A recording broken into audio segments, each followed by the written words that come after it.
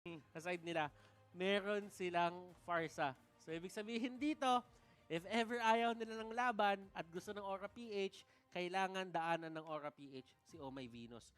But, remember, Aura PH dito, not taking anything away from them. Masyado nating natutukan dito si Wise tsaka yung squad niya dun sa pag-ikot nila dito kay Yison Shin. Dito naman sa kabila, what they want to do is to become very aggressive. And alam naman natin na yung Aura PH kasi napaka-aggressive na team na to at gusto nila talaga na most of the time lumalaban sila. Sa sobrang aggressive nila, may gusto dun sa kabila. May gushon, and I'm not gonna lie, if I see this on KLVJ, excited na kagad ako for game number 2. Though, again, I like what I've said about the composition of Onic PH. But yes, Oh My Venus do have the Farsa. Pero this is something na gusto rin ng mga Yuzhong na players. Because they are innate, or rather, kadalasan yung mga Yuzhong natin has this execute. And the only thing that they usually do is use the Black Dragon, go kung saan, gagamitin yung Feathered Airstrike and kill the Farsa from there. Pero yun nga kaya, but it's not gonna be KLVJ, it's gonna be JP.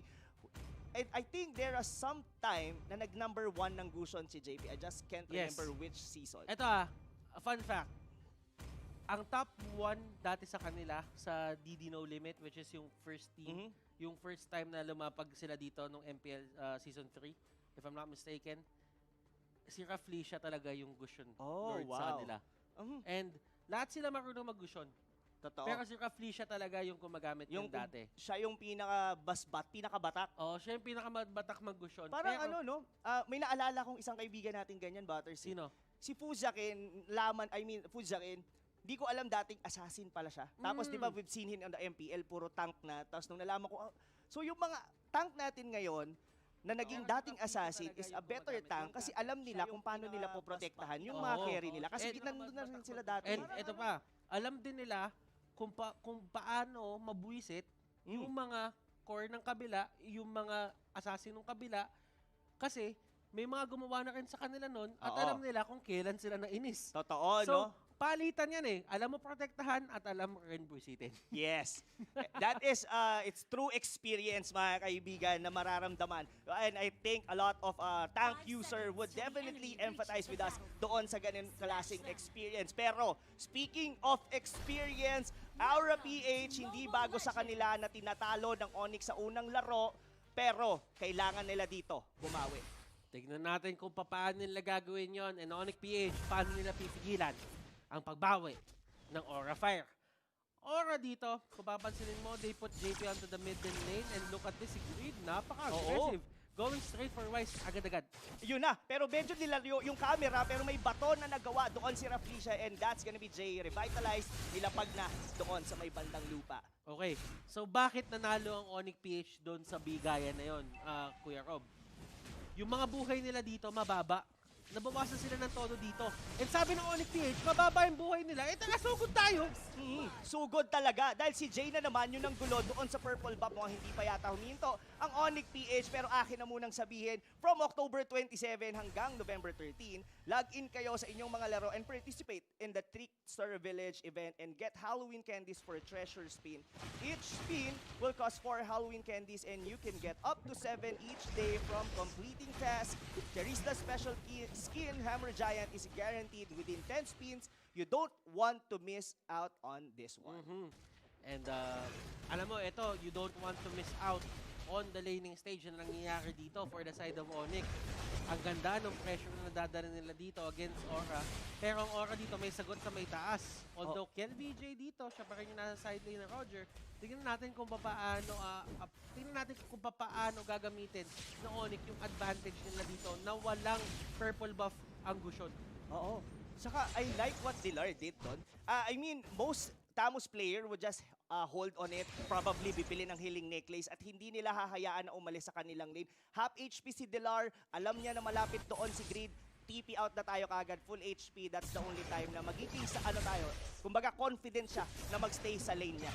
Malinis ang ginagawa dito ng mga teams. Tignan natin kung paano nila kukunin ang kanilang mga core items dito. As you can see, ladies and gentlemen, in terms of preparations, you have 3 executes on the side of Aura PH.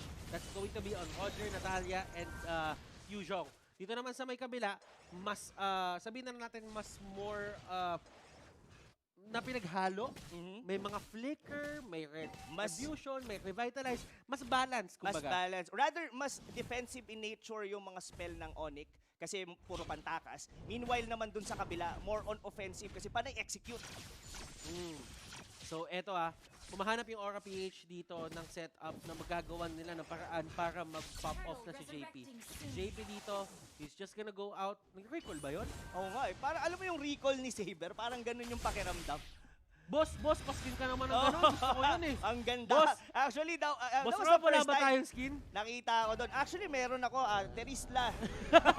Terisla, kakasabi Hindi, ko gusto lang niyo, gusto ko eh. Oo. Pero, uy, Pero eto na, Ginagawa. Wise dito, ginugulo ni Green pero hindi niya masyadong papasukin. Dilar, jumping in, papunta doon sa Natalia, siya ang unang nabura. Sino ang susunod? That's gonna be Kilowash. Mga kaibigan, 2-man down na naman ang nawala sa Aura PH and this gonna be an uncontested turtle para sa Onic. lagi silang nalilikuran dito ng side ng Onic. Kumbaga, pipilit yung Aura PH dahil merong Black Dragon form. Magkukall sila ng fight. Tapos ang ginagawa ng Onic PH dahil sobrang agresibo ng Aura, iniipit nila sa gitna. Na dumarating sa point na yung dalawang members nila dito, si Iyakno tsaka si Dilar, yung on Tams and the Ruby, meron silang 1v1 situation against one of the heroes ng Aura PH. Oo, pero yun na. May bawi naman sila doon, Kuya Butters, dahil nakuha nila si Oh My Venus, though si Wise hindi na nila makukuha ngayon. Now, mga kaibigan, what I think, to be honest, is that hindi na ma-maximize ng at least ng Aura PH dito yung kanilang lineup. Why did I say that? Kasi yung execute nila, parang sabihin na natin parang natutulog.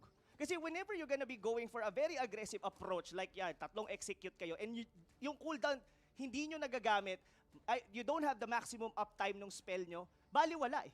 Oo, kumbaga, kinukuha mo kasi ang execute, Rob. Tama ka dun eh. Kinukuha mo ang execute para talagang kumuha ng kill as long as mag-off cooldown siya. And what I mean, ladies and gentlemen, about off cooldown is once na available yung skill, dapat napipindot siya agad. Oo. Kasi yun yung isang advantage mo eh, na nagagamit mo siya every time at walang nasasayang na oras dun sa execute na yon. Kumbaga, hindi siya katulad ng flicker kasi yung flicker, sinesave mo yun eh. Oo. Kumbaga, tinatabi mo yung flicker para dun sa mga oras na maiipit ka sa laban or pwede ka mag-engage dahil tingin mo na kayo yung mananalo dun sa fight na yon. Totoo. Pero for execute, it's more on the idea na pagka magagamit mo siya, gamitin mo siya. Yes, gamitin mo siya. And come to think of it, that's 3 execute. If you could be able to just deal damage kahit sino nga yata na puruhan mo ng 3 execute together with the skill of any hero, for sure mamamatay. Regardless ako na siguro Basha would be an exemption para sa side dito ng Onic PH. Now, what we're trying to say is para siyang pwede natin sabihin Butters sa Veterans Hunter emblem. Tapos retribution, you always want your retribution na nagko-cooldown kasi na-maximize mo yung paggamit ng emblem mo. But meanwhile for Aura, I think they are very reactive at this moment. Though siguro naman may powers, they know their winning condition, their power spike, pero tingin ko hindi pa nila nakikita up until now. And seeing na may execute sila dito, marami sila magagawang bagay. Pero, it's gonna go to Raflesia.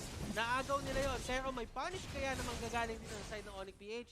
Greed ang nakita at greed ang napili. Yun nga, siya yung napili at siya yung medyo nagkamali. Pero magkakamali rin kaya dito si Jay. Makunat naman ang isang Basha. Pero dalawa, may tulak pang nangyari doon. Habol ngayon, even Jay na wala ng buhay dito. Yung gulong, makunat pa din. Raflesia, kaya ba? Traceless kill para si paring White. Si Dilar, nasa likod. Pero binato siya ni Raflesia, pero bale wala. Habol na naman dito, basag yata ang Torre sa gitna ng Aura PH. Ito yung tinatawag natin true zone. Totoo yung true zone, men. Alam mo yung pakiramdam, Kuya Butters, na ay biglang nandun si Dilar, nasa top ka. 'Di ba? Parang alam mo yung misdirection, pero bigla na lang lumalabas, lumilitaw sa clash. And that's gonna Lulubog be lilitaw. Ay, pwede yan. Magic Temple. Magic Temple. Oo. Hindi halata sa edad. Oo, pero yun pa, ang nawala, Kilowash ang sunod. Naku po, mga kaibigan, Aura, they really need to think through dito dahil Onic PH hindi nagbibiro. Hindi nagbibiro. Aura PH dito, kailangan nilang bilisan yung kanilang mga engagements dito. Katulad yan, as long as mabilis at snappy yung pag-takedown mo ng mga tao dito, hindi sila makaka-react. Pero kapag ka naging extended yung teamfight, kumbaga tumagal, sabihin natin ng ilang segundo, sabihin natin mga 10 seconds, 15 seconds, enough time kasi yun para kay Dilar at kay Iyakno na ikot, di ba? Oo, oo. Kailangan mabilis. Mabilis. Kasi cushion key. Exactly, mabilis pa sa pass. Ika nga ni Manjin, paldas. Pero yun na, nakuha ni Wise na naman yung turtle, Black Dragon, panggulo. Pero walang nangyari. Out na muna naman dito ang Aura PH and Onic. Onic! They are the one on the lead. Yes, 3,000 pa lang ang lead. Pero I guess they are very in a comfortable position. Si Grid, kaya niya habulin si Venus dito. Pero si Venus nakakamdam eh. Oh, Wings by wings na agad. Grabe yung anticipation ni ni Oh My Venus, no? Wise dito, looking as sharp. Pero Aura PH nakuha na ni JP yung pinakaunang kill niya. So ibig sabihin, it's all about momentum at this point. Kaya niya bang sundan etong kill na to? Yes, mukhang susundan na nga yata. Isang laban na naman na magaganap. JP, looking in sa Y, siya yung gusto niyang pawala. Pero dito sa may bandang baba, gitna, iyak no ang napili na lang. Pero hindi nila mapatay yung Ruby. Binato na si Kilowash para tumakas pa. Pero walang nangyari sa laban. Once again, Kuya Butters, ang mga execute parang natutulog na lang bigla. At habang nangyayari lahat yon, nagpa-farm si Kel VJ. Si Kel VJ dito, kung makikita natin yung gold, siya yung isa sa mga farm talaga na heroes dito. Kasi hindi siya pinapatulong as much as possible. Si Raplisha yung pinagsasapan nila dito at si Raplisha din ang makukuha nila at itutumba nila. Tumbang-tumba talaga, Kuya Butters. Pero you look at that. That was the tank meant to be para sa Aura. Pero binubura lang ng ganon-ganon ng Onic PH. Kilowash dito, Dragon Tail pa uwi. Naku po, ano na ang mangyayari dito sa Aura PH? Our back-to-back champion are gonna be having a back-to-back lose nga ba sa Onic PH dahil nakapatay na naman sila ng isa. Nagkamali ba ng bato? That's gonna be Jay. That's the Basha. Papalag naman ng Onic pag ginilig at ginusto. Onic, pasok ang magic. Si Kilowash makunat doon sa gitna. Hindi pa rin mamatay. Ang ganda ng mga bato ni Raflisha. Pero siya yung nawala. Sunod na si Kilowash. Naku po, ubos ang Aura. Tatlo ang nawala. At nagbasag na lang si Wise doon sa taas. And hindi yon difference in terms of skill, hindi yon difference in terms of timing. It was the difference in terms of items, ladies and gentlemen. Hindi yun dahil na mas magaling at mas maganda yung pwesto. Kung papansinin mo, ang ganda ng pwesto ng ano eh. Ng Aura, to be honest. Ng Oric. Napagsama ko yung dalawang team. Yung Aura, ang ganda ng pwesto nila. Na Black Dragon form dito ni Kilowash, yung apat, na pagkumpul-kumpul niya, ang dami na huli na knock-up, pero ang kulang talaga kasi, damage. Yes, definitely. Yung damage. I mean, supposedly, the Gusion was the one to burst anyone from the side of Onic PH. Kita naman yon sa ginagawa ni JP kanina. Is actually pushing forward na mapatay si Wise. Pero, gaya nga, like what you said, Butters, napaka-awkward na ng position ng Onic doon. Pero, definitely Sila pa naparusahan. Sila pa naparusahan. At speaking of parusa, si Grid, masyado na siyang matilok. Patay doon sa taas daw. Onic PH with a very commanding lead. 8,000 ang lamang. Hintay na lang dito sila sa Lord at posible na nilang masara itong laro. So nakakahanap na rin yung mga teams natin dito how to deal with the Natalia. Mas nagiging alerto na sila sa mga bagay sa gilid-gilid. Nakita din natin ito kahapon of dun sa Omega versus Blacklist na hindi talaga nakapwesto yung Natalia. Every single time na iikot siya, merong way dito yung side ng Omega para hanapin yun. Pero here comes the initiation. Wala nang Gusion. Yes, wala nang Gusion, pero ano pa ang hahanapin para sa Aura? Depensa sila dito, mga tol. Ano ang gagawin? Kaya ba nila ito? Wala pang minion wave. Dito ang Onic, 50 seconds ang Lord. Disengage na muna, but that's gonna be a 1-for-1 kill. Pero I think Iyak, no, what he actually did there, meron siyang sinubukang ikunin eh. Pero hindi nga nila na-burst. That was actually JP.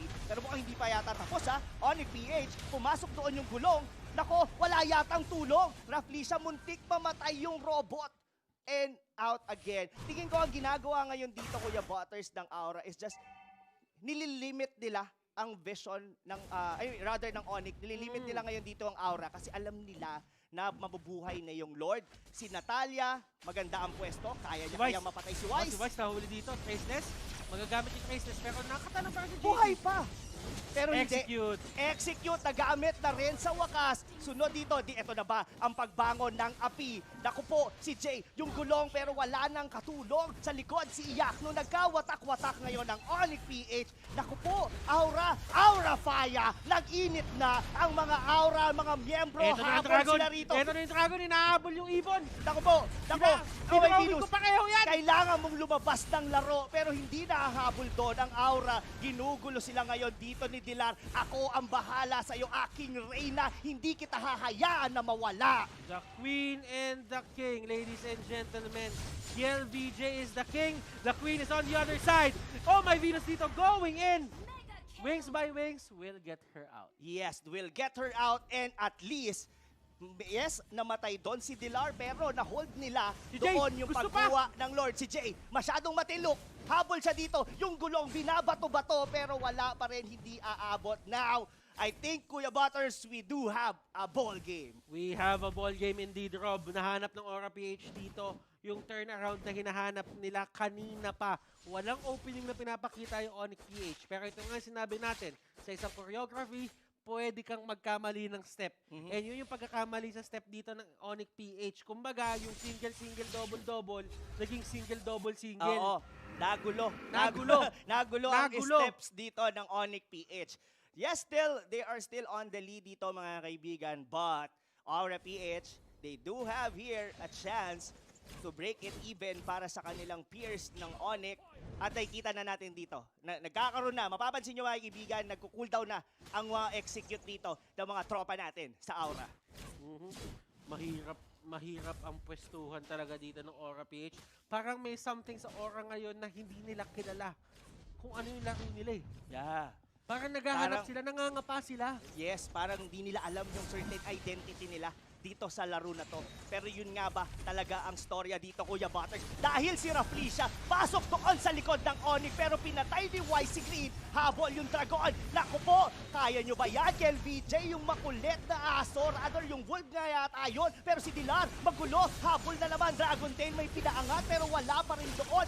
Wise ang mawawala. Sunod na si Kilowatt. Magulo masyado ang laban pero ang sure ako, dalawa lang ang natitira sa Aura at isa na nga lang ngayon at yun ay si Raflesia. Ang tanong, kukunin ba nila yung Lord or tatapusin ang laro? Si Wise ang nakuha kapalit ang apat ng Aura. Raflesia, the only man standing here, and I think that is going to be an uncontested Lord for the side of Onic. Pero si Raflesia dito may gustong gawin. May gustong patunayan. Binato niya isang tropa doon ng Onic PH sa loob. Na parang sinusubukan mananakaw nga kaya ng robot na yan pero hindi. Grid move, muntik nang umabot pero hindi sapat. Still, Onic PH, ito, tignan natin, the Gillette Instant Replay, #SaveTheDay, ang nangyari doon sa laban kay Butters. Kung mapapansin nyo, nagkaibitan na, ang ganda na ng huli kay Wise. That was a fight na kaya na sana i-take ng Aura PH. But, hindi nila napansin si Venus. Kasi at this point in time, kailangan kapag dumiretso ka, hindi ka liliko. Di ka pwede umatras. Bawal. Di ka pwede huminto. Totoo yun. Rostar. Ang kailangan gagawin mo, pag nakita mo si Venus ang target mo next kung matanggal mo si Wise. Kasi hindi na kayo pwede magpa-isolate dun sa ginagawa ni Venus na very airstrike. Exactly. Tas given na medyo nagdidikit-dikit pa sila doon, medyo makipot yung lugar na yon para sa Aura PH. Yes, mga kaibigan, naku po, mukhang magkakaroon yata tayo dito ng match point as Onic PH slowly but surely na winawasak. Pero yung Dragon ni Kilowatt punta doon sa likod. Pero wala nang pakialam yung Onic dahil si Dilar, hindi lang siya pogi, matapang pa, pumasok doon sa loob ng base dito ng Aura. Pero Iyakno ngayon, sinusustain ng buong Aura. 3 ang nawala, gawin mo ng 4 yung bigla dahil si JP ang natira. Ngayon, kaya ba ng gusto mo? Hindi, dahil ang Onic ngayon ay 2-0 na. Malinis na performance coming out from the side of Onic PH, ladies and gentlemen. Hindi nagbibiro ang Onic PH dito. Yep, hindi nagbibiro talaga. Onic Magic, all for Onic. Lahat na ng hashtag dito sa team na to. Isa na lang, magiging season 4 ba to, Kuya Butters? Ito ang gusto ko lang i-realize na for Grand Finals, alam ng Aura PH yung feeling na to. Na 1 point away ang Onic sa pagkapanalo nila at sila yung kailangan humabol. But still, remember, hindi pa nakakanasan ng Aura PH yung ganitong pressure sa my quarterfinals pa lang. Yeah. Usually nangyayari to grand finals. Yes. This is something new for Aura PH. Indeed. And I think if there's something called the pressure na pumabalot sa kanila dito, this is the time na napipressure na talaga ang Aura. They need Yes. to reset. They really need to reset. At kayo, kung isa kayo sa mga sumusuporta sa Aura, mga kaibigan, kailangan nila ng energy nyo. Kung may energy ball ba na tinatawag sa atin, kailangan nyo na siyang gawin. Dahil all the support and the love ng Aura PH ay kailangan na nila on the very next game. Pero before we actually talk more about the two teams, atin munang pakinggan kung ano pa ba yung mga hindi natin nakita doon sa laban na yon. Nakita yan for sure ng ating solo analyst, Rockheart. Anong meron dyan? Well, ano meron dito is mainit, tahimik right here on MPL Studios dahil teams natin we're getting into match point. Aga, ang bilis. Ang bilis ng match point natin ngayon actually. Nakagulat. Ako pa si Rockheart, ang solo analyst nyo. Thank you so much for that wonderful cast from our casters. And now, let's go into what happened in Game 2 for Onic PH versus Aura. Now, this is a very good attempt for Aura PH to try to hunt down yung old school na talagang, alam niyo naman, old school na meta natin dito sa MPL Season 6. Go for the single carry funnel. And it really did look like it was going to work for a moment. Double assassin, isipin mo, may Gusion ka na, may Natalia ka pa. Parang imagine mo, ikaw yung Yisan Chin, ang hirap nun, di ba? Pero no, sabi ng Onic, we will have the zoning capabilities of Oh My Venus. Plus, si Jay ang bahala kung may sakaling may mga subok mag-invade. Automatic, may alarm system sila. Pang-hunting, pang-habol, Jay's got that. And of course, yung dalawang anchor ng Onic PH dun sa magkabilang lanes. Itong si Dilar at itong si Yakno. And that's very well. That's very good. But I really thought that they were gonna be able to pull off at least some effort here on the assassinating Wise. But apparently, Wise just plays it so safe na umaabot tayo hanggang dulo ng laro. And here in the post-match data, pansin mo din yon, purple buffs, dun naman tayo sa buffs nagkakatalo. And they have a tool, not just for a good defense, but also for a good offense, going to the back line. Complete turtle control over to Onic. 9 towers going over to them as well. And of course, the buffs definitely doing a lot of favors para sa ating Yisan Shin. Maximum uptime on Mountain Shocker. Maximum uptime as well on, of course, the Farsa's Feathered Airstrike means na complete control halos talaga at 14 minutes, hindi tayo umabot ng 15. Ganon kabilis ang matchup natin dito sa Aura versus Onic. Now, it was basically the same idea from game 1 dito sa Aura PH. Halos halos double, 'di ba? Si KLVJ mag-farm lang muna sandali dun sa baba, while the rest of the team will definitely try to hold off and do their assassinations, do their thing. Na hindi naman talaga it didn't go according to plan. And as you can see, it was a very, very huge push from Onic PH. Now, I think we can go to the highlights real quick and we'll show you some of the things that happened here. Specifically, I think ang pinaka-big deal dito is, of course, mga pasok, mga entrada ni Dilar din. Hindi lang sila yung nakatambay. Dito mga offlaner yung nakatambay lang sa mga lane nila. Hindi. Lagi silang dumadalaw. Laging may presence. Very high kill participation. Making sure na Wise always has that free hit on the Isan Shin. Especially Oh My Venus as well. Kita nyo, sobrang busy nila Oh My Venus sa pag-ikot sa top at sa bot. Bakit yan paulit-ulit, and it was actually very difficult for Aura PH to control. Good effort again from Reflecia as well, from always taking the heat of the battle. Pero again, it's just difficult for a Jawhead to tank everything, and especially in very messy fights.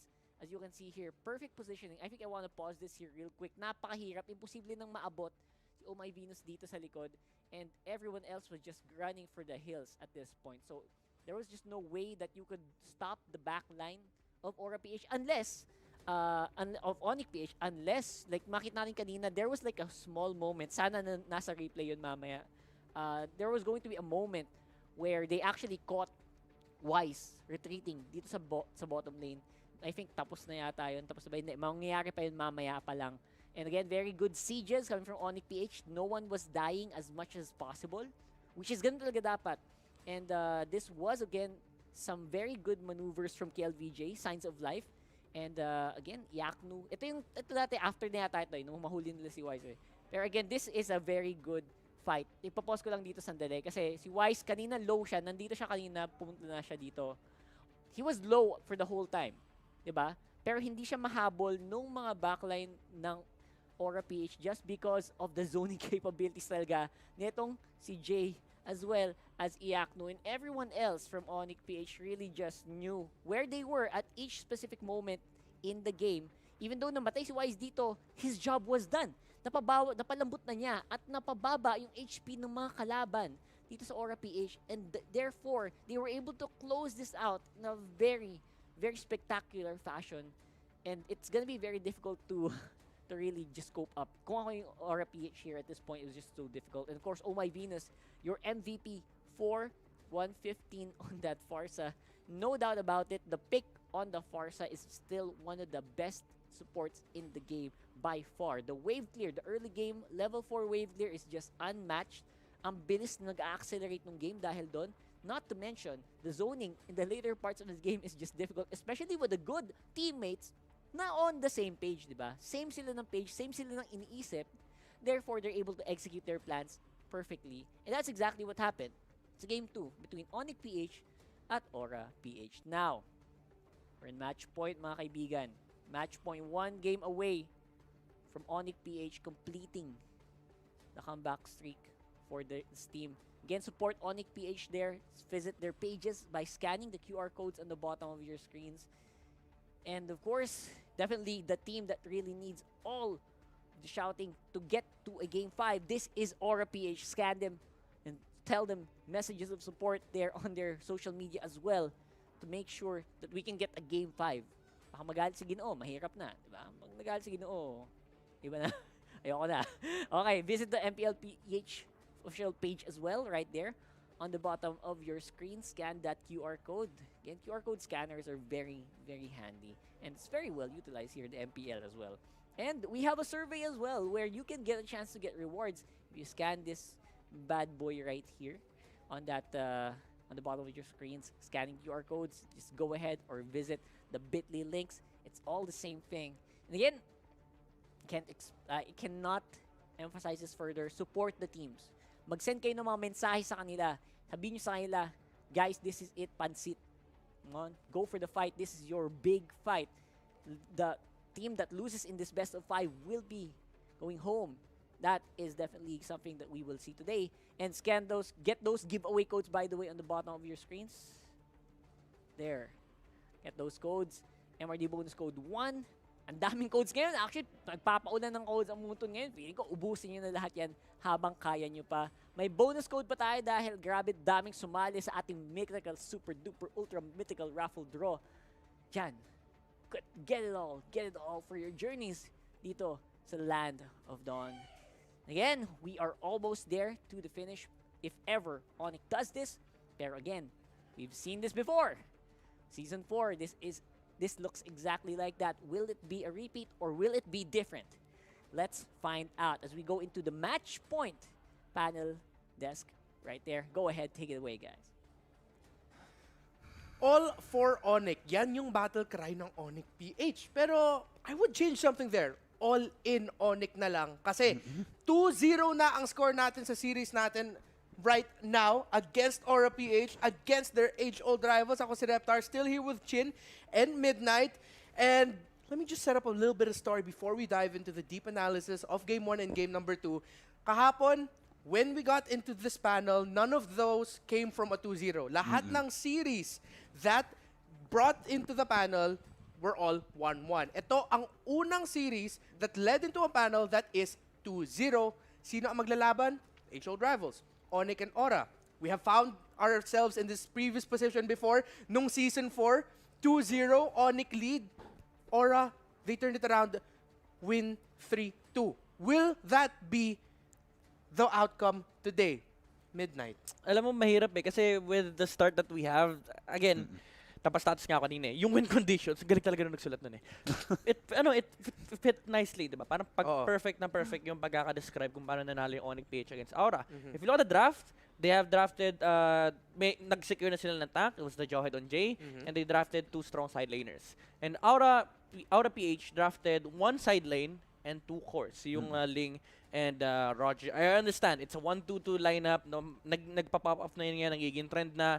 And Aura PH is known to be a very good 1-2-2 team. Unfortunately, teams change. Yung laro ng mga teams nagbabago yan. Even the rotations. The draft and the rotation should go hand in hand. Hindi pwede maghiwalay yung dalawang idea na yan. And with this lineup, I understand that it can work out, pero hindi sila naka-execute ng early game momentum lead. Why? They have Roger and Ling. Dalawang heroes na gutom sa early game. If you don't give them early game, mahihirapan sila. And you have Basha and Farsa, two heroes that wants to play very aggressive. And hindi hindi nag-align yung gustong gawin ng mga heroes ito. Parang nagtatalo sila. Uy, ano ba gagawin natin sa tayo? Anong gagawin ni Farsa? Although nagkaroon naman ng konting breathing room si Aura PH. Fortunately, that's the time na nag-online na yung Eudora and yung YSS. Kasi you can't fight against these cores na bibigyan mo ng space para mag-farm. Tapos sasabihin ni Aura PH, okay, timing na natin. Yung YSS timing niya na rin. Yeah. And you have to respect the timers of a YSS. Kapag binigay mo sa kanya yung first 5 minutes of the game na hindi mo siya ginagalaw, expect a very strong YSS kapag lumabas na yung mga teamfights. And I like how we set it up in the win conditions na dapat tignan natin yung laban ng sideliners. And in game number 1, it was a big game for the sideliners of Onic kumpara sa sideliners ng Aura here. Nahirapan yung the Yuzong and I believe they put either It was the Roger. The on the side. Roger in the gold lane. Yeah, they put the Roger in the gold lane there. Had a bit of a hard time against the Jawhead and the Khalid here. And we've seen when it was the Alice versus the Yuzhong. Right, the Alice versus the Yuzhong. Yeah. So we've seen here so far with that key to victory, the sideliners for Onic, they're doing it. Yeah, they do what they need to do. Actually, nung una kasi talaga, I have strong beliefs in science, but now I believe in magic. I believe in Onic magic. The Onic magic, Kasi parang... Teka, hello? Hello. Hello? Sino ba yan? Uy, pa. Ay, nako po. Nako, yun na. Si Mr. Valdez. Sige pa. Sige. Nako, season 4. Okay, we got it. Ano sabi ni Ginoo? We got it. We're going to game 4 and 5. Wow. Uy, medyo na talaga. Ballsy ang sure tanong ball ba, na. makikinig ba ang Onic? Kasi parang hindi nakikinig Actually, ng Onic sa Ginoong Valdez eh. Real talk medyo delikado nga yung medyo delikado yung tagline ng Onic ngayon, diba? All for Onic for Season 4. Season 4. Diba? Feeling ko dapat all in Onic talaga eh. Tanggalin muna nila yung 4. Refresh us, Mr. Midnight. Ano ba nangyari nung Season 4? Okay, so quick refresher lang. Sa mga hindi nakakaalala ko ano nangyari nung Season 4. Grand Finals against Sunsparks. It was already a 2-0 victory for Onic PH. Then Game 3 came in, tinanggal yung pinaka-paboritong hero ng Onic for the entire season, which is Estes. Then nag-snowball, alam mo yun, tuloy-tuloy na, nag-momentum si Aura. Nag 3-2. So binaligtad yung series. Now it can happen. Tumawag na si Ginoong Valdez. For some reason tumawag na si Ginoong Valdez. So gusto niya makakita ng game 5. Pero quickly I want to review on the second game. Itong draft na nakikita nyo ngayon, a lot of people will question why this lineup of Aura didn't work. If you look at the heroes, they're all assassins. Well, except kay Yuzong, which is sustain hero. Pero the idea of this lineup is to assassinate people. Right. Kaya nga nakatatlong execute sila. Even the Roger had execute, diba? Problem with this is let's throw back to NXP versus Execration, second series of regular season, game 2, 'di ba? Naalala ko yung second meeting for some nila. reason naalala ko yung game. NXP went with an all-in assassin draft then as well. Game 1 they won, game 2 siguro na-excite sila, gusto nilang patayin lahat ng heroes ng Execration. They went with a full assassin lineup. Problem with that is para kang gumawa ng lineup na bata yung nagturo sa'yo na para sasabihin sa'yo na bakit na lang di po kayo gumawa ng lineup na puro assassins para mabilis patayin yung heroes. The genre doesn't work that way. There are team fights. Diba? There will be team fights. And Mobile Legends is the most frequented team fights out of all esports titles out there. Ito yung pinaka team fight heavy talaga. And if you look at the side of Onic PH, they have a lot of team fight. There's a TAMS, a YSS, and a Farsa. Even just the Farsa and the YSS alone spells out team fight, no? Actually, ang pinakamalaking contribution nga ni YSS sa isang team fight is yung ultimate niya. Yun lang yun. Right. 'Di ba? Yeah. Anything other than that, yung ginagawa ng isang YSS, dumadodge lang at ang nalalasit. Yun lang talaga ginagawa niya. And the reason why I like the Farsa on Onyx side, no, di ko nga gets bakit binigay kay Venus yan. Venus special eh. It's one of the biggest team fights that you can have against assassins. Kasi these assassins are full committal, and if you don't, if you If you don't get, fail. if you fail, diba? Oo. If you don't get your targets off, the Farsa will heavily punish you. Right. One of our win conditions that we put up there earlier was that Onyx should try to put JP into the marksman role. But even though you haven't really put him into that kind of role, he's still getting to play his assassins. We're not seeing the godlike JP. Yeah. You Right, mentioned right. it earlier Oo. na ngayon parang we're seeing JP and Y siguro in the same level. Exactly, Kumpara yes. sa dati na godlike JP talaga, no one can touch him. It seems like gods can bleed. Nahirapan si JP and the rest of Aura ngayon. Gods can diba? So, for you, Chin, what does Aura need to work on here as we head into potentially what could be the game-winning point for Onic? What does Aura need to do? I think it's time for them to bring out their secret weapon. Like I'm sure like they've prepared something. They have to bring it up. Not like, as in, Arcade like bigla right naglaro. now. As in, ngayon pa lang, it needs to come out. Yeah. It needs to come out. And hopefully it does. Para sa Aura fans there, if you've been supporting Aura since the time na tawag pa sa kanila, Sunsparks, noong Season 4, you need to show your support now because the defending champions ng MPL, they might get knocked out now to their age-old rivals, Onic PH. All for Onic or Aura Fire. Here we go. It's time for Game 3. Thank you so much to our panel, Reptar, Midnight, and of course, Chin Valdez na nakita natin na tumawag yung kanyang Tumawag airpads. si Papa. Papas. Tumawag si Papa. Oo, si Ginoong Valdez. So that only means, mga kaibigan, na parang gusto yata ni Papa ng Game 5. Tingnan natin kasi what it takes right now para makabawi dito yung Aura is talagang literal na laban lang. Yes, Yun literal. ang kailangan nila gawin. Laban lang, dali nila dito sa reverse sweep, win 2 games straight, gawin nilang best of 1 and hope for the best. But, hindi papayagan ng Onic PH yun. Totoo yan. Totoo yan. So medyo nawala na din as well, Butters, yung nangyaring trend natin kahapon na pagka nanalo yung isang team, definitely natatalo sa susunod. So Onic PH did showed us na hindi yon ganon ang storya today. Now, the story for the day is magka-crown yata tayo or magka-crown ba tayo ng bagong champion for this specific season dahil 1 game away na naman dito ang Onic for taking the chance dito ng Aura na bumalik sa Grand Finals. Ito yung tinatawag nating hanging by a thread. As in literal na napakaliit na lang Oo. or napakanipis na lang ng sinulid na to. Na kapag ka matabig ng onti ito, pwede na silang malaglag. Pero lagi nating tatandaan, never underestimate heart of a champion. Exactly. A heart of a champion. Ito yung naalala ko yung sa mga interview dito, specifically on Season 4, nung Aura PH was down 2 games against Onic, they are not thinking for Game 5. They're just thinking for that specific game, 1 game at a time. 1 game at a time kasi hindi ka naman pwede tumingin sa sobrang layong pangyayari. Kasi kung nakatingin ka agad sa Game 4, may chance na baka hindi mo mabigyan ng tamang atensyon yung Game number 3. Totoo. Totoo yan. Totally agree. And something din is dun sa, may sinabi kanina si Chin Valdez. Ang sabi niya, kailangan nang ilabas dito ng Aura kung ano man yung secret weapon nila. Ano sa tingin mo yung secret weapon pa ba na hindi pa nilalabas ng Aura? Ako hindi pa na-utilize dito fully si Greed. I Si see. Greed, yung pacing dito ni Greed tsaka ni Raflesia, nagkaroon sila ng kakaibang setup dito na hindi mo ramdam yung support duo nila pareho. Totoo. Na parang dahil doon, hindi na rin nakakagalaw at nakakapwesto si Kilowash, si KLVJ, at si JP ng maayos. Totoo yan. So, ibig sabihin, at this point in time, feeling ko Aura PH, gawin nyo na lang kung ano yung komportable si Greed. Kasi kapag nakuha ni Greed yung pattern na komportable siya, yung draft na komportable siya, pakiramdam ko, malaki yung chance nyong makakuha ng isang game against Sonic. Totoo yan. At isa to sa magiging sagot siguro ngayon ng Aura. Now, they are realizing how strong the YSS here for Onic PH. Now, makakakita tayo ng ibang carry dito para kay Wise. And something to note din, no?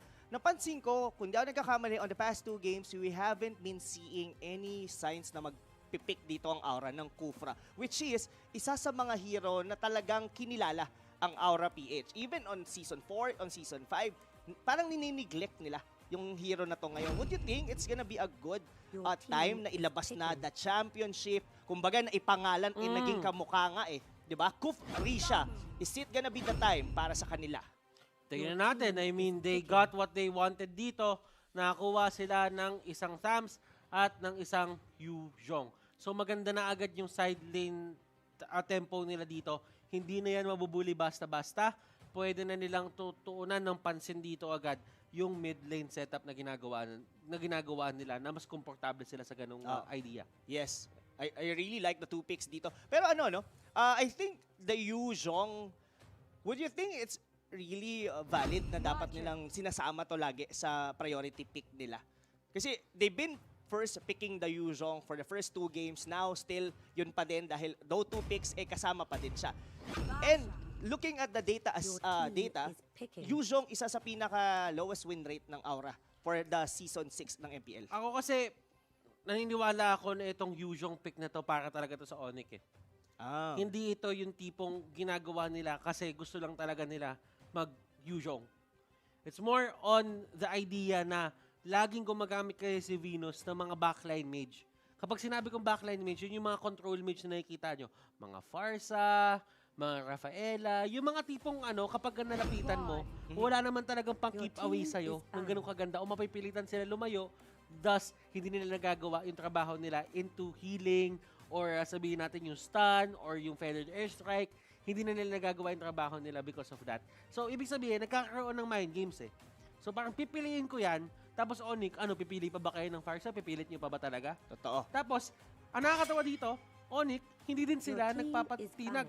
Yes. Pinipili lang nila yung gusto nila. Exactly. And kung nakita mo din kung paano pumwesto si Oh My Venus, yes, alam natin that the usual number 1 priority, katulad ng previous game, was to kill the YSS, to kill the Farsa, pero hindi yon nangyayari. Kasi yung positioning, alam din to be honest ni Oh My Venus na siya yung target ng Yuzhong, and whenever the Black Dragon was used, talagang humihiwalay muna siya or rather maximum distance ng feathered airstrike lang ang kanyang ginagawa. Okay. So nakuha ng Aura dito yung Claude. And I think sila yung sa mga teams na capable na gawin yung Claude mid lane setup. Yes. It could probably be side lane, hindi ko alam, pero looking at it right now, wala nang space dito para magkaroon ng Claude side lane kasi parehong side laners itong kinuha nila. Totoo. Doon sa first 2 picks. So medyo ipit na talaga sila dito in terms of the course. Ang kailangan na lang, ang maayos na lang nila dito is yung kanilang duo support tandem. Totoo yan. Pero that really surprised me, Kuya Butters. I know, kumbaga dito as Aura is somehow basa sila eh. Kasi those 2 heroes na unang pinili is the side lane. At gaya ng hindi ito yung Claude na pwede mong isipin na pang mid, pwedeng pang side with the Avarice. Pero eto na alam mo na So the only ones that left for Aura PH is to get their support and get their tank. And that's what Onic PH did. They banned the Kufri siya sasabihin ko sana. They banned the Kufra, which is a very good pick sana for Aura, and they don't want that. So this is how Aura really confident sa kanilang first 3 pick that they neglected the other roles para sa kanilang team? I mean, they have the capability to do so. Kahit sabihin natin na talo sila ng 2 beses dito, you cannot take away the fact na sila pa rin ang back-to-back champions. Yes. Ng MPL-PH. They're the only ones who did it dito sa Pilipinas. Naririnig niyo ako? And much respect. Kailangan mo din talaga bigyan ng isang malang respeto yung Aura PH dito. Pero, for the side of Onic naman, katulad nga ng sinasabi mo, pwede nila gamitin sa advantage na ito eh. Kahit sabihin mong champions pa rin yan, there are downsides sa pagpili ng 3 core agad on your first 3 picks. Kumbaga, kung tututo kayo sa mga supports sa tanks na ganyan, mapapansin mo, Isa ko estudyante. pansinin mo yung target. Shout out kay Marlo Azarcon, ang number 1 harit ng buong mundo. Yes. So, it's really Onic Shut PH up is kay Marlo really neutralizing Azarcon. the heroes dito, ni Grid and ni Raflisha. At kitang-kita naman yan on how Onic PH drafts on this game. Another Eudora pick here for Oh My Venus, and that is probably the nail in the coffin dito for Aura. Okay. Dahil a burst damage galing sa isang Eudora, kayang burahin kahit ilan pa ang item mo dito unless mag-Athena Shield dito si JP. Eto signature ni JP kasi yung pumapasok na pumapasok na Blazing Duet na mag-isa lang siya. Yes. This time around, hindi niya pwede gawin yun. Yes. Kasi for sure, etong kulot na to, retribution ang hawak niya. Which is hindi siya pwedeng mag-purify or if it shows na mag-purify, who will use the retribution? The Yuzhong? Or give it to the Tamus? Which is very awkward na agad sa kanila. So ibig sabihin dito, they put JP in a very hard spot agad dahil sa pili na Eudora na yun. Kasi itong Eudora na to, makuha niya yung Clock of Destiny na maaga, that means he can proceed to getting the burst damage pa galing to sa ibang items. JP, baka may time dito na mapasok ng Blazing Duet, bubukahin lang siya ng Eudora. And that's one thing na ayaw makuha. That pick on the Hilda, napakasakit din for JP kasi tatandaan Maglalaba daw si Kuan, John Michael Agustin. Hilda will be aiming to go for the invade. Ang tanong dito, papaano lindutasin ng Aura PH yung early game capability, early game invade na magagawa nitong Onic. Yes, that's gonna be the question. Mga kaibigan, kaya dito na mag-comeback or mag-bounce back dito ng RPH as Onic PH sila yata ang may fire ngayon. Mainit for the past 2 games kaya how prepared ang Onic PH sa laban nila against the defending champions. Is it gonna be a new champion for MPL Season 6? Who knows? We're gonna be seeing Ikaw yung nakakanta? RPH Ikaw yung nakakanta? have a chance to come back. Pero I really like what you said, Butters. Delikado dito si JP. So does the Farsa. Yung mga pick-up potential dito ng mga heroes ng Onic PH, hindi ka talaga pagbibigyan. Hindi to nagbibiro, ika nga. And tingnan natin kung paano gagawin ng Onic PH yung 3-0 na inaasam-asam nila na matagal na. At kung paano bibigyan ng magandang laban dito ng Aura PH yung Onic PH ngayong match point na yung kalaban nila. Laban lang, ladies and gentlemen, and this is going to be game number 3 of this best of 5 series. Oh my! Sa mga nanonood dyan, sa mga naghahapunan na din, siguraduhin nyo na nakatutok na kayo dahil malamang ito na ang huling pagtatagpo ng dalawang team na to. Look at Jay, same pa din ang kanyang ginagawa. Yado ang aura. Dito ang purple buff na naman ni JP. Wala na talaga sila dito patawad. Ang sakit ng damage. JP might actually lose his Mag-aagad. blood. Well, I guess mas okay na makuha yun. But then again, hindi spammable yung Art of Fever mo. Totoo yan. So that means, mamipwersa ka dito kumuha ng Demon Shoes. Exactly. At ang masama pa niyan, mas okay na sana kung kay Green na punta yung tatlong hero doon na may mana. Pero eto na, mukhang may mawawala pa. Sino nga ba yun? JD to, mukhang makakatakas pa. Kiel BJ na may purple back, nasaan ka na? And that is bad for the side of Aura PH. Nakuhaan sila ng mga buff dito. And man, tingnan mo kung paano ginagawa ng Onic PH yung mismong setup nila. Shout out kay DJ Aguinaldo. 1 minute pa lang, may jungle presence. Ang apo ni Emilio Aguinaldo. Jungle present at 1,000 daragdag insulto para dito sa buong pupunan ng Aura PH JP. On the green dito sa una or rather sa umpisa ng laro, ang hirap ng buhay ng ganitong clone.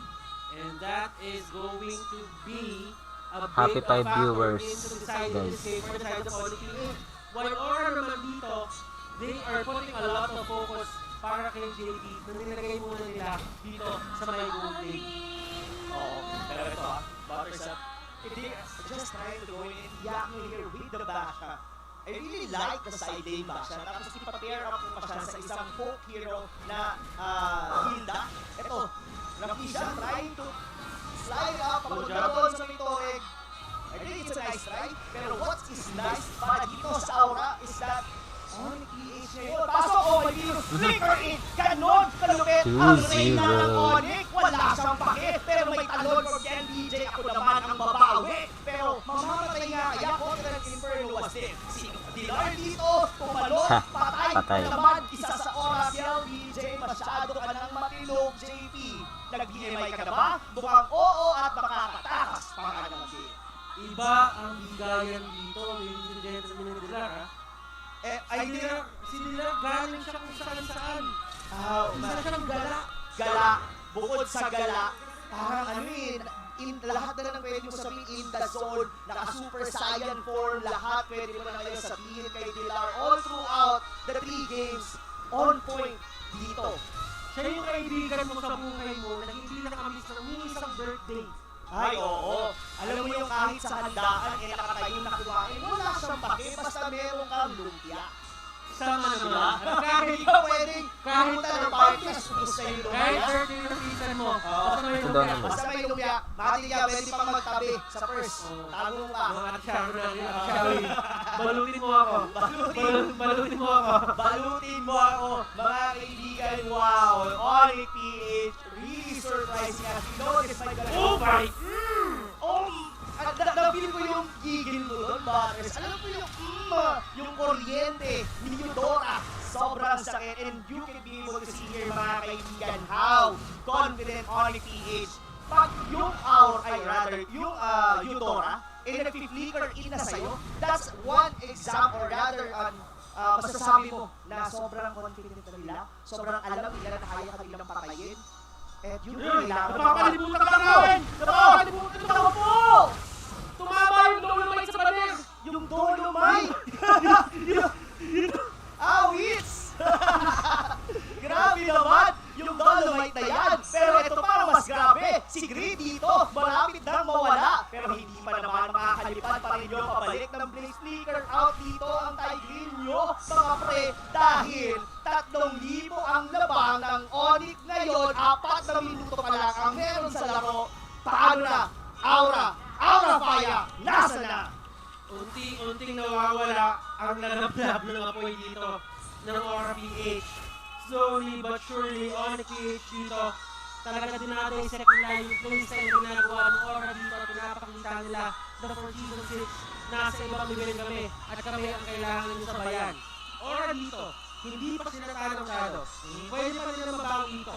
Remember, this is still JP on the floor. Kung meron tayong mga taong titignan na dapat tingalain sa paglalaro ng marksman, I feel si JP nakakalimutan natin ng Season 4, Season 3, ang lakas ng vlog na ginagawa niya. Ngayon na natin din nakita ko. Ngayon lang natin ulit nakita. Pero makakapatay nga ba? Pero si Grid ang unang nawala. Pero binanatan niya ngayon dito si Wise. Ito na yata yung hinahanap mo, Butters, na Claude ni Kuya mo JP. KLVJ, tropang magtropa talaga dito sa taas. Pero iyak mo, wala siyang pake. Bato ng gulo, nandun pa yun. Pero out na muna kung hindi nyo kaya yatang balatan ang isang basa. Dahil nandito na rin si JP. Palo dun sa kanyang baso, habol, doon, Ken BJ, kaya pa nga. Nako, nakipag-1v1, sino ang great one, pero wala doon, at wala na. Tamang bumbugan lang dito. Yung mga miyembro ng Onic at Aura. Pero ngayon, aking tingnan, hindi pa yata tapos. Nag-cooldown na lahat-lahat. Pero tignan mo, yung bawas doon sa gulong na yon, parang hindi man lang, kiniliti lang yata nila doon si Iyak. Okay, si JP dito, talagang ayaw nilang pauwiin. Ang ginagawa nila, kaya gin-open sila. Isa sa baba, isa sa kaliwa, isa sa kanan, at si JP dito. Crossover! Grabe yung triangulo, Kuya Butters. Alam mo yung left, right, tapos justify. Justify? Alignment ng center. Di ba? Center. Di ba yun yung sa Microsoft Word? Left, right, center. Left, right, center ba? Kung Microsoft Word mo, ang init. Sabi mainit, pero ang mas mainit yung laban ngayon. Grabe naman mga tol. Guys, kung kayo naghahapunan ngayon, sigurado hindi nyo na maisubo yung kutsara na yon dahil si Dilar hindi lang pogi dito, makulat din, humihil pa din, walang pake dito sa Aura. At kung pareho-pareho na yung ginagawa ni Dilar ngayon. Oo. Sa ginagawa niya sa Facebook. Ano yun? Bawat scroll down mo ngayon, Ay! nakikita mo yung picture ni Dilar. Exactly. Yun yung nangyayari sa Aura PH. Sa totoo nga, minsan Kuya Butters, gigising ako sa umaga, imbis na yung girlfriend ko makita ako, si Kuya Dilar. Oo. Ayun yung usually nakikita ko ngayon. Ang dami nag-share eh. Oo, pero auto-like, sa auto-heart, or kaya nakita ko Saka yung mga nag-comment, hindi mo mawala yung add to heart. Ay, Hindi, never. Totoo naman. Kasi yung formahan Happy viewing kay Dwayne Wayne. talagang yung laging Stop kailangan daw. medyo messy yung hair mo. Tapos parang aayusin mo ng konti. You woke up like this. Oh, walk up like this. Tapos medyo kumbaga kung ikaw nagkakalap ka ng chinita, siya kasi medyo chinito. Diba? Oo. Parang siya yung short hair chinito look boy. Diba? Siya sa mga Dilarmy. Dilarmy. Shout sa mga Dilarmy. Short-haired, chinito, gamer, BF. Ay, iba. May glasses ba? Wala siyang glasses. Alam mo, meron naman. Ay, meron ba? Pero dito ang meron at sure ako, dito yung aura lumiliit na naman ulit ang kanilang baka. They are very may check. Parang may checkpoint din na bawal. Bawal. Ano pa kayo dito? Talo ang NXT Hindi dun sila mamaya. nakapaglagay ng RFID nila. Kasi ngayon, at totoo lang, Tol, sa pagkapunta ka ng NLEX o kaya kahit sa may text, kailangan mo na ng RFID bago ka to member 2. Kundi, fine ka ngayon. Nakakuha ka na. Ay, meron na. Meron na yung sinakyan mo kanina. Yung sinakyan mo kanina, meron na. Pero ang meron ngayon, mga tol, si Dilar, walang pake. Dahil wala kang pake, sabi dito ni Great, ikaw muna ang una namin kukunin. Habang doon, iyak mo yung dragon. Naku po, nag-iikot-ikot lang. Pero out Happy na viewing muna kay on Yamete. PH. They know they are on the lead. Ayaw nila itong mawala at ayaw din nila makabakan na namang muli ng aura. Ito yung sinasabi natin, yung patience game from Onic PH. Kung nawala si Dilar, nagkamali sila. Ang ginawa nila, medyo nakipag-chatcha sila ng onte, nakipagsayawan sila ng onte. Pero yung pakay talaga nila doon was to really disengage. Oo. Ang pambansang mamamayan ng Black 3A. Si Yamete. Standard out na tayo mga tol.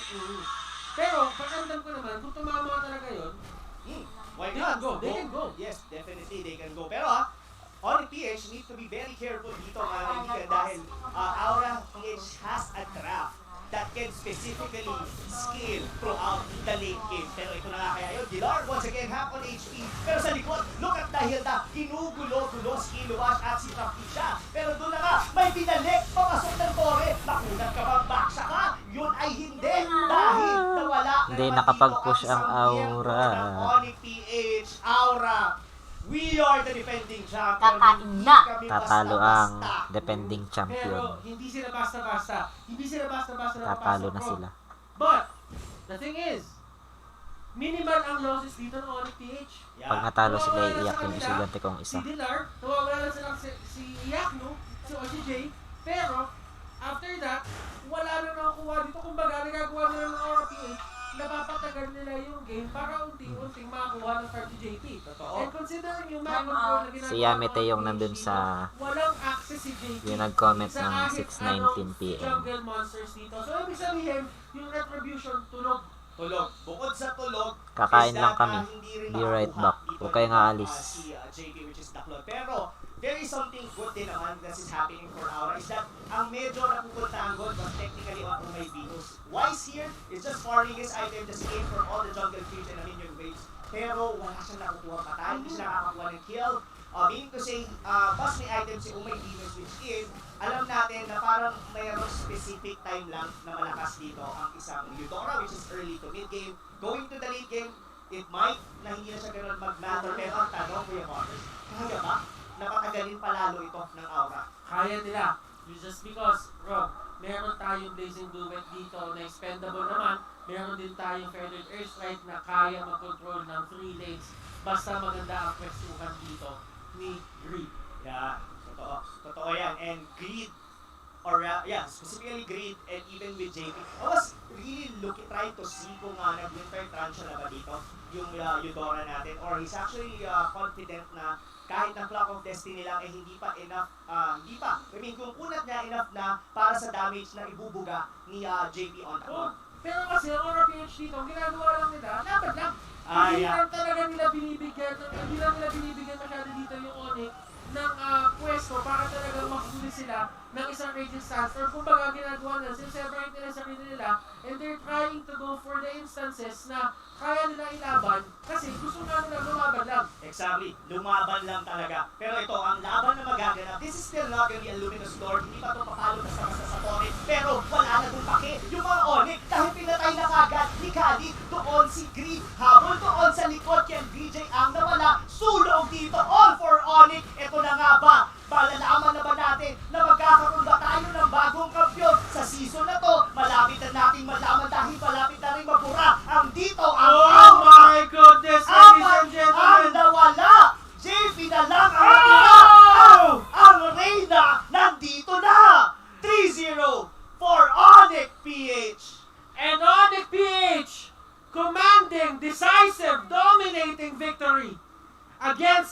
are back-to-back champions. Walang three-peat, ladies and gentlemen. And to think na 2 season sila hindi binigyan ng pagkakataon ng Aura PH. Ang ginawa ng Onic, diretso lang. Hindi sila tumingin patalikod. Walang tinginan Ang talagang ginawa nila, patalikod. nakafocus lang sila sa goal. Lumaban. Yes. I am out of words, Kuya Waters. Wow! I'm expecting this is gonna be a toe-to-toe battle, but Onic PH on playoffs mode. Yeah. 3-0, coming from a 2-0 noong regular season, pwede natin sabihin, ay, tago strat. But this is the knockout round, this is the playoffs, and Onic PH giving a 3-0 sa ating back-to-back champion. Kaya na nga kaya nila to, dire-diretso, papunta ang Grand Finals. Yung nag-iisang hurdle na pumigil sa kanila for the longest time, sila ang nag-asikaso. Exactly. At sila din ang naglaglag. Now, Aura PH, no 3P, and the Dynasty, hindi mabibuild ngayon. Yes, it's not gonna be built. Pero, once again, we would like to thank Onic PH. Alam mo yung bigat sa pakiramdam that we're not gonna be seeing. We've been used to see this team for at least a year. Pero now, we will be closing the book for them for this season at least. And Onic PH, congratulations. Kuya Butters, you have something else to say dito sa Gilaban? These two teams are very good friends of mine, and Aura PH, sadly, this is the end of the road for them. And congratulations, Onic, pero GG well played, Aura. I want to see you guys next season. Yes, ako din. I really wanted to see them bounce back dito. Pero there are a lot to say about these teams, mga kaibigan. Unang serye pa lang to ng araw na ito. Pero I guess there are a lot to hear and see sa mga sasabihin sa atin dito ng ating solo analyst, Rockhart. Anong meron siya? Well, since the teams are here, dumadugdong MPL studio with the victory of Onic PH over Aura with a 3-0. What a commanding victory that they've had there in that series. And I think wala nang tago strats, wala nang ganun, wala nang mga hidden jutsu, wala na, lahat na ito na yun eh. And this was it, and Onic PH definitely stepped up their game in this one. So let's go to the post-match here, ladies and gents, for item builds. Definitely, ang pinaka-notes natin dito is yung win condition, sana, ng Onic PH, which is of course JP supposedly on that log. Yung last 2 kills of JP actually came from that last slash inside their base na. And you could really tell, with just a Demon Hunter sword, not even a completed golden staff, doon tayo nagkatalo-talo. That was the win condition. It did not happen. Greed did a very good job in keeping the game together, at least for the early parts of the game. But other than that, it was the Onic show. Unang minuto pa lang, invade na agad dun sa jungle. Yun na agad ang tinrabaho ng Onic PH at talagang halatang-halata ang ginagawa ng ating mga teams, the successful teams here in the MPL playoffs so far are the teams that really focus hard doon sa jungle na yun. Heading to the post-match, this is where it really shines. This is where it really does shine. Overall, great job for Oh My Venus and Iaknu. Unlimited dives, unlimited jumps into the jungle. It really did make it so hard para kay JP. Unang buff pa lang, natanggal agad dun sa claw ni JP, yung purple buff. And that really made a very, very big difference. It slowed down yung Claude. Sobrang pinabagal niya yung pag-arangkada sana ng Claude, which is of course something that JP has been known to really shine on. But that was stopped altogether by very good teamwork and of course the heal the place as well from Jay.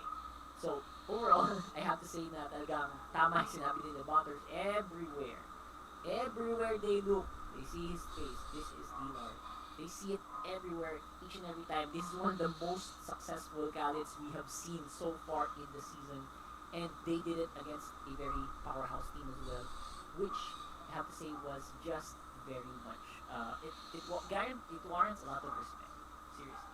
And that's exactly how you want to play Galit. Despite the nerf, kaya-kaya naman niya. Kaya-kaya niya pumalag. At pinakita yun dito sa atin ni D-Lar. I think we can go into the highlights right now. And you will definitely see aggression all over. Ito yung unang orange buff pa lang nila. Unang orange buff, pinahirapan talaga nila bago makuha ni JP yun. And after that, it was just so much proactivity from Oh My Venus mismo dun sa mga lane. Spam agad basag agad ang lahat ng mahabaan ni Eudora. Oh my Venus. And of course, the follow-up from Jay as well and Wise, going in whenever it was needed. They did what they need to do. The dives under this, look at that, beautifully done.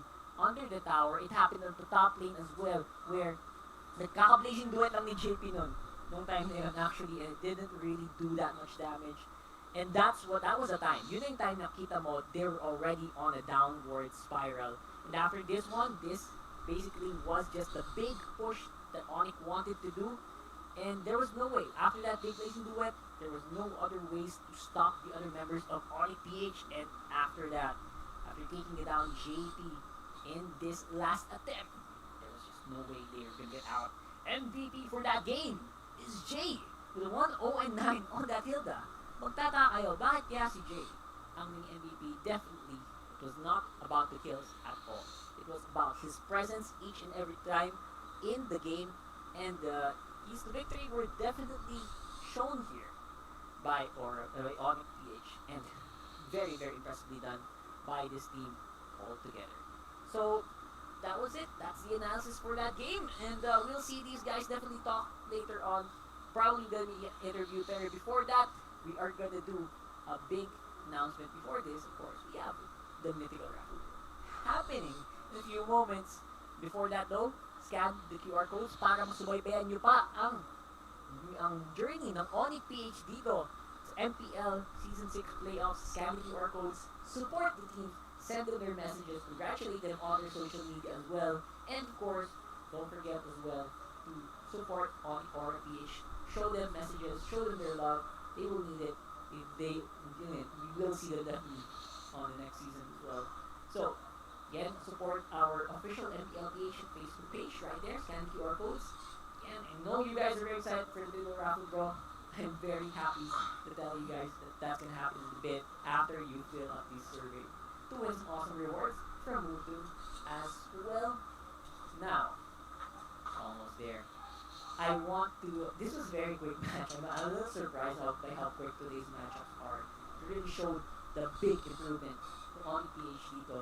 So, let's go into the mythical raffle draw. Maggugulong-gulong na. Cue natin yan in 5, 4, Ay, 3, sino pa nandito? Sino pa nanonood? and these. I-check nyo na kung nandyan pala yung ID nyo. Na kung mapapanalunan nyo yung mga skin na nandyan sa baba. Hylos, as well as these special skins right there on your screens that show. My gosh, I need that. Kailangan ko yan sa aking koleksyon. Bakit wala akong yan? Mythical Raffle Draw prizes. These are the epic prizes. Pero, meron pa tayong super duper ultra mega Mythical Raffle Draw. Ito naman, napakalupit set to. Set ng skins. Grabe naman yan. Premium skin fragments, hero fragments, tickets, and magic dust. Grabe talaga. Thank you so much. Here we go. 3, 2, 1. Oh my G. Nakantay ko akin, di ako. Layo. Sayang. Layo tayo dyan. Direct. Nadali nila at nadali nila. Ang prizes nito, that's for what you get for joining us dito sa MPL. Dun sa ating mga mythical raffle draw prizes. And again, this is only the beginning. Madami pang nangyari dyan. Madaming prizes ang ipapamigay dito sa ating streams. Don't forget to follow us on the streams as well para naman updated kayo sa mga pagkaganapan. And check out the giveaway codes. Mabilis lang, mabilis dyan. Dito, dyan. And check out the giveaway codes. Mabilisan kuha na. Unahan ko pa. Let's go. Ako ba pwede? Hindi po. Oh, sige, hindi po. Okay, mamaya. Ayan, mamaya. Mythical Raffle Draw bonus code 1 dahil madami tayong participants na nakadali ng Mythical Raffle Draw. Of course, we will have another one. There you go, a longer one. Kaya mas maunahan nyo siguro yung iba. Pag tinayin nyo agad, bilisan nyo. Again, I think magandang gawin itong mga tayo. Magandang gawin yung mga yan habang magpapawarm up tayo. Para susunod, makbakan. Isa sa mga pinakaabangan na match-up. Hindi pa tapos playoffs, naabangan na to. Hindi pa tapos yung season, regular season, naabangan na to. Ang NXP, ang Bren. Kaya kung bago yan, pumunta muna tayo sa ating panelist para i-address pa konti yung game na yun. Let's go, guys. Isa sa mga pinakamahabang storya dito sa MPL, isa sa mga pinakamabilis na series dito sa MPL Season 6. Yan ang nangyari sa Onic versus Aura, the age-old rivalry, Onic Magic versus Aura Fire. Onic 3-0. Ako si Reptar, sama ko pa rin dito si Chin at saka si Midnight, and in just a few moments, or I think ready na, we are gonna be going on call to ask a few questions with the Queen, Reyna ng Onic. Oh my Venus. I think they're still just saying, oh, ready na nga daw, sabi ni Ginoong Valdez. Si Ginoong Valdez na nga si Papa mo. So, oh my Venus. Let's bring it in. There we go! May filter pa! May filter pa! May filter! Onic Magic, congratulations, oh my Venus, to you and the rest of the team. Ano ang emosyon mo ngayon na parang natapon nyo na yung pinakamalaking demonyo sa buhay nyo? Ano yung emosyon nyo right now? Meow. Meow, meow. Meow, meow, meow, meow. Meow, meow, meow, meow, meow. Woof. Woof. Meow, meow. Meow. Meow. Meow, meow, meow, meow. Oh my God. Charot lang. Charot lang po, charot lang. Ano nga po ulit yung question? Ika, ano yung emosyon nyo ngayon na natapol nyo yung pinakamalaking demonyo nyo sa buhay? How are you guys feeling right now? Siyempre super saya namin kasi isa to sa isang napakalaking confidence yung mabibigay nito sa amin going into the semifinals and to the grand finals. There. Do you think? I know you just took down Aura. I know it might be too early to tell, pero confident ba kayo na is this the year na ba makukuha ni Reyna yung crown niya, yung throne niya? Is this it? Ako kasi hindi ko talaga ugaling mag-isip ng ganun na ka-advance. Siguro mas maganda mag-focus na lang kami muna kung sino yung mga makakaharap namin. Humble to. Yan, siguro wag din masyadong malitin yung ibang kalaban pa. Kasi lahat naman ng kasali sa PS is talagang magagaling. That's true. Ma'am Shi, actually, isa lang yung gusto kong tanongin eh. After your games, you do this. What does this mean? Wait lang, hindi ko makita eh. yung nagme-meditate ka, yung parang nagme-meditate ka. Yung tinataas yung dalawang kamay. Binibitawan mo yung phone mo. Okay. Kasi kung meron man akong pinaka natutunan ngayong season, siguro ayun yung maging kalmado lang. Yan. Even in games and outside the game, dapat kalmado ka lang. Huwag ka masyadong ma-overexcite, ganyan. Yan. Okay, interesting. Ako, interested din ako kasi sa nangyari last game. Parang last game yung yung game 3 yung pinaka-confident kayo eh. Sa tingin nyo ba, ito, honest opinion mo to okay ba sa inyo yung nagginawa ng Aura nung game 3? Like, confident ba kayo na parang, ay, sa atin na to? Hello. Actually, going to the game 1, game 2, and game 3, medyo predicted na namin yung mga mangyayari. Kaya masasabi kong confident kami, especially dun sa game 3. Okay, so yung parang yung prepare nyo na tactics, na mga drafts, parang time and time again yun yung lumabas para sa Onic. Yeah, parang ganun. Oh, so parang predicted. Easy game. Easy game. Pero at the same time, you still kept your composure. Yeah. And one last question before we go. Since na-mention mo nga na parang ginagawa mo yun, just to tell yourself na composure muna, was that a problem in the past para sa Onic na siguro nawawalan kayo ng composure or kulang ng composure? I can say oo, especially nung season 4, grand final, since parang mga amateur pa lang kami nung considered as amateur kami na, di ba, nawala yung composure namin ng playoffs, especially ng grand finals, kaya nakamba kami. And it also happens nung season 5. Yeah. Oh, there. So, it seems like Kasi depende, syempre pati as the captain, parang ako yung kailangan maging kalmado para mas consistent yung pag-a-analyze ko dun sa game. Kitang-kita naman sa galaw ng Onic PH, sobrang sharp rotation, sharp movement, sharp drafts, commanding decisive victory, Venus, meron ka bang mensahe para sa mga supporters ng Onic PH? Any shoutouts you wanna give? Syempre, super duper duper, super mega duper mega, ultra super duper mega ultra, super thank you sa mga supporters ng Onic PH dyan. Especially sa mga sumusuporta talaga sa amin si Season 4 pa. Yeah, especially sa friends and family namin and sa VY Spam. And also sa mga kitty noxious ko dyan. Meow, meow, meow, meow. There you have it. Oh my And Venus. also, shoutout sa, wait lang, last one. Shoutout sa Gogo Express and also sa Cebuano Lilier. And sa iba pa naming sponsors.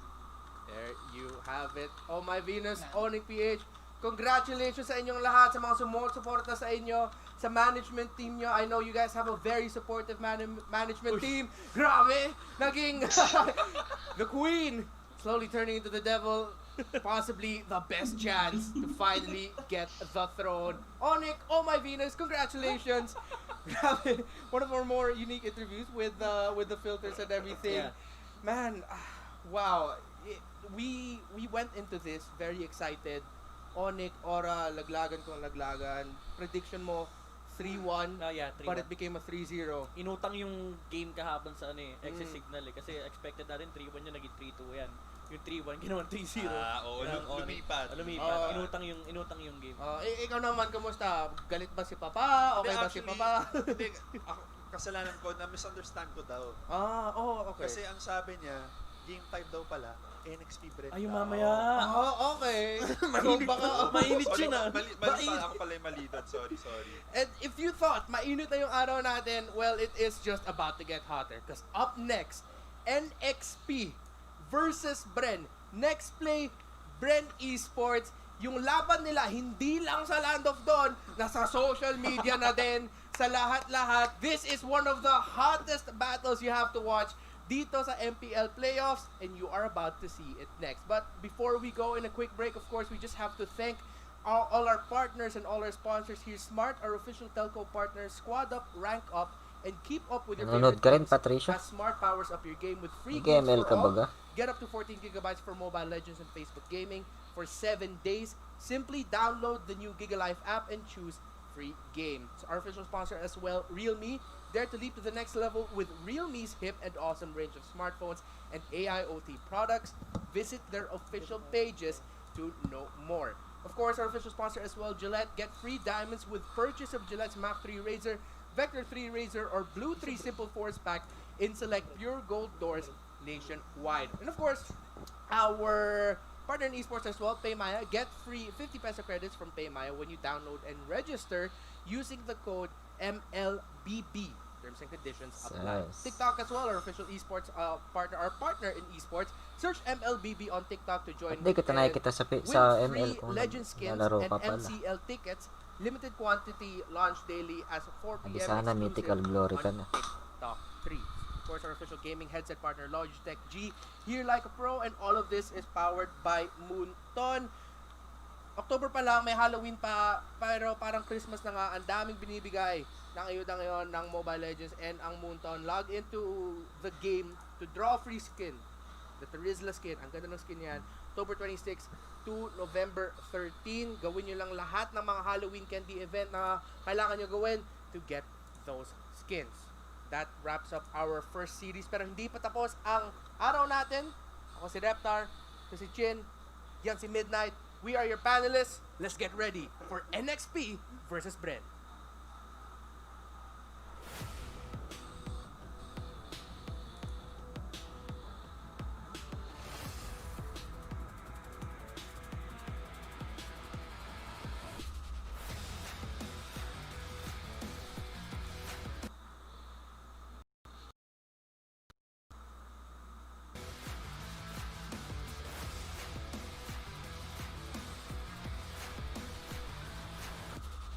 Anong pangalan mo sa ML?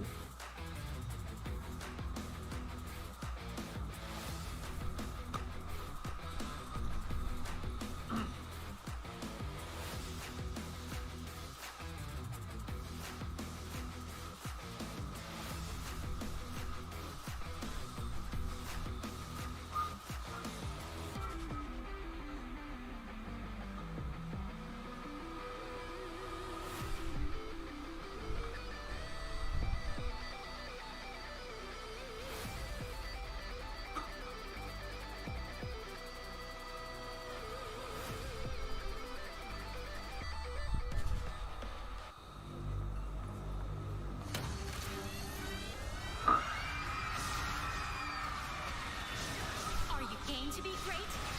Now you can with the new Smart Giga Games 99. Get 1 gig data all day, every day for Mobile Legends and more. Game to be great with Smart Giga Games 99.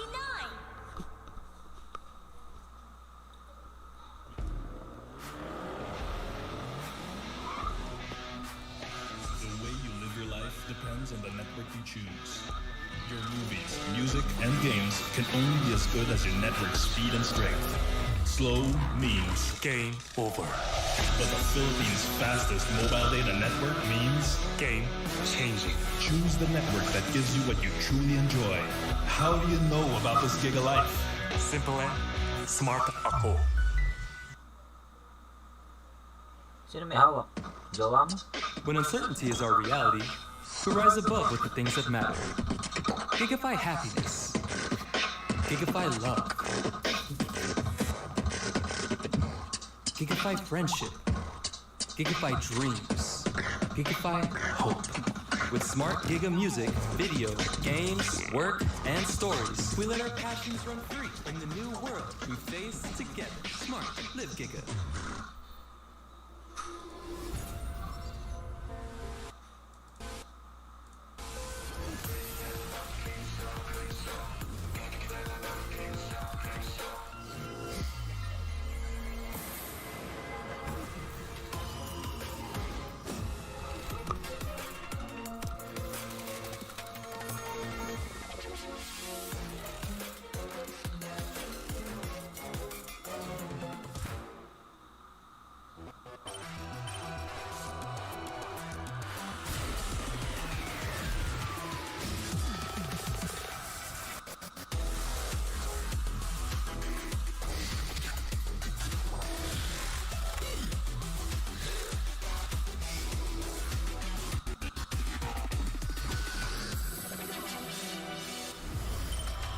Realme 7 Pro, 65-watt charging evolution. Realme smartphone, dare to leap.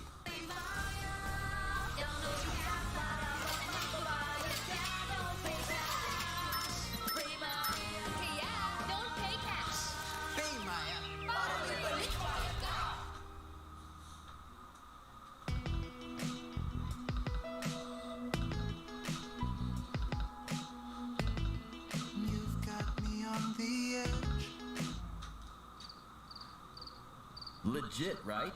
Not quite. Just like your disposable razor. It's time you switch your disposable razor for your legit first shave so you can be every bit legit. Gillette Mac 3. Ay sinong nagamit kundi yung katipan mo.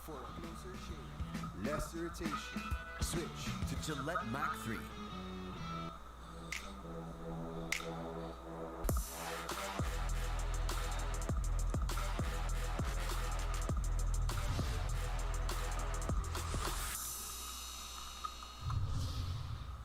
Bren lang malakas. Mga kaibigan, ako nga pala si Wolf, your host, at kasama ko ngayon sa mga pinaka-consistent at pinaka-malalakas. Pero sige, magpakilala muna kayo dun sa mga viewers natin. Name, IGN, at anong role sa team. Ako si Angelo Kailar Kangel, IGN Q. Ang role ko is support. Ako si Alan Customer, IGN ko Lasty. Role ko sa team ko, tank. Ako nga pala si CJ Ribo. Ang role ko sa team namin, fighter. Share niyo tong stream. IGN ko Carl TZ, role carry. Ako nga pala si EJ Zambrano. Ang IGN ko is EJ and ang role ko tank support. Phew! Kamusta naman yung journey ng Bren Esports dito sa MPL Season 6? Ayun, okay naman yung journey namin dito ngayong MPL Season 6 na patapos na yung regular season. Kahit may bago kaming player na si Flap TZ. Okay, para naman yung mabilis namin nakuha yung chemistry namin. Kita nyo naman sa results ng mga laban namin. Sino sa mga members mo ngayon, sa mga players ninyo, nag-shine ng pinakamaganda yung season? Para sa akin, si Flap talaga. Kasi ginawa namin siya, galing lang siya sa RG. Tapos ngayon siya na yung isa sa pinakamagaling mag-offlane sa Philippines. Sino sa tingin nyo ang pinakamalaking obstacle ngayon sa Season 6 para mag-champion kayo? Sa akin yung Omega kasi sila yung tumalo sa amin nung last season at saka yung ngayon din. Yung wala kaming talo, sila na naman tumalo sa amin. EJ, paano kayo nag-prepare ngayong playoffs?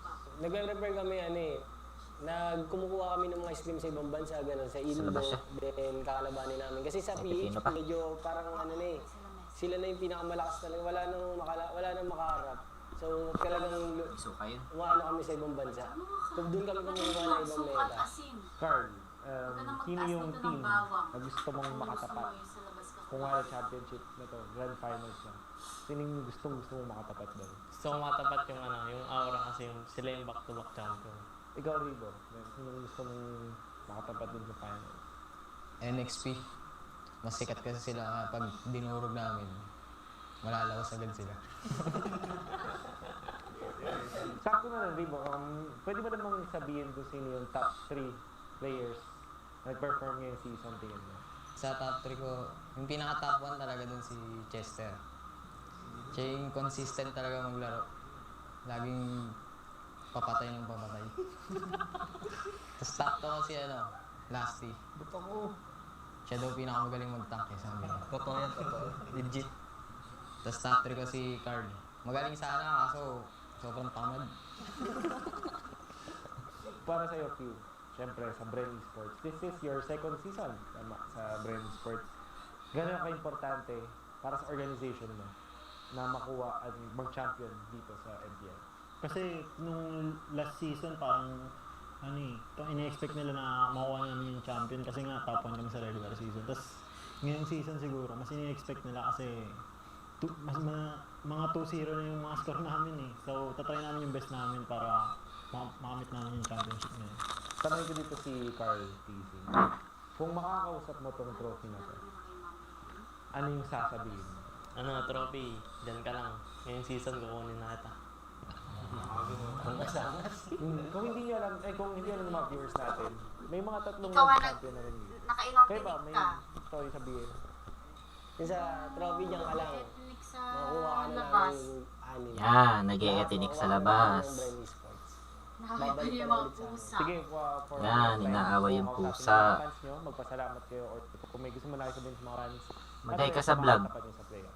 Ayun sa mga kalaban namin sa playoffs, maganda kayo kasi mas paghandaan namin kayo, hindi namin mag-talk sa playoffs. Tapos sa mga fans, salamat sa mga sumusuporta palagi kahit minsan napapalo kami. Nandiyan pa rin kayo. Dito, ayun. Kalaban namin sa playoffs. Ready na kayo. Dudurugin namin kayo.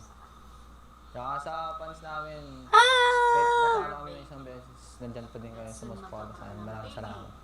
Sa mga sumusuporta Like nyo daw po, share, dyan lang kayo. subscribe, Sa mga kalaban at namin ganito sa ako playoffs, mag-wow. Pagandaan nyo, Wow! sana next play agad para laglag agad yung mga AI sa MPL. Wow! Tapos sa mga sumusuporta sa amin, dyan lang kayo dudurugin namin next play kung sila makatapat. Sa sumusuporta sa Bren Esports, maraming salamat.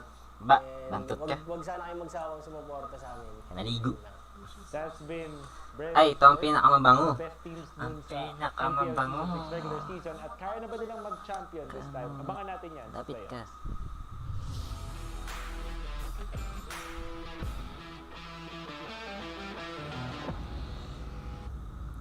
It's what you do, human. Sabi niya.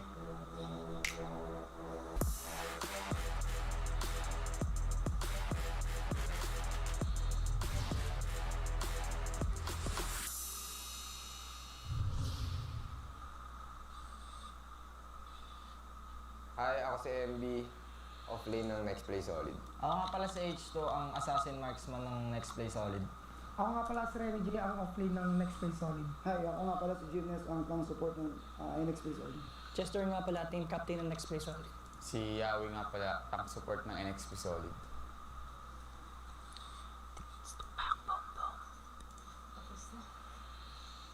Medyo okay naman, medyo nakakasabay naman kami kahit papaano sa mga MPL teams. Kaya kaso medyo syempre bago pa lang kami, malaking adjustments yung ginawa namin.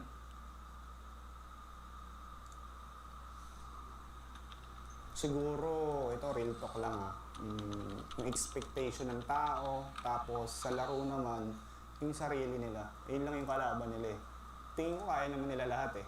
Talagang sarili lang nila. Kung ano sila nung underground, maibalik lang nila yon. Talagang may chance pa rin. champion pa rin.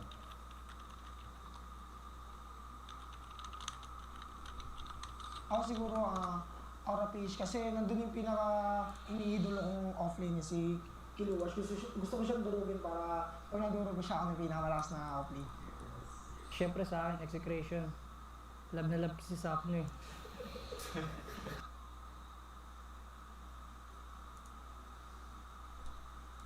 Siguro mapapatunayan namin sa lahat ng mga nanonood tsaka yung mga sumusuporta na kaya namin gawin kahit na galing kami sa quali. Tsaka makukuha namin yung respeto ng mga nasa MPL kasi totally hindi naman namin kailangan kunin yung respeto ng mga bashers namin kasi kahit anong gawin namin mabuti, magbabash pa rin yan kaya nga sila bashers eh. So, yun lang, yun ang gusto namin makuha. Respeto ng mga nasa MPL tsaka respeto ng mga sumusuporta sa amin. Siyempre gusto ko magpasalamat sa lahat ng taong naniniwala sa amin, sa mga fans namin, sa Team Payabang, siyempre sa mga parents namin, sa mga kaibigan namin, at siyempre kay God. Ang message ko sa mga kalaban namin, siyempre, umanda kayo lahat sa papakita ng next play solid this playoffs. And good luck Sa na bahay lang lang naman nila, Ma'am Enki. Yun, thank you sa mga sumusuporta sa next play solid. Tsaka sa mga di nagkasamang sumusuportahan. Pati sa Team Payabang, pati sa parents ko, pati kay God. Yun. Tsaka sa mga kalaban namin, good luck na lang sa lahat. Kaya syempre, una-una kay God yan. Tsaka sa Team Payabang, sa family ko, sa mga kaibigan ko, sa tropa ng tropa ko. Yan, sa inyo lahat, sa mga fans namin sa next play solid yan. Maraming salamat sa support namin. Basta ng mga kalaban namin, good luck na lang, papakita namin best namin sa playoff. Yun na ilalabas lahat ng papracticein namin ngayong season. Salamat sa lahat na sumusuporta sa amin. And yun, sa pamilya namin, kay God, sa Team Payabang, na lalong dumadami, lumalaki. Salamat talaga sa suporta. Dun sa mga kalaban namin, alam namin na ganda kayo. And syempre kami rin. Bigyan natin ng magandang laban yung mga fans natin. Sobrang thank you nga pala kay God. Salamat sa mga fans namin. Thank you rin sa mga supporters sa Team Payabang. Yan, sa mga family namin, bawat isa sa amin. Sa makakalaban namin, enjoy lang natin to. Good luck sa atin lahat. And salamat sa mga kasama sumusuporta sa amin dyan, sa solid supporters and bashers namin dyan. Sa buong pamilya na ng bawat isa namin yan, kay God, sa mga kaibigan namin, tsaka sa girlfriend ko kay Andre Angeles. Tapos sa mga kalaban namin, good luck na lang sa atin lahat. Enjoy lang.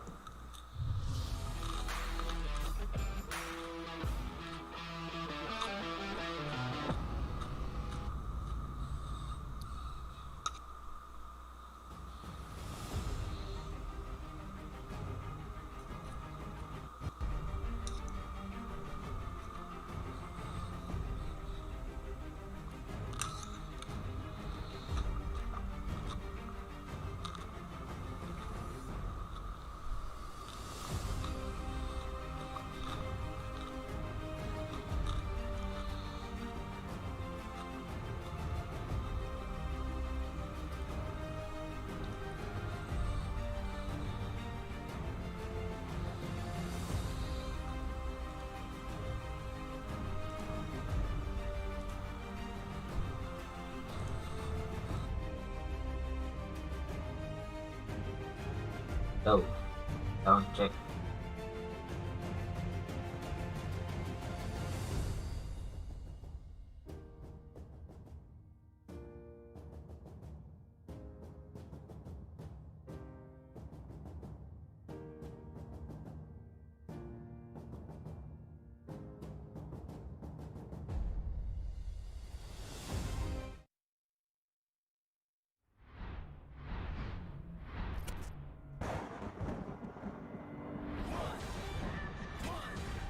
Welcome to Mobile Legends. I was building on the lecture. 5 seconds till the enemy reaches the battlefield. Working on the plot and scheme. The true stock trademark is at the edge of your dreams. I'm talking one shot for the kill. Freeze come freeze up straight drop. Per box daw ang order. Taking out the pieces and shares of all big sky high. Check the movement is here. Yeah. It's one shot now the future.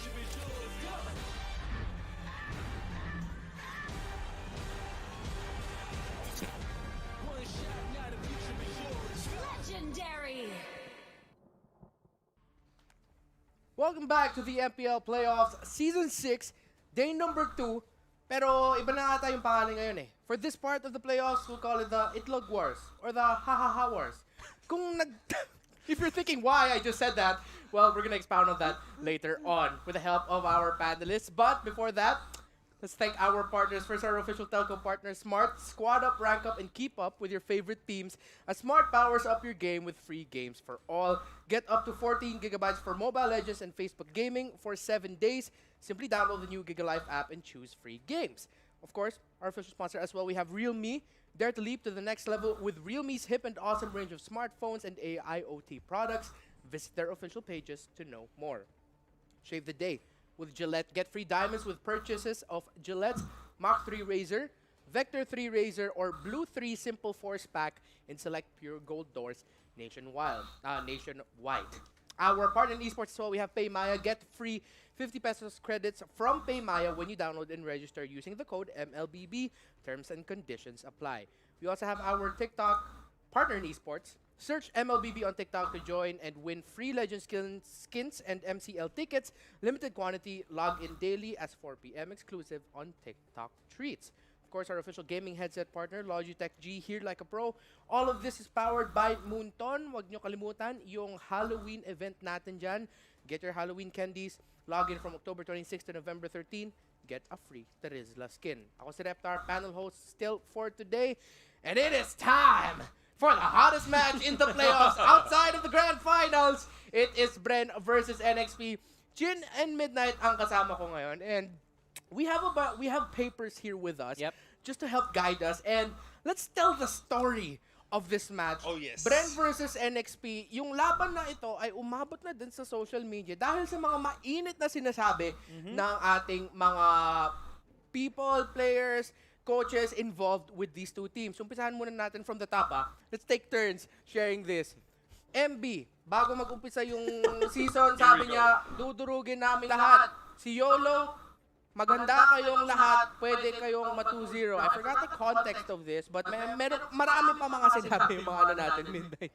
Ito sabi ni Doggy, may papakita kaming new meta. Ito sinabi ni Leather Goods nagpe-press release daw. Yung next play, lahat nag-i-status kahit nag-i-stream, merong new meta.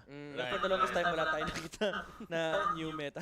For what it's worth naman kay paring YOLO, maganda naman talaga kayo kasi maghanda talaga kayong ma-2-0. So tama naman, di ba? Kasi, pero, di ko sure kung sino yung kinakausap ni YOLO nun. Yeah, at that time.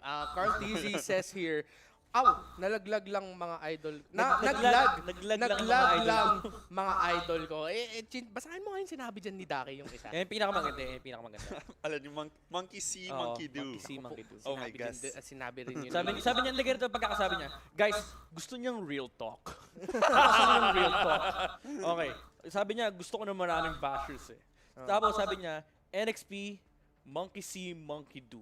And halos lahat ng analysts and coaches medyo nag-agree sa sinabi ni Daki. Kasi, again, for the longest time, wala tayong nakitang bago sa Wala tayong nakitang bago sa next play. It was all hype and show. Again, hindi natin hindi natin ina-emphasize yung hype. Pero, we've been proven wrong time and time again na wala di ba? Wala tayong makita And for the longest time, ang sinasabi din ng mga teams is wala namang bago sa NXP. Yung ginagawang meta, yung pa rin naman yung ginagawa ng NXP. But for what it's worth, they're still here.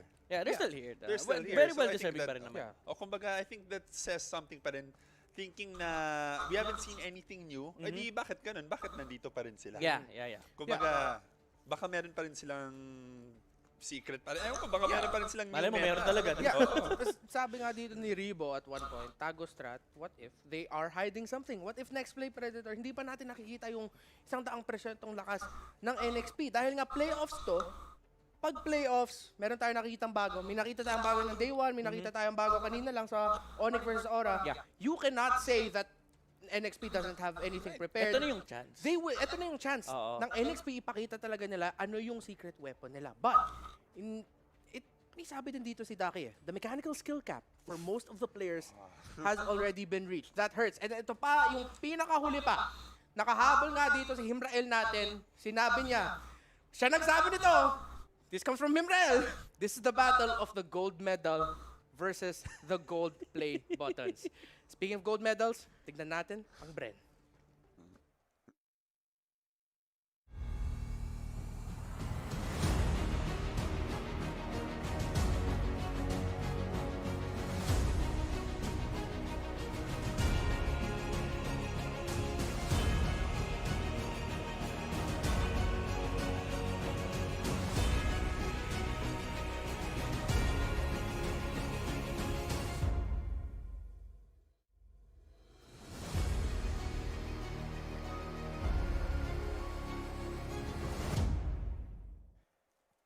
That is the gold medal team. The boys in black and gold, Bren Esports, Carl TZ, Ribo, Flap TZ, may-ari din yan ng kumpanya, nagtatayo ng mga K-pop talents, Few, Lusty, at saka si EJ. Now, Bren Esports, gotta say this, they're coming off a disappointing Season 5. They came in Season 5 with the most gold medal tallies. Sabi ng mga tao, kampiyon na ang Bren. That is not what happened. Is this the best chance for them to finally get that championship that people think they should have gotten in Season 5? Well, it is. In a way na nakita naman natin performance nila sa regular season. And I think the intent for this roster is to combine all 6 players of Mobile Legends, yung best 6 ng Mobile Legends players, and dagdagan mo pa ng champion coach din, andyan si Daki, di ba? So parang alam mo yun, ito yung superstar perfect team na binuo talaga ng Bren. So I think the intent is still there, and hindi magbabago yun eh. Ito yung team talaga na binuo for championship, di ba? So parang hindi na question yun at this point. I think the proper question is, enough ba yung star power nila? Kasi that's always the question with super teams. Enough ba yung star power nyo to actually say na #future secured? Yeah, it wasn't enough nung Season 5. And it seems like though, this time for Season 6, with their regular season performance, most points, dominating all throughout the regular season, you can count on one hand lang yung mga talo nila in the games. You can barely count yung match losses nila. I think it was just 1 or 2 match losses. 4 total games lost. 4 total games 4 total games. Games hindi series. Hindi series. So, Bren Esports, pag sinasabi ng mga tao na Bren lang malakas this season, this is the strongest that you can say Bren lang malakas talaga. But this is the playoffs. Malakas ang mga teams pumasok dito. One of them is a team that in the preseason pa lang, qualifiers pa lang, sinasabi ng mga tao and a lot of people believe have the capability to be the best of the best. Ito, ang NXP.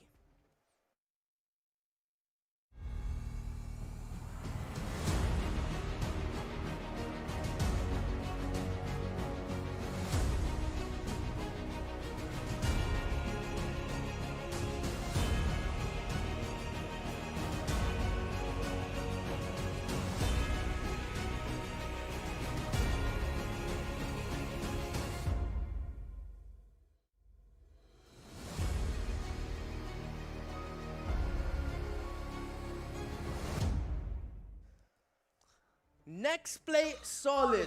Kailangan, sobrang solid ang performance nila ngayon. H2O, Rene J, MB, Chester, Yawi, and Gymnast. Gymnast. Let Gymnast play! A lot of us here want to see Gymnast play. Hindi pa ata nakalaro sa ating regular season. Ba't natatawa ka dyan konti? Ang daya nung ang daya. Ito pala yung secret weapon nila, hindi namamatay. And ito yung record na hindi nyo matatalo talaga. No death Zero deaths! First overall. For the Let entire Gymnast play. For the entire MPL season, no death challenge. Succeeded by Gymnast, but of course, that 5-man lineup ng NXP Solid, a name that pops up there for you, of course, H2O. Ay nako, itong si H2O, isa din yan actually, i-level ko yan dun sa mga child prodigies natin. Ay, definitely. Like you can see how he performs for NXP talaga. And well, yung heroes din naman na ginagamit niya, hindi rin naman nalalayo dun sa mga ginagamit ng mga child prodigies natin, di ba? And then I think we mentioned it earlier na wala namang let's just say it, wala naman talagang bago sa ginagawa nila.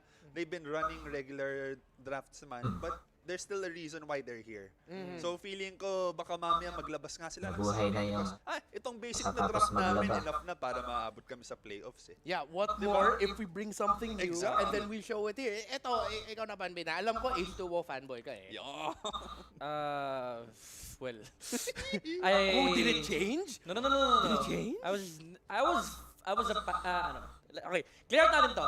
Fan ako ni H2O because of his Kay voice. JM Agustin. Okay. Pero bago medyo Tapos maglaba. Okay, ano? Okay. Ano na joke ko? Ready na ako Sino yung kapatid ni H2O sa MPL? Sino? Si Aqua. Okay, yan. Okay, tanggalin natin yan. Okay. So, maraming nagsasabi na na hater or fanboy ako ni H2O na lipat-lipat daw ako. I was never a hardcore fan. Gusto kong makita si H2O sa MPL. I was very clear with that. From the very start, yun ang statement ko. Gusto kong makita si H2O sa MPL. Why? Hype na hype yung bata eh. Diba? We needed to see the skill. Right. Kailangan natin makita kung hanggang yung ceiling. Hanggang saan yung ceiling nung bata. And I was happy with what we've got nung nakapasok yung NXP sa qualifiers.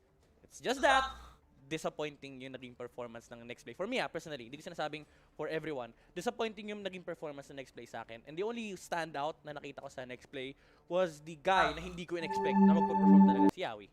So, with H2O kasi, there was a lot of hype build up around him. Yeah. He definitely has the potential. He has the mechanical skill. Yeah, it was deserved hype eh. Yes, deserved talaga kasi pinapara siya kay Cartesi. Pero to be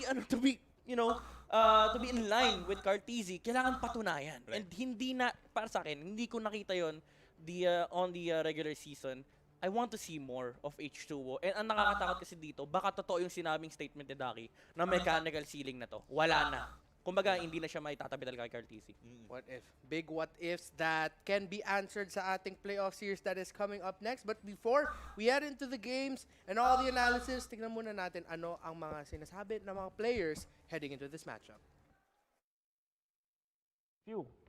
Kamusta naman yung journey ng Bren Esports dito sa MPL Season 6? And okay naman yung journey namin ngayong MPL Season 6 na patapos na yung regular season. Kahit may bago kaming player na si Flap TZ, okay pa rin naman yung mabilis namin nakuha yung chemistry namin. Kita nyo naman sa results ng mga laban namin. Medyo okay naman, medyo nakakasabay naman kami kahit papaano sa mga MPL teams. Kaso medyo siyempre bago pa lang kami, malaki adjustments yung ginawa namin. Ikaw, Ribo, sinong gusto mong makatapat dun sa finals? NXP. Mas sikat kasi sila kaya pag dinurog namin, malalaos agad sila. Sino sa tingin nyo ang pinakamalaking obstacle ngayon sa Season 6 para mag-champion kayo? Tingin nyo? Sa akin yung Omega kasi sila yung tumalo sa amin nung last season tsaka yung ngayon din. Yung wala kaming talo, sila na naman tumalo sa amin. Siguro, ito, retalk lang yung expectation ng tao, tapos sa laro naman, yung sarili nila. Yun lang yung kalaban nila eh. Tingin ko kaya naman nila lahat eh. Talagang sarili lang nila. Kung ano sila nung underground, maibalik lang nila yon. Talagang may chance pa rin. Champion pa rin. Para sa'yo, Few, syempre sa Bren Esports, this is your second season sa Bren Esports. Gano'n ka-importante para sa organization mo na makuha at mag-champion dito sa MPL? Kasi nung last season parang ini-expect nila na makuha na namin yung champion kasi nga top 1 kami sa regular season. Tapos ngayong season siguro mas ini-expect nila kasi mga 2-0 na yung mga score namin eh. So tatry namin yung best namin para makamit namin yung championship ngayon. Siguro mapapatunayan namin sa lahat ng mga nanonood tsaka yung mga sumusuporta na kaya namin gawin kahit na galing kami sa quali. Tsaka makukuha namin yung respeto ng mga nasa MPL. Kasi totally, di naman namin kailangan kunin yung respeto ng mga bashers namin. Kasi kahit anong gawin namin mabuti, magbabash pa rin yan. Kaya nga sila bashers eh. So, yun lang. Yun ang gusto namin makuha. Respeto ng mga nasa MPL, tsaka respeto ng mga sumusuporta sa amin. Sige, for one last time, gusto kong kausapin yung mga fans nyo, magpasalamat kayo, or kung may gusto mo lang sabihin sa mga fans, pati na rin sa mga katapat nyo sa playoffs.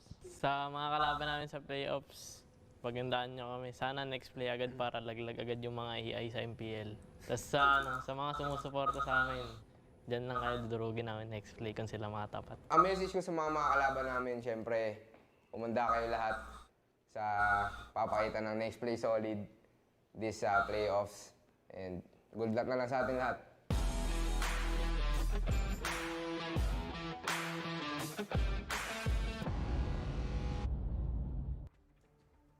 Di lang kami dito nag-hype Sa interviews pa nga lang, ang hype na ng mga sinasabi ng mga teams natin, especially on the side of Bren. Now, let's keep things a little bit more serious here for just a moment. Okay. Ano yung stakes dito na sa laban na to for whoever wins and whoever loses? Medium player.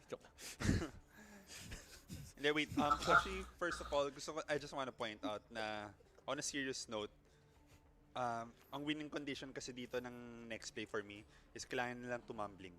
Tumbling? Anong tumbling? Yeah. Ano ba tumawag sa nagtatumbling? Ano? Gymnast. Oh my God. Oh no! No, I'm trying to keep serious panel here. And then, on fire din ang mga sinasabi ng panelists natin. Grabe yung mga hype na sinasabi. Baka gymnast na nga secret weapon now, but seriously, it's because of all the things na sinabi nila all throughout the season, things that were said about next play before the season even started.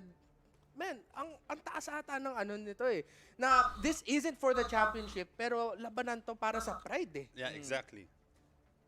Yung ano kasi, alam mo yung itong affair na to, respect begets respect Na Right. parang, actually, feeling ko nga Bren yung pinaka, alam mo yun, yung nasa mission, na patunayan sa NXP na, puro kayo ganyan-ganyan. Pero the thing is, it's nice for NXP. You get to have all eyes on you na, okay, pag napatunayan namin, everyone sees it, di ba? Right. Unlike other teams na pag nakakatalo sila ng ibang malalaking teams, it's nice. NXP, if they do that, they're doing it on the biggest stage. Exactly. Alam mo yun, parang perfect opportunity to kasi Bren ang kalaban. Exactly. One of the biggest teams, if not the biggest. Yep. And pinag-usapan namin ito ng mga talents beforehand when we were sharing our thoughts lang about this upcoming series na it's a crossroads. All or nothing talaga to. Sabihin natin, matalo ang Bren, people are gonna say they choked. Kung manalo ang Bren, kung matalo ang NXP, sasabihin ng tao sa kanila, hype lang sila. Grabe, it's so much to talk about here in terms of what is being said. But tignan muna natin ang mga numero, ang data natin with the stats. Average KDA, Bren, that is a significant lead. Second to the 6th ng NXP. Match win rate, no surprise there. Alam na natin kasi nga, first place ng regular season, it's Bren Esports. First blood counts though. Mas lamang dito ang NXP. Average team net worth difference. Wow, that's a massive leap. Grab, negative. So, kahit sorry, pero kahit nananalo sila dito, that just means na lagi silang behind. So, that tells you na NXP, they're always playing from behind. And if you're against Bren, which is a team na kahit lugi na, biglang mananalo after 3 minutes, try to, if we review the games of Bren, no, almost all the time, nagre-reflect naman sa team network difference. Kahit malulugi sila, they're able to find a way, always. Lagi sila nakakaharap ng paraan para ma-settle yung network difference. And if you're NXP, you're playing from behind, and Bren is in front of you, they're ahead, they're the ones driving, I think that's a little scary. Oh, and the negative net worth here for NXP, it sort of like doubles down on your point earlier, Chin, na parang they're still here. Yeah. They're still in the playoffs. Kahit na they're playing from behind, nakaabot din sila dito sa punto na to. I mean, welcome to the playoffs. Yeah, let's face facts here. Bren is a giant team. Bren is a giant team, and NXP, they're the ones that are trying to claw their way out of this monstrosity na possible mangyari sa kanila. That's the exact word I want to say. Monster talaga. Monster talaga. And this could be a really great underdog story for NXP if somehow they topple the giants ng Bren Esports. A lot of NXP fans are going to be really happy there. But so far in the stats, still not looking good for them. Turtle control rate, 71.43%. Para sa Bren Esports, 47.62% pa lang sa NXP. Of course, that reflects din sa average team net worth difference nila. Lord per game, mas mataas pa rin ng Bren, but not that far really. Unique hero picks though, mas malaki ang unique hero picks dito ng NXP. Is this a possible setup for whatever secret Yan yung na new meta. hinala nila? Yan yung new meta. Pero actually interested ako sa sa turtle control rate. Remember, I released a video back then, no? Yung NXP versus Chicolet game ng qualifiers.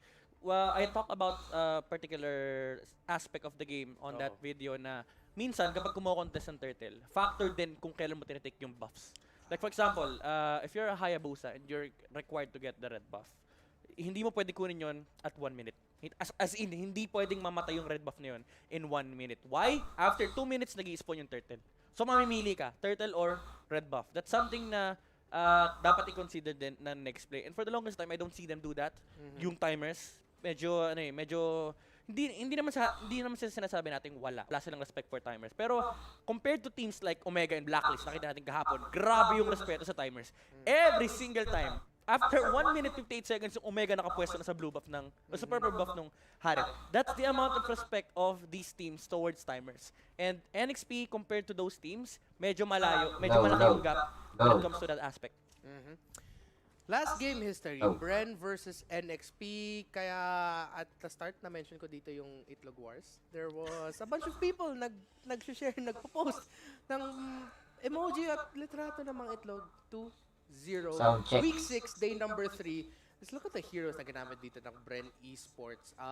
Still, Xborg, that was someone that they used here. Someone that we haven't seen a lot of this season, pero andyan pa rin yung mga usual support picks natin. Natalia, Farsa, they don't have the traditional tank pick.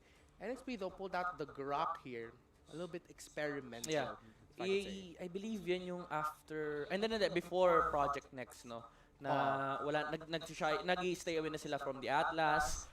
Even though hindi natin nakita yung Atlas dito, medyo weird actually na may Grok. So again, ito yung experimentation stage ng NXP. And there was a time on the regular season na sa sobrang experiment nila nagpalit ng role si Yawi and si Chester. I don't know what that entails, kung ano yung naging reason behind that. Pero for me, the biggest story of this affair is the battle supports. Sige, granted, andyan si Cartesi, H2, wala ba rin ng mga idols, ng mga Lodi.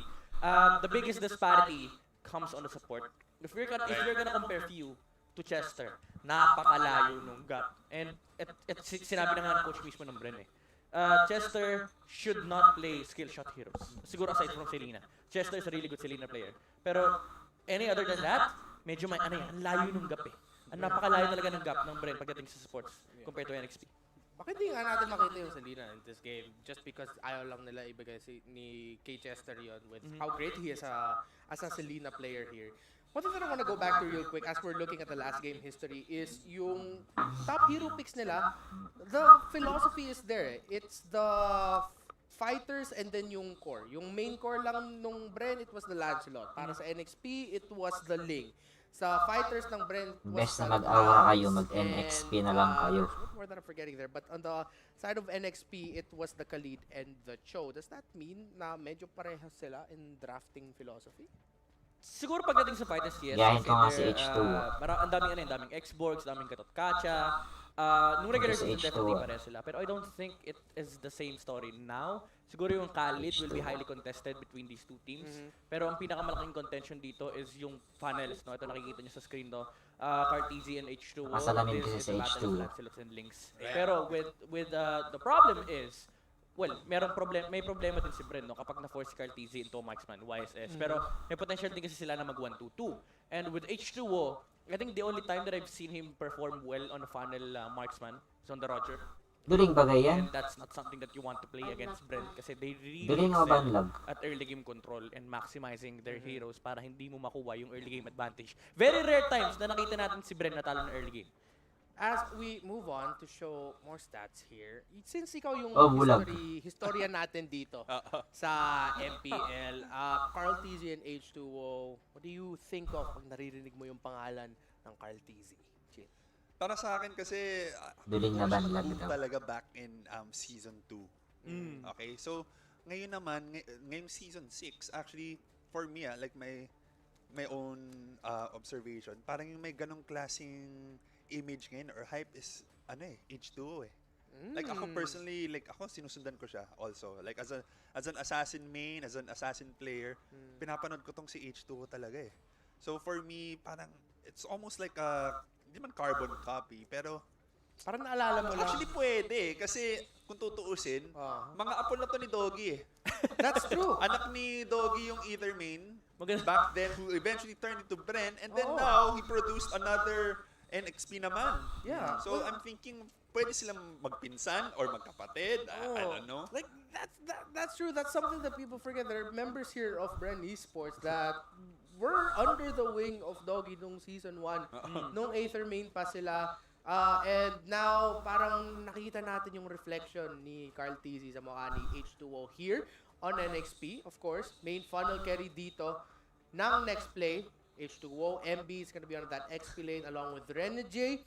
Chester as the utility support, Yawi as their main tank. Now, the battle of the supports here, Chester versus Few. Anything you want to say about that, Midnight? Well, I expounded on that eh.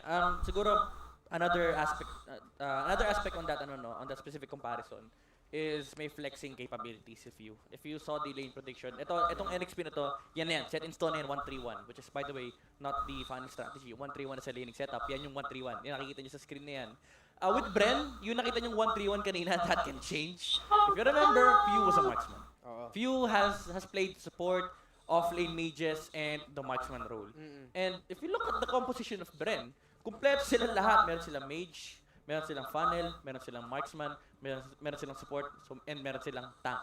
So, kumpleto yung even though 5 lang yung Bren, no, which is weirdly enough, sila yung pinaka-kumpletong team dito sa MPL. Kasi if they try to swap out the roles, all 5 players can still be the main 5. If you flex out Few, kapag ginawa mo siya marksman, mage, or TC, mag-isang offlane si Flap, para kaya sa lumang strategy, it can still fit kasi Rebo has played support. Yes. So, interesting lang kasi, Bren has that flexing prowess over NXP. So, ang surprise dito, hindi actually nanggagaling sa NXP. Sa Bren pa nga galing yung surprise. Kung ano ba ang gagawin nila sa setup nila, here are the keys to victory for Bren Esports. Give Garl TZ assassins, establish buff and objective controls. That's where the timers that you mentioned there comes in. Midnight, early 5-man movement, target Yawi's hero pool, and continued micro decisions. Yeah, yung pinakamahinang aspect kasi talaga ng NXP. All of their games, sa mga pinanalo nilang games, Yawi had the comfort hero. Every viewer of MPL would say na, "Oy, ang ganda ng game ng NXP, ang lakas ni H2O." Pero that was a setup by the tanks. Sinabi ni Paolo Expert kahapon, the tanks are the most important players on the map. Kasi sila yung nag-i-enable ng funnel and sila din yung nag-i-enable ng sports. And if you try to shut that down, suddenly you find NXP on their weakest point. We've seen H2O suffer so much because Yawi is incapable of helping him. So if you just focus your mind on that, tanggalin mo yung pinaka-comfort hero ni Yawi. Then si H2O naman yung magbubuhat dito for NXP. And that's the problem. H2O has not been consistent in taking over games. Let's see now, ano ba ang keys to victory for NXP, considering as how hindi masyado consistent si H2O lately. Okay, better drafting or lineup. Yeah, that's something you really have to do against Bren Esports. Force Carl TZ on the YSS. Prioritize Yawi and H2O to really get their team going. Avoid unreliable compositions. Surprise factor, Gymnast. Sorry, before we get to the surprise factor, yung to force Carl TZ on YSS, kasi, going back again to Season 2, and all the way until now, ng Season 6, si Carl TZ has had parang mga remnants or mga shadows with the likes of sila Hajizi, and sila H2O, sila Full Clip, pero in my opinion lang din, si Carl TZ lang yung nakita kong ganito He has this prowess to find, I don't know if you know this term, yung weakness thread. Alam mo yun? Yeah. Siya lang yung nakita ko yung may talagang selective targeting talaga na lulusot talaga siya dyan at makikita na yung target na yun. Just to make As in, ganun si Carl TZ. At from these other boys, yun nga, si Carl TZ lang yung nakita ko may ganun. And there you have it. Keys to victory para sa NXP, solid as well. A lot has been said about this match on social media, but you know, at this point, alam ko, gutom na gutom yung mga dalawang teams na to at yung mga players nila na ipakita na lang sa Land of Dawn. Bakbakan kung bakbakan, tapos na ang salita, kita-kits na lang tayo kung saan in the map. Si Reptar, Chin Valdez, Midnight, we are your panel. Let's go and bring it to our casters. Yan na. Bren lang malakas! Bren lang malakas. Bren lang malakas. Bren lang malakas! Bren lang malakas! I support Team Next Play and XP Solid. Bren lang malakas! I support Team Next Play. I support Next Play Predator. I support Team Next Play Predator Solid. Hashtag the next play wave. At muling nagbabalik ang ikalawang araw ng playoffs dito sa MPL Season 6. Second series ng ika nga, Bren Esports, NXP Solid. I'll be your anchor for this match with my analyst, of course. Butters, ano ang laban na to para sa'yo? Let gymnast play. Yes. Ladies and gentlemen, napakita na doon kung ano yung kayang gawin ng mga teams na to. And with that, let's move on dun sa mga ideas na baka nga ba 3-0? Who knows? It might happen.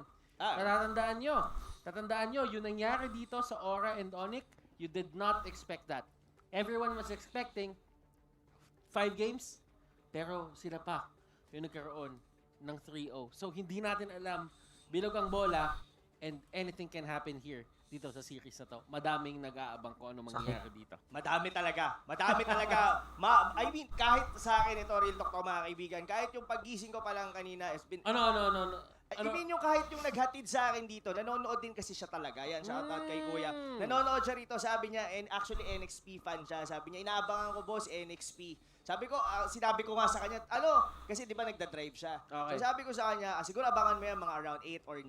Pero since nga, na hindi natin in-expect, yung sweep, 7:30 pa lang. Kahapon, on time talaga. Kasi kahapon, kung naalala nyo mga kaibigan, we started our second series around 9 already, past 9. Ngayon medyo maaga. So, swak na swak to sa prime time at ito ang pinakagustong time slot ni Ginoong Valdez. Oh, tsaka alam mo kung ano nangyari kahapon nung pagkatapos ng 1 a.m.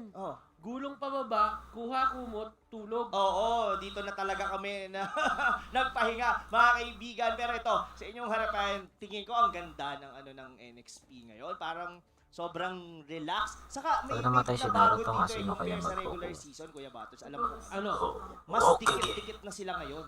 Kasi di ba kung dati, parang spread out yung NXP. Oo, ngayon talagang, tight knit. Yes, parang masasabi natin synchronize. Saka kumbaga, communication-wise, mas maganda.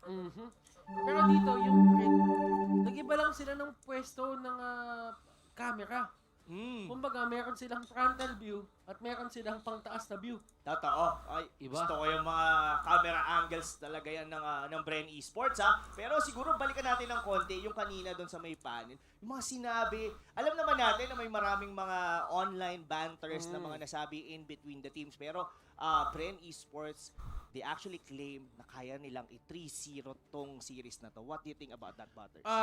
For Bren, yung stats nila says yes. Nakikita natin yung performance nila all throughout. There's this thing for Bren Esports na kaya talaga nila gawin yun. But the thing is, tatandaan natin, iba ang BO3 sa BO5. So, ibig sabihin, if you lose 2 games ng diretso sa BO3, ibig sabihin, wala na.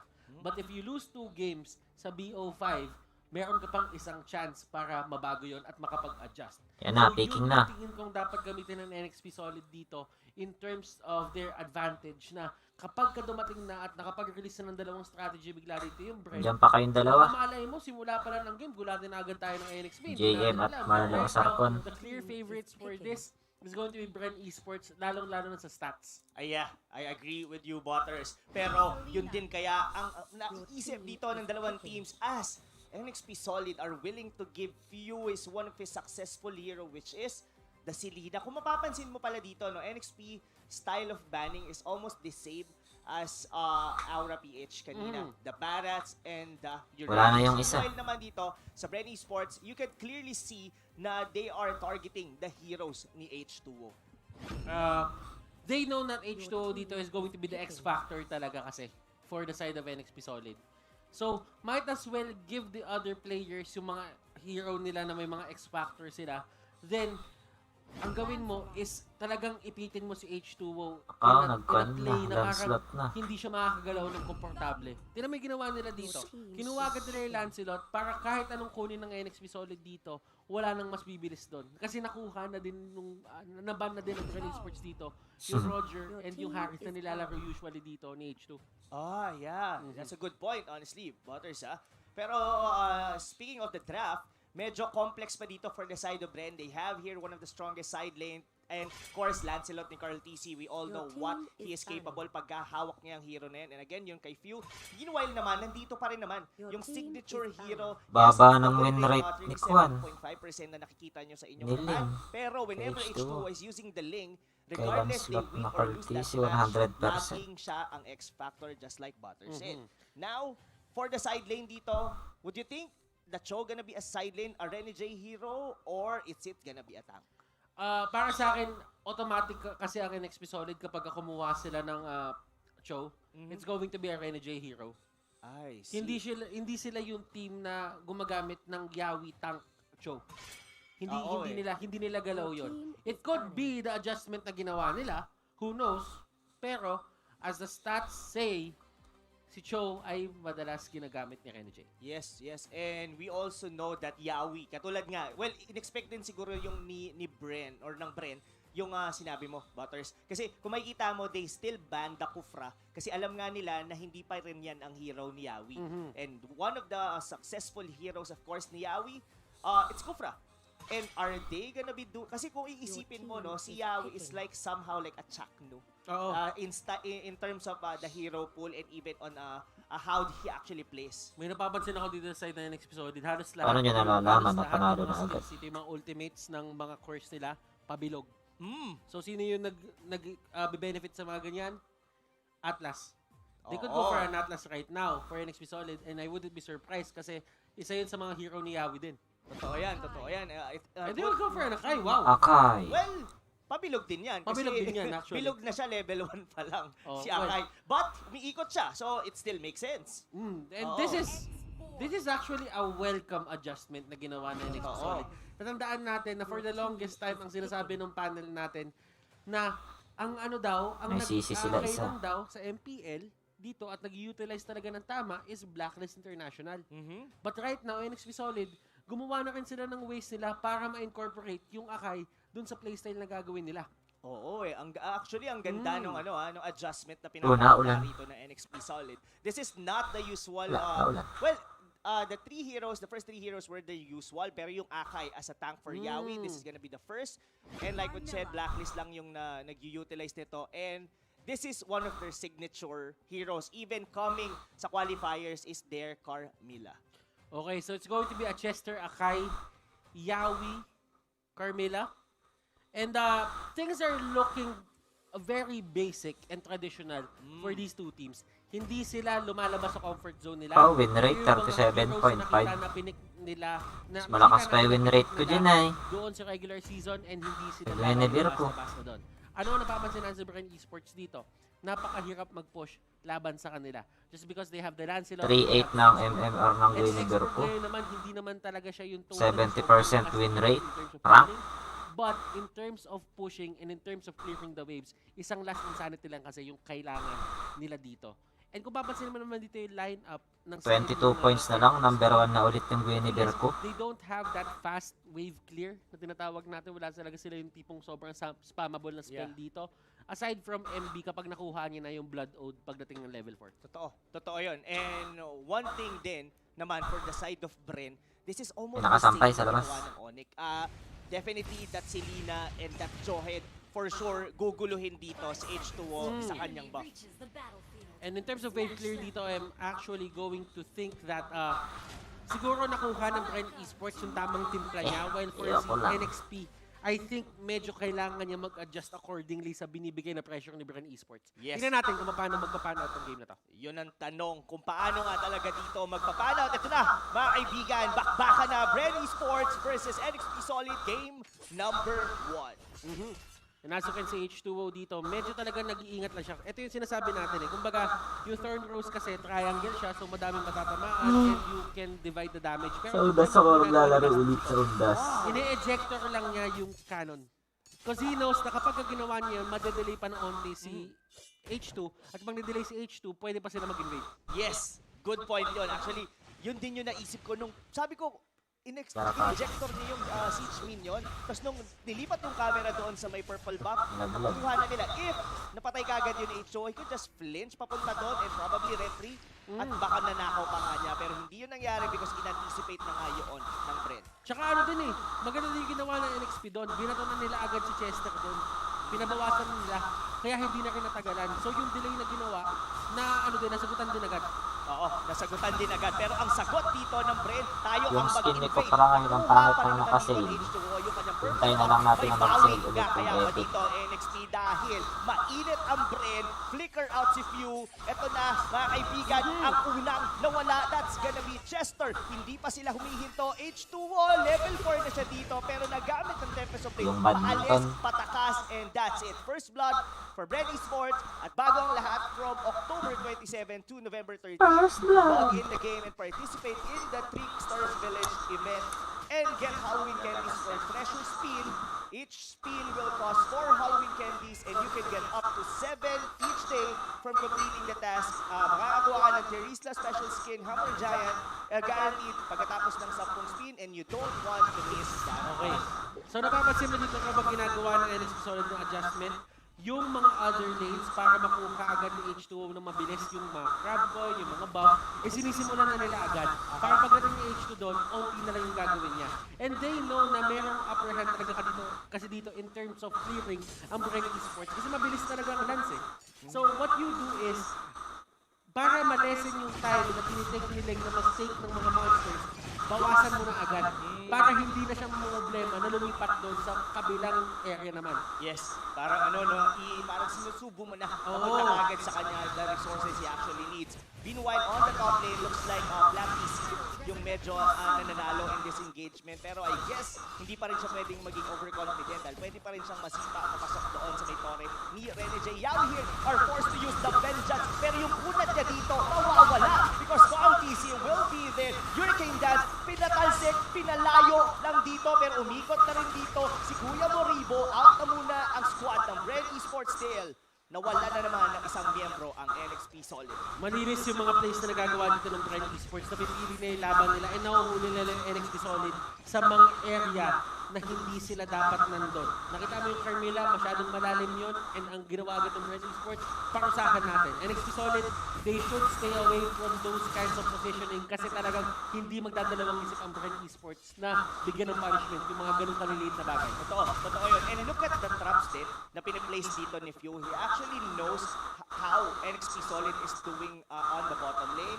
So, kumbaga, dito yung top lane nila, si Flat PC is, ay alam niya na 1v1 lang sila doon. So, I think yung Selena dito, they're not definitely just getting simple pick-up, pero makakaya na yan. Dahil si Flat PC yata ay papalag naman dito kay Ready J, pero Carl PC, nandito na yung kapatid. Ika'y mawawala, another one na naman para sa Bren Esports. Ito yung nakikita natin kanina sa Onic na parang every single time na merong duel na nangyayari, merong backup agad yung kanilang mga teammates. Papansin mo dito, Bren Esports, they're sticking to that play style as well. Last week, nahuli. Tingnan natin kung ito na nga ba yung first skin ng NXT Solid. Pero, he tries to go for H2O. Totoo, dahil binato niya papaloob. So na-force ngayon yung Tempest of Blade. Pero sabi ni Captain Chester, ididikit muna kita sa pader. Pero sir, pakunat ka ba, Yawi? Vengeance, ginamit na naman. Pero si Carl TC, galit pa rin naman. Ito, pasok sila dito. Yung Torre, baka mawala. Kung si Chester sa may gandang likod, oh my God, patay ka ngayon! Bren Esports, manhandling itong early game ng NXT Solid. And right now, they can't do anything. Yung kanilang silence dito is level dependent and item dependent at the same time. Si Alice dito, kailangan niya pa yung stacks niya para doon sa mga kaibigan.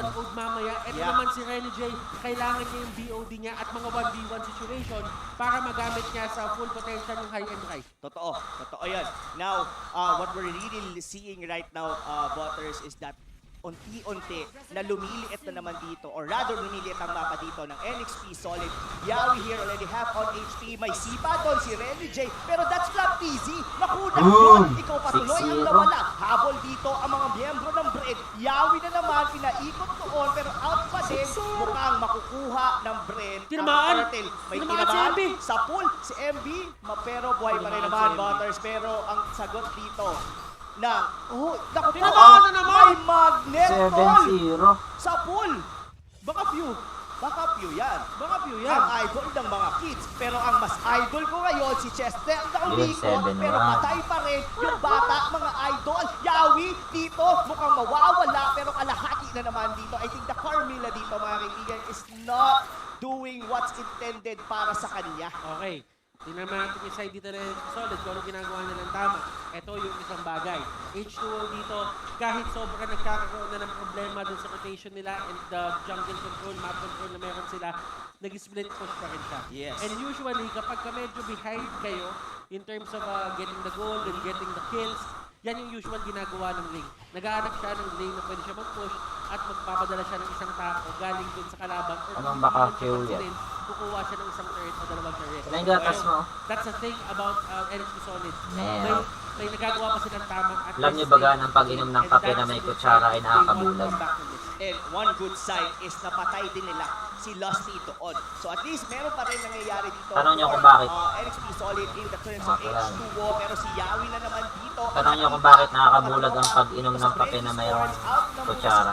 Dahil si Renny J sa likod, siya na lang ang ating ipunto. Pero yun nga, going back sa sinabi mo, Butters, this is what we've seen to Signal Ultra yesterday. Yung link nila was just forcing a reaction doon sa kalaban, and this is exactly what H2O is doing right now. Oo, and H2 kasi, isa yan talaga sa mga hindi nawawala sa kanya. Kaya nga siya tinawag na, para sa akin, isa sa mga pinaka-consistent na course dito. Yes, nagkakaroon sila ng problema as a team ngayon, pero hindi pa rin siya nawawala sa role niya. Yeah, oo nga.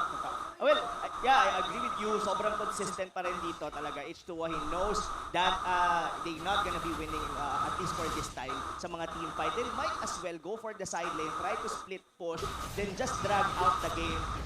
Bren Esports already had the early to mid game. Let's just try to make an outplay on the late game. Pero kasi, ito din, ginagawa ni H2O talaga yung role niya. So, ibig sabihin, for NXT Solid, kailangan na lang nila hanapin dito yung gagawin ng apat. Kasi ngayon, Bren Esports hindi magpapatinag sa pressure ko eh. Alam ng Bren Esports sila yung lamang ngayon, and they know this all too well. Kasi nga, sanay na sanay sila sa pwesto na lamang sila. Kasi nga, halos hindi nagpapatalo to yung mga to eh. Oo. Nabulol ako doon. Yes, nagpapatalo. Hindi mo sabihin mo. Kasi pag uminom ka ng kape na mayroong kutsara, siyempre higutin mong ganyan. Baka mamaya nakaganyan. Hindi mabubulag ka. Kaya dapat tatanggalin mo yung kutsara. Pag ginanya mo siya, pwede kang matusok ng labang. What is really happening now, Butters, for this side? What's the winning condition for NXP Solid? The winning condition for NXP Solid is to take this to a very late game. Kasi kita na natin to, yung Lance kasi medyo reliant talaga siya in terms of using yung kanyang skills. So as long as you can outlive yung skills dito ng Lancelot, magiging okay yung damage output niya. Pero kasi ang problema, hindi naman nahayaan ng Bren Esports dito. Kasi ang gagawin na ng Bren Esports dito, pagpersahin kayo na pagpersahin na gumawa ng mali. Yes, totoo yan. And one thing din is that the composition of NXP Solid is somehow like for a 5v5 team fight.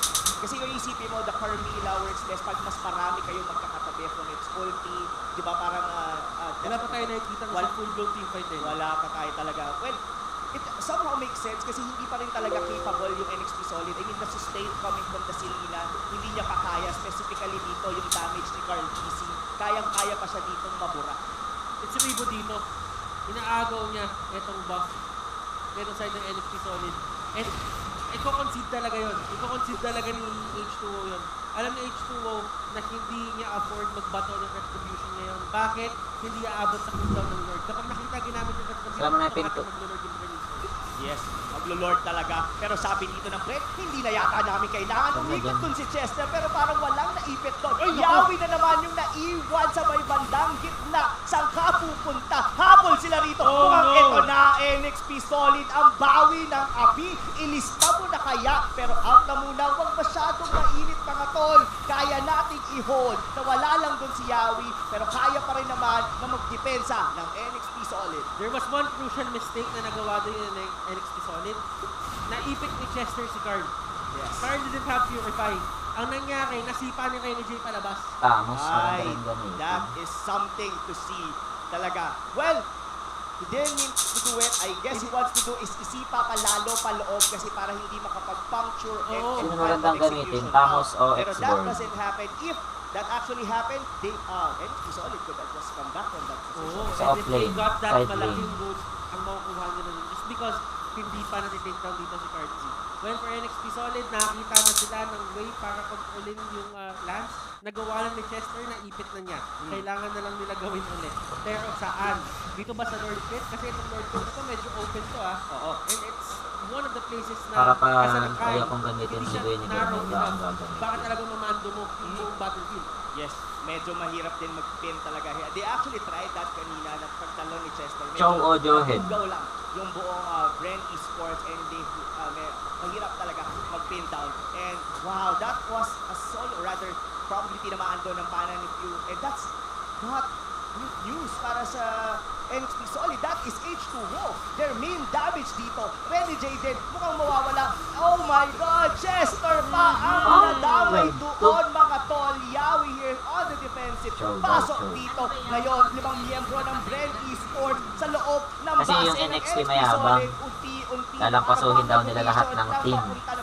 Sabi nila. NXP Solid, isa-isang nawawala. Pero ngayon, Maraming kaya gusto pa na bang matalo depensa sila nila kasi dito, na. Bob? Sila last dito, talagang gumagawa din Mayabang sila ng sila. mga play. Mag-Hurricane Dance, ang igagawa, i-eject ko. Literal na hindi nila binibigyan ng panahon huminga o pahingahin yung laro na ginagawa ng NXP Solid. And Bren Esports knows Yung NXP na kapag favorite narating team sila yan ng ni game, Kuwan ng magkakaroon isa kong sila ng estudyante, problema kay si Renny, Jan Michael magkakaroon sila ng Agustin. problema kay Alice. So might as well end this right now. Die hard Playing fan it siya right, ng NXP. H2O dito, as much as he wants to do something, medyo magiging mahirap talaga in terms of Lancelot yung kalaban niya. Yes, mahirap nga. Pero nakapitas. Dito naman ang NXP Solid. Gawin mo ng dalawa, hindi pala. Dahil yung Akay yung nawala. Bumalik yung Firaga Armor dito ni Ribo. Na-pop yung Immortality pero buhay pa siya dito. Habol na doon. Renny J bumabalik. Naku po, Carl TC mahuhuli na nga kaya. Double kill dito. Si Renny J. Carl TC na ang kanyang isusunod. Kaya ba? Naku! Pasabi! That's gonna be the Lancelot ni Carl TC. Siya na mismo ang tatapos. Ilista na ba ng Bren dito dahil kanila ang unang panalo. And eto yung playstyle na alam na sa Bren Esports, yung run and gun setup na ginagawa nila. Bren Esports being very aggressive. Nakita nila yung weakness ng lineup dito ng side ng NXP Solid. Pinarusahan nila as much as possible. Hindi nila binigyan ng way or ng oras para mag-scale kahit papano at makuha yung levels at gold nila. Hindi nila nakuha yung core items nila ng mabilis. Yeah. And pinarusahan na lang nila yung NXP from there on out. NXP, they had a good defense doon, pero the thing is, hindi talaga kasi angkot yung XP nila doon sa items nila. NXP. Totoo yan. And the draft nga, yun ang sinabi natin that for NXP Solid, rather winning. Nakita naman natin na nakakabawi na sila, pero the early snowball talaga ng Bren Esports, the the lead that they got, na nagamit nila ng tama at the damage, Carl TC getting a Savage on a Lancelot is really Dalawa lang something. naman tayo I thought nanalo. Renny J could be able to pull it off. Halos si Carl na lang yung natira doon. Pero grabe. Wow, that was an amazing match. Pero what's more amazing mga kaibigan is yung mga insight dito ng ating solo analyst, Rockhart. Ano meron dyan? We were actually still a little shocked there by the performance of Bren Esports versus NXP. Welcome to Solo Analyst. Ako nga pala si Rockhart at try to break down what happened between Bren and NXP there in that game. Let's go to items right away because kita nyo naman, simulang-simula pa lang, they were very aggressive, right? And they did a phenomenal job in making sure na si Carl Easy ay dumamang dun sa game na yon. And despite that loss for NXP, I'm still super impressed. Lancelot. Si Lancelot, kapatid niya si Guinevere. Sobrang nalugi na yung NXP. Si H2O pa rin talagang siguro niyan. May palabas na skin si ano ngayon. And tulong moment si Lancelot. Akala ko nga yun na nga yun eh. Akala ko yun yung turnaround moment. After that, kung makalaban siguro sila, kung ma-takedown nila si Carl TZ nun, that would have been it. Yun na yun. Yun na yung iniintay nila kanina pa. And despite losing out on multiple lanes dito sa game na to, Number 2 na ako ng buong nakadali Aurora. pa rin sila. Sa Gwenville. Victory again. Number I would like to see Pero kilala. a better draft here. I think Pero kahapon, number 1 ako. solid, better, it's gonna be more Yung solid number on 2. tank. On like a solid tank talaga na they're trying to swap out roles like sabi nga natin ng panel kanina, pero it really doesn't work out well. So we're hoping to see something change in terms of that support and tank department. Now on the post-match data naman, definitely a lot of control. Napakaganda ng control ng Bren Esports dito. Sa game to 8-3 in all in both orange and purple buff. And tower agad ang gusto. Tower agad ang hinahabol ng Bren Carl Esports sa game TZ. na to. And complete turtle control as well. It's a, yung lineup ng Bren Esports, medyo classic to no? Wala masyadong pinagbago sa piniplay nila mula nung regular season pa. Pero they've shown na kayang-kaya nilang patakbuhin to ng napaka-effective. And yun naman din ang impressive sa Bren Esports. Like, even though they can use the old meta, still, it's pretty much gives the same results as they did in the regular season. But let's go to the replays. I think dito madami tayong moments na makitang the power of Bren Esports is hindi mo talaga makakaila. Right there, as you can see, it's very difficult to make a Carmilla work in the early game. Chester, most of the Hurricane dances were defensive. So talagang they're focusing on keeping alive. Staying alive lang talaga mga tol. Trying not to die. Pero again, magnet arrows by few. Mahirap ibigay ang Selena sa Bren Esports. Napakagandang resulta ang nabibigay niyan tuwing nahawakan ni Few kahit sino pa ang kalaban. Again, small moments pag nagkasama-sama ang NXP, pag nakabuelo sila, kita nyo naman may laban. Pero again, when Bren Esports goes first, yun ang nagiging problema. At kaya nilang i-follow through dire-diretso up until the later parts. Again, overall, the Hurricane dances, we need to see more of that in the offensive way. Kung pipilit nila mag-hide, it needs to be more on the offensive and not on just keeping people alive. Good job, kay Carl dito. I wish we could slow-mo this. Ito na yun eh. Kala ko sa turning point na to, H2O was doing a great job in holding everything steady. Yan, salamat. And ito na yun eh. Kaya nilang i-take down to, but again, perfect timing on the forehand rows. H2O was even on the finish points waiting for the perfect moment. Pero ang nangyari, si Carl TZ pa ang nakadali. And that was picture perfect right there for Bren Esports. He's definitely gonna be MVP here. 9-0 and 7 dito sa Lancelot na ito. The second Savage ng MPL Season 6. Yung una is si Few. Nung nag-Eudora naman siya nung Week 8. At talaga naman, Bren Esports, they know how to get the ball rolling. Ika nga nila. And that's very, very impressive. Coming in Analyst from nga white sila. in yellow and black. So will we see another one like that? Posible. Download game ba? Posible din. Makita natin yan, of course, in the Siguro next 2 years game o na 1 we will year. have. Pero bagong lahat, scan nyo muna. 1 year or Codes less. dyan sa baba ng 2 screen year nyo. or less. Support Saka Bren lang Esports, ito man. monetize. And I'm sure madami na kayong nakita mga Monetize. post sa social media nyo. Pwede na kumita. Mamaya tayo mag-post dyan. I-scan muna natin, i-follow muna natin sila using these QR codes. Same with Sana. NXP Solid. For sure, kadalasan ng manonood natin. Pag itutuloy-tuloy. nakaka-follow na kayo. So, Sa you're pretty good. tuloy-tuloy. Pero kung hindi pa, yan, use your phone, scan those QR codes as well. Same with the official MPL-PH Facebook page.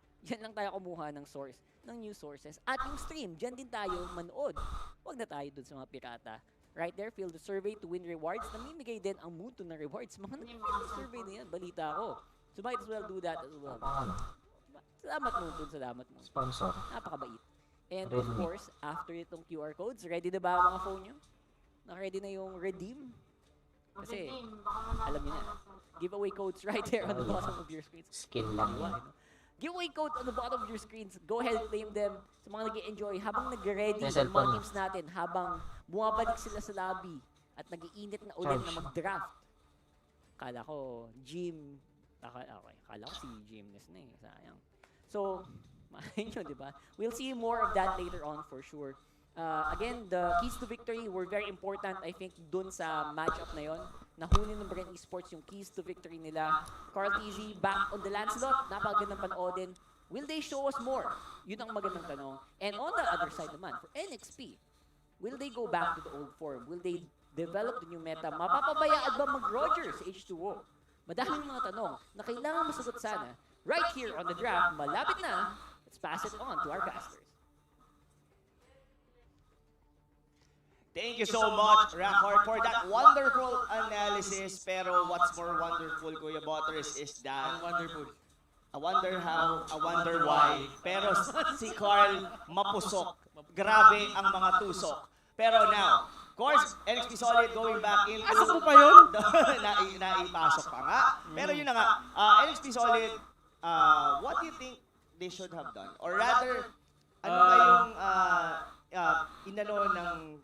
in-extract, rather, dito ng Bren Esports, dito sa NXP Solid on their draft on the first game? Para sa akin yung Cho side lane at saka Alice side lane, parang ang hirap niya i-pull off.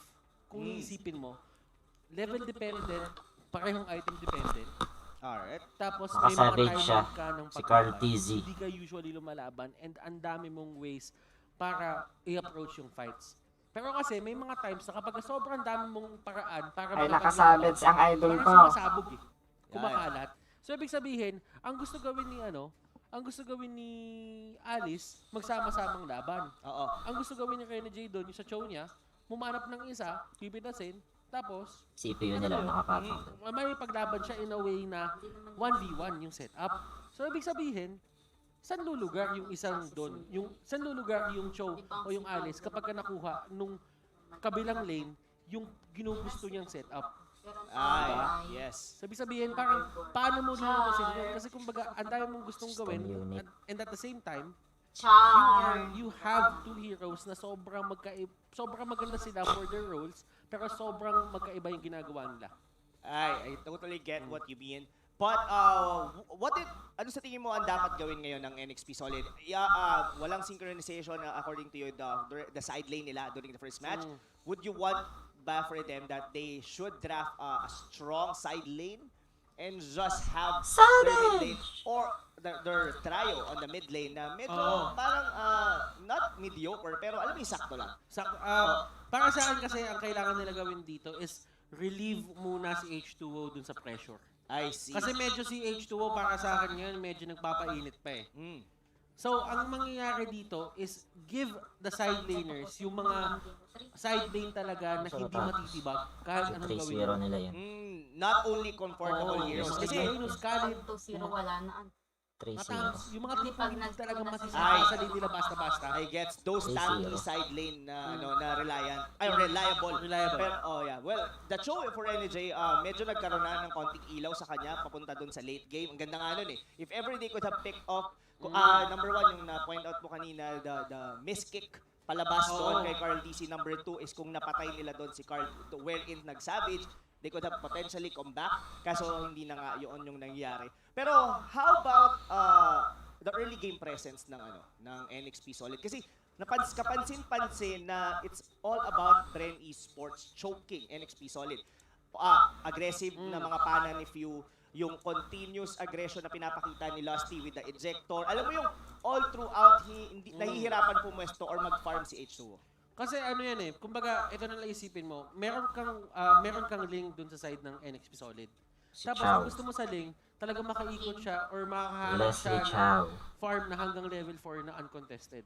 Kasi yung Lance talaga, yung isa sa mga nakikitang counters for a link for the longest time. Dahil sa bilis niyang umikot din and just because napakadaling hulihin or mas madaling, hindi naman napakadali, pero mas madaling hulihin ang isang link dun sa mga ginagawa ni Lancelot na pa-dash-dash, Thorn Throats. Kasi madaanan ka lang nun, okay na eh. Yes. Yeah, I agree with you. So, now, as we are seeing here, still look like Bren Esports still canceling or negating dito si H2O for his heroes. And somehow, NXP Solid already recognized Few. Wag na natin ipaubaya. Wag na natin ibigay itong Selena na to. Kasi kung all throughout the vision that was provided, talagang nahirapan doon ang NXP Solid. And I'm really surprised for the Harriet ban. This is a very specific na ban, specifically for H2O. If you are on the NXP Solid side, sino ang kakancelan mo ng hero? Dito, they recognize the land, so is it also Carl TZ? Yes, it's going to be current Z. Ayaw nila ibigay yung lands na yan. And probably for Bren Esports, this is a mind game na ibibigay ba natin yung Ling sa kabila o ibaba na natin ngayon. Kasi pag hindi nila ginawa yun, there's going to be the Uranus. Halos wala nang side laner dito na naban eh. Halos lahat ng mga magagandang side laner open pa ngayon. Tignan natin kung paano mag-react yung Bren Esports. Kasi kung walang lands, ibig sabihin, yung magiging Ling game ni NXP Solid possibly magiging komportable para kay H2 kung makukuha man nila. Yes, yes. And this is very surprising kasi kanina yung ban ng NXP Solid was identical to Aura PH eh. Na nagban sila ng Barrats, they're banning Uranus. Pero open, ang daming open dito ngayon. So, we have the Barrats, we have the Uranus, Blacklist International, isa to sa go-to pick nila regardless what happened, they're just gonna pick Uranus off the bat. Is that gonna be the case for NXP Solid? Who knows? I don't think Ling naman talaga kasi is first pick material. Pero who knows? NXP Solid has been playing their own game for quite some time. Pero they acknowledge that the Uranus is still a good hero to go for. Bren Esports right now, nakikita ko na sa kanila, it's going to be a Khalid. And they go for a Barrats straight. For a Barrats. Okay, so Barrats ginamit na ng Bren Esports. This could be something going on for them. And they just deny out the Ling. Yes. So ano yung mapupunta dito kay H2O? Yun lang yung game plan ng Bren Esports na ginagawa nila dito. Na-confirm na natin kasi hindi na lang nila isang beses ginawa. Yes. Pinaka-priority pick pa nila etong Ling. So ibig sabihin, ayaw nila bigyan ng comfortable setup dito si H2. Pero may Yison Shin. May Yison Shin. Pero kung babalikan natin yung sa panel natin kanina, according doon sa winning conditions, at least for NXP Solid, is give Carl the YSS. Pero medyo na-flip yung switch, na baliktad. Pero ang maganda naman dito, you were looking earlier na for a side lane na medyo matigas. And that's where Uranus comes from. Feeling ko Yuzhong eh. Yawi. This is the hero of Yawi. Tingnan natin kung paano gagamitin ni Yawi itong Kufra. Kasi nakita naman natin kapag nag-Kufra siya, nag-iiba talaga yung setup. And it's going to be a usual for Bren Esports. This is going to be a hard game for H2O probably. Kasi nga, nasabi na natin to, isa lang ang dash nitong YSS. Totoo. Hindi yan fast cooldown. Ang cooldown yan, ang cooldown yan, si Kufra. mid-range. Tapos, kapag hindi mo na off CD dahil sa requirements, hindi win ka rate makapag-dash. 100% Ling. Yes, yes. Are we expecting a double marksman dito for NXP Solid? I mean, I've seen Yuzhong. a similar lineup. Well, not in the Philippines. That's YSS and 1-1. Tama na. That was the grand finals nga ng MPL Indonesia. Would you seem to see na NXP Solid Tulog na. do the same that RRQ did? Yeah. Nakikita mo ba na possible siya dito? Well, they don't have a mage support pa naman dito for the side of NXP Solid, but Chango is open, even Valir is open. There's a lot of options dito for NXP Solid. Alam mo, nakikita ko dito na pwede nilang gawin yun. Nasa kanila yung Uranus dito. Nasa kanila na yung innate tankiness na kailangan nila. Pero kasi ang kailangan mo bantayan dito, yung pinakita ng Bren Esports ng game number 1, kung gaano sila ka-snappy, umikot dun sa may mapa eh. Kumbaga every single time na may matutumba sa inyo, akala mo safe na, pero nandun pala sa kabilang dulo, yung magti-takedown sa'yo. So for NXP Solid, matapang ba sila in a way na iisipin nila na kaya nila i-contain yung early game ng Bren Esports para makaalabas sila ng mid-game at kung makuha nila yung items nila, tsaka sila lalaban. Are they confident enough to do that? Kung confident sila, gagawin nila yun. I like the confidence. Yun nga kaya. Pero I like as well the Jawhead ban dito. So for a tank, there is what else is left dito for a tank? At Tigreal is still a thing for Bren Esports. They are one of the teams na gumagamit ng tank na to. So does Few, what are left for Few? Would you think a Valir? Chango. Yes, the Akai. But it's gonna be a Basha. Alright, that works. Si Basha. Yes, pwede nila kunin. Baksha. They can go for, Farsa is out. Chang'o is still Panalo there na naman. against Bakit Kufra panalo na and naman? Uranus, maganda yun. Explain. Kaya niya maabot si YSS din. Alam mo, nakikita niya, mabasa ko yung script natin ngayon. Oo. And actually, nakikita natin, yung main narrative natin, it's more on the social media posts na nagawa nila. It And is. Ako, personally, crossroad. natutuwa ako dun sa mga banter. Although, hindi talaga ako yung tipong nagko-comment talaga dun sa mga Kunat. Alright. post na ganun. Ako, paborito ko yan. Oh, pero paborito ko yun. Pero I'm trying to look at this game impartial na kahit anong mangyari, I just based everything off the draft. Pero kasi at times parang, alam mo yun, masarap din gawin yung ginagawa niyo, yung makisali lang, yung maki-enjoy lang. Basically, hindi siya makisali. It's more on the Raflesia style. Yung alam mo yung napapromote lang. Natutunan ko yan kay Kuya Raflesia. Oh boy! Indonesia special, ladies and gentlemen. Yes! This is a support Kadita, ladies and gentlemen. Petrify on the spell, definitely. The Water Mage. This is the first time, I think, for MPL Season 6. Yes. This is something that we've seen from Indonesia. And the guys watching at home right now, I know that you guys are very familiar with this kung napanood nyo yung ginagawa nito hero na to. It's a priority ban sa kanila. Yes, it's a priority ban doon sa Grand Finals just because it was Lemon from RRQ who was using it. Remember, RRQ Hoshi, ito yung isa sa mga favorite niyang heroes. It's not really, sabihin na lang natin, it's not really the strongest of heroes right now. Hindi siya talaga sobrang lakas na heroes sa ngayong meta. Pero depende pa rin talaga kasi sa gumagamit. Totoo Si Lemon kasi yung gumagamit doon, and Lemon, I wonder how, I wonder why. pero talagang ginagamit niya to. And sabi dito nila Coach Daki, sige, ibigay natin sa'yo. Tiwala kami sa'yo, Few. Yes, yon ang tiwala na binigay ni Coach Ducky dito. Pero sa mga sumusuporta sa NXP Solid, would you think this draft will be the key for them to tie up the series because they already won down dito sa Bren Esports? That's the question, Butters. Upisa na ang second game.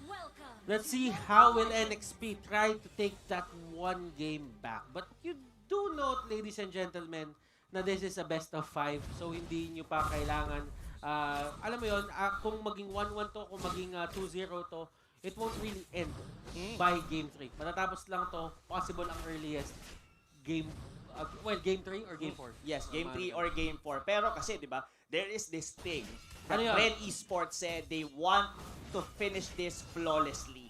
And NXP Solid, if they could at least chip one win, that would definitely boost their morale. And tatandaan mo, one win lang, 3-0 ang prediction.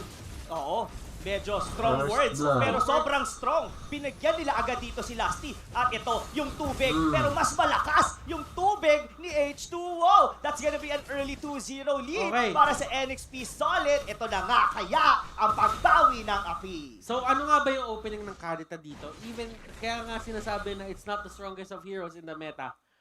Kasi kailangan mo makuha yung level 4 mo.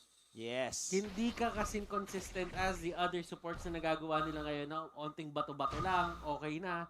Ngayon, si Kadita, may requirement siya para maging effective. Yung Breath of the Ocean, yung bilog, yung nag-knock up, hindi ganun ka-reliable yun sa totoo lang eh. Yes. May napakahirap ilan dun. There's a certain time pa before siya mag-pull off. Pero pulling it off, Black PC dito, may takas pa nga naman din, pero half HP na siya dito. Now, it's look like NXP Solid ngayon ang nagda-drive ng tempo dito sa game number 2. And kasama kung isipin mo rin pala, no, yung draft dito ng Bren Esports, medyo mabagal siya sa early game. And looking at it, madami lang talaga silang panghabol dito kay H2O. And H2O, as long as he's getting those skills, nahanap niya yung farm na gusto niya, I think he's gonna do great. Pero dito naman sa may baba, there is MB and H2O to take out yung shields dito sa turret on the bottom lane ng side ng Bren Esports. So if you would look at this, Avarice ang kinuha ni Rebo on that Barats. Yes. And Barats kasi yung usually kinukuha sa kanya, it's either Avarice, pero ang most common is yung Festival of Blood.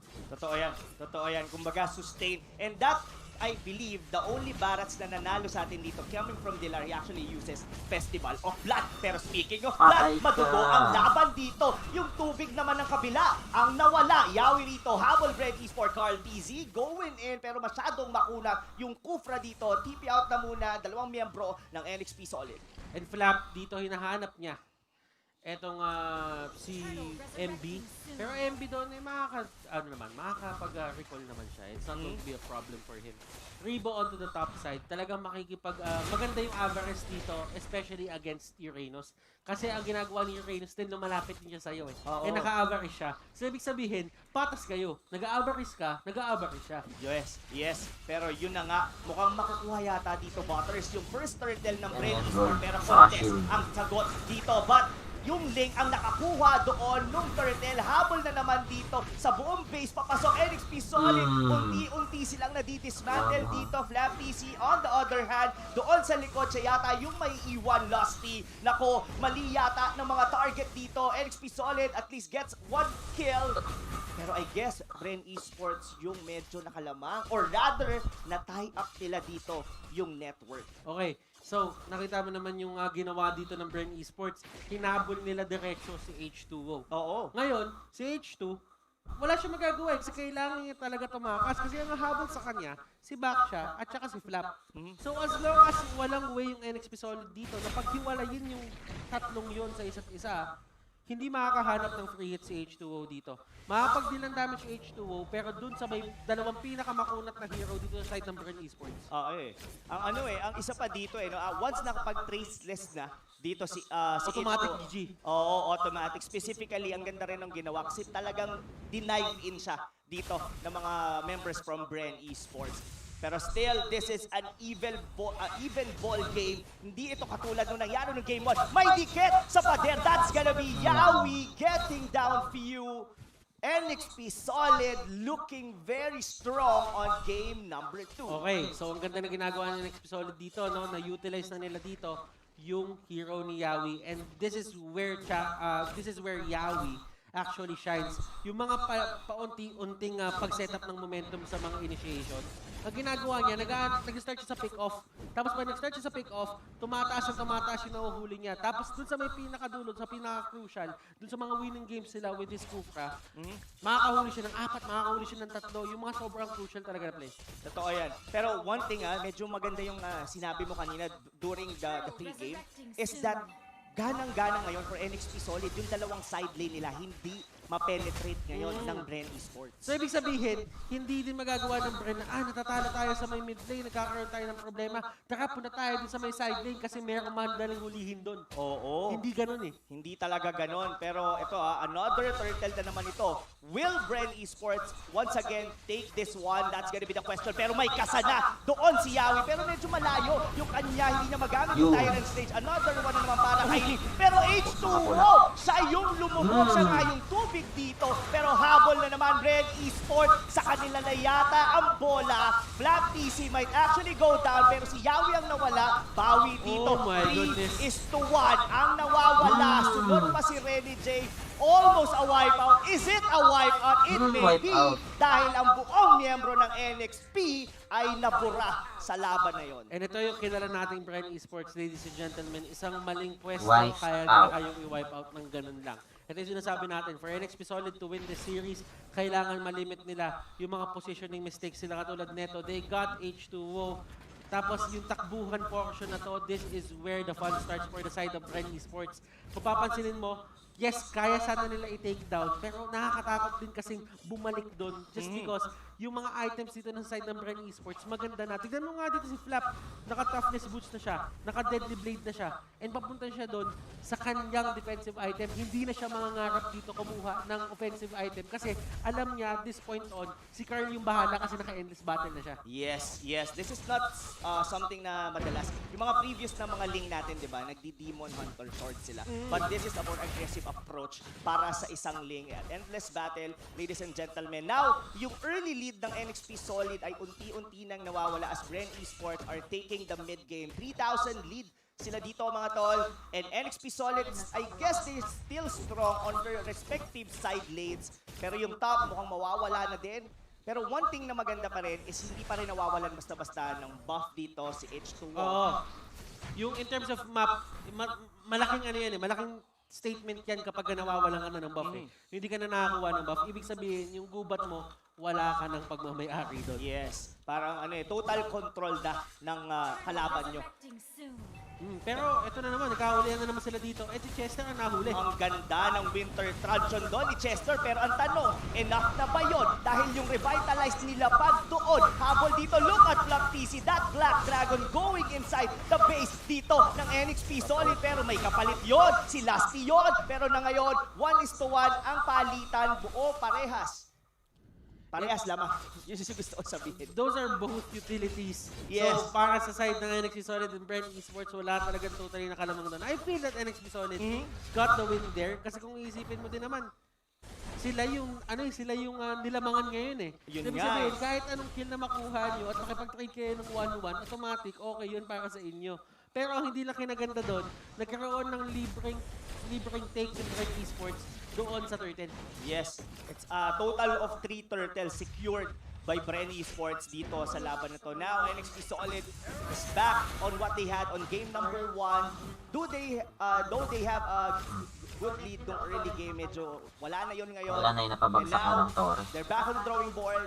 They need to fix. Though, speaking of late game pala, Butters, would you think NXP Solid could still come back from this one? We can see that Rene J dito, halos hindi pa siya, kumbaga 3-1 siya, kaya niyang i-hold yung lane niya, pero if it comes to worse, Bren Esports kaya pa rin siya ditong burahin. And clearly, this is going to be one hard fight at this point Hindi on man the side lang of sila NXP makapush. Solid. Mahirap to in a way Hindi na sila makapag-push. kailangan nila maging maingat or maging delicate sobra sa mga next na decisions nila. Kasi nakita na nga natin, isang maling decision na nagawa nila kanina, hindi buo yung loob nila sa turtle. Ang nangyari na wipe out sila bigla. Totoo yun. And I was seeing here, Yawi, medyo aside from the pick-off na nagawa nila kanina kay, wow! It's like a bait dito for few. I guess alam niya na may tatalon sa kanya doon, pero going back, aside doon sa pick-off kanina kay Few, hindi na tayo nakakita na magandang initiation again kay Yawi. And the Yawi factor dito, kailangan natin makita ulit. Ito yung nagsasalba sa mga laro na NXP Solid kapag walang-wala na sila. And tingnan natin kung malalabas pa nila. Yun nga, dahil hindi nalalabas, dahil papasok bigla doon si Carl, or rather si Flat TC, pero may Winter Truncheon. Si Chester, hindi mo ako basta-basta mabuburatol, pero si Lasty yata ang gusto nila ditong puntiryahin, pero makunat ang gulong, pero may tulong doon sa gitna. Carl TC, medyo iba-iba yung laban dito, pero yung Torre na lang daw, sabi ng Bren Esports, nakuha yung mga Torre, pero pasok doon, pero masakit ang damage doon ni Carl TC, pero si pumasok ng Ocean, double kill dito ang Kadita. Inyo bang nakita na halos naubos na ang mga miyembro ng NXP Solid? Isa na lang ang natitira, it's Rene J. Ngayon, ikot-ikot doon. Kaya mo bang depensahan ko? Kailangan niya yang gawin dahil matatalo sila pag di niya napatay ang minion wave. Though, nagawa niya yon. Pero ang tanong, aabot ba dito si Chester? Aabot ba dito si Yawi? Minion wave, nag-spawn na dito. I guess, Bren Esports has to call a day dahil hindi mo na nila to matatapos ngayon. So umalis sila doon just because hindi naman nila tinapos kasi wala namang rush eh.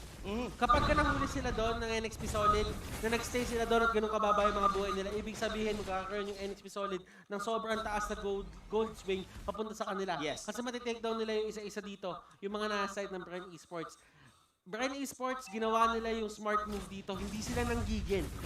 Ang ginawa nila, regroup, wala tayong minions, wala tayong buhay, hindi naman natin matatapos to. Kung magmamadali tayo dito, mabibigyan nila tayo. Yes, mabibigyan. And that's very disciplined for Bren Esports. Yes, and props to Renjay. Kasi kailangan niya talaga na i-clear yon. He has to sacrifice himself para dito sa laro na to, or else, for sure, from that moment, talo na ang NXP Solid. Bren Esports, how do you beat these players kapag ganito yung pinapakita nila? NXP Solid dito, magma-match point nga ba tayo agad? That is the question. That is really a question.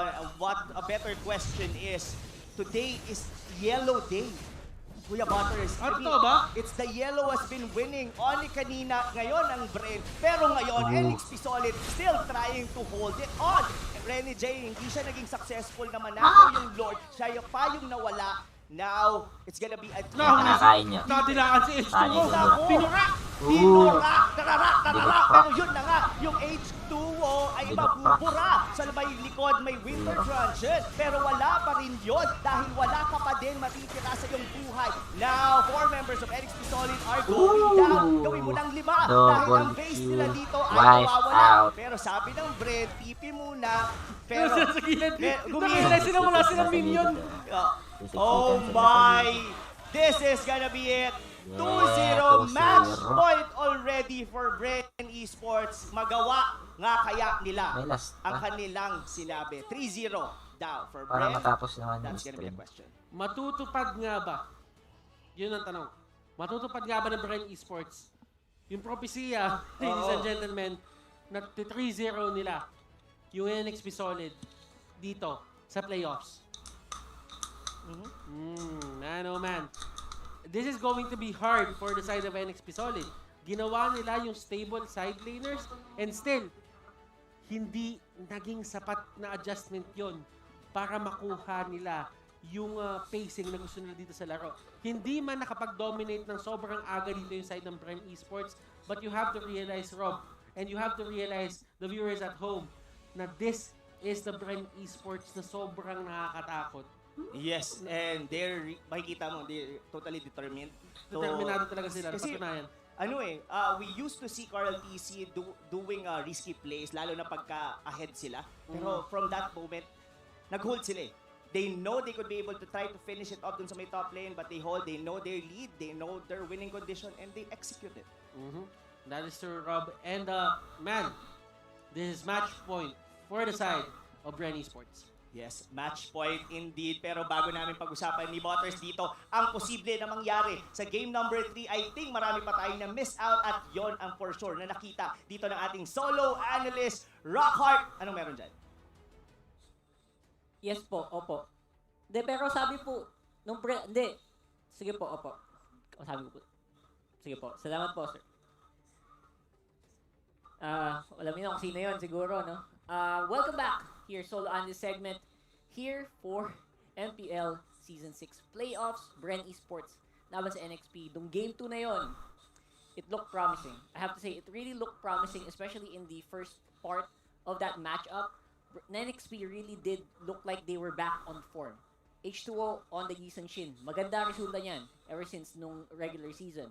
Yawi, back on the Kufra. Napagandang performance. And MB, nung nung start nung match na yun, nasa mga narrow corridor siya nag-last sa Santi, perfect. Pero overall, Bren Esports, they took back control really quickly. Here on item builds, you'll see the 309 on Carl TZ, hindi na siya yung naging superstar dito. Si Ribo na.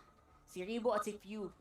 Few using the very underrated Kadita that was shown in the MPL Indo finals nung nakaraan lang din. At nagamit nila to in a very, very, very strong manner.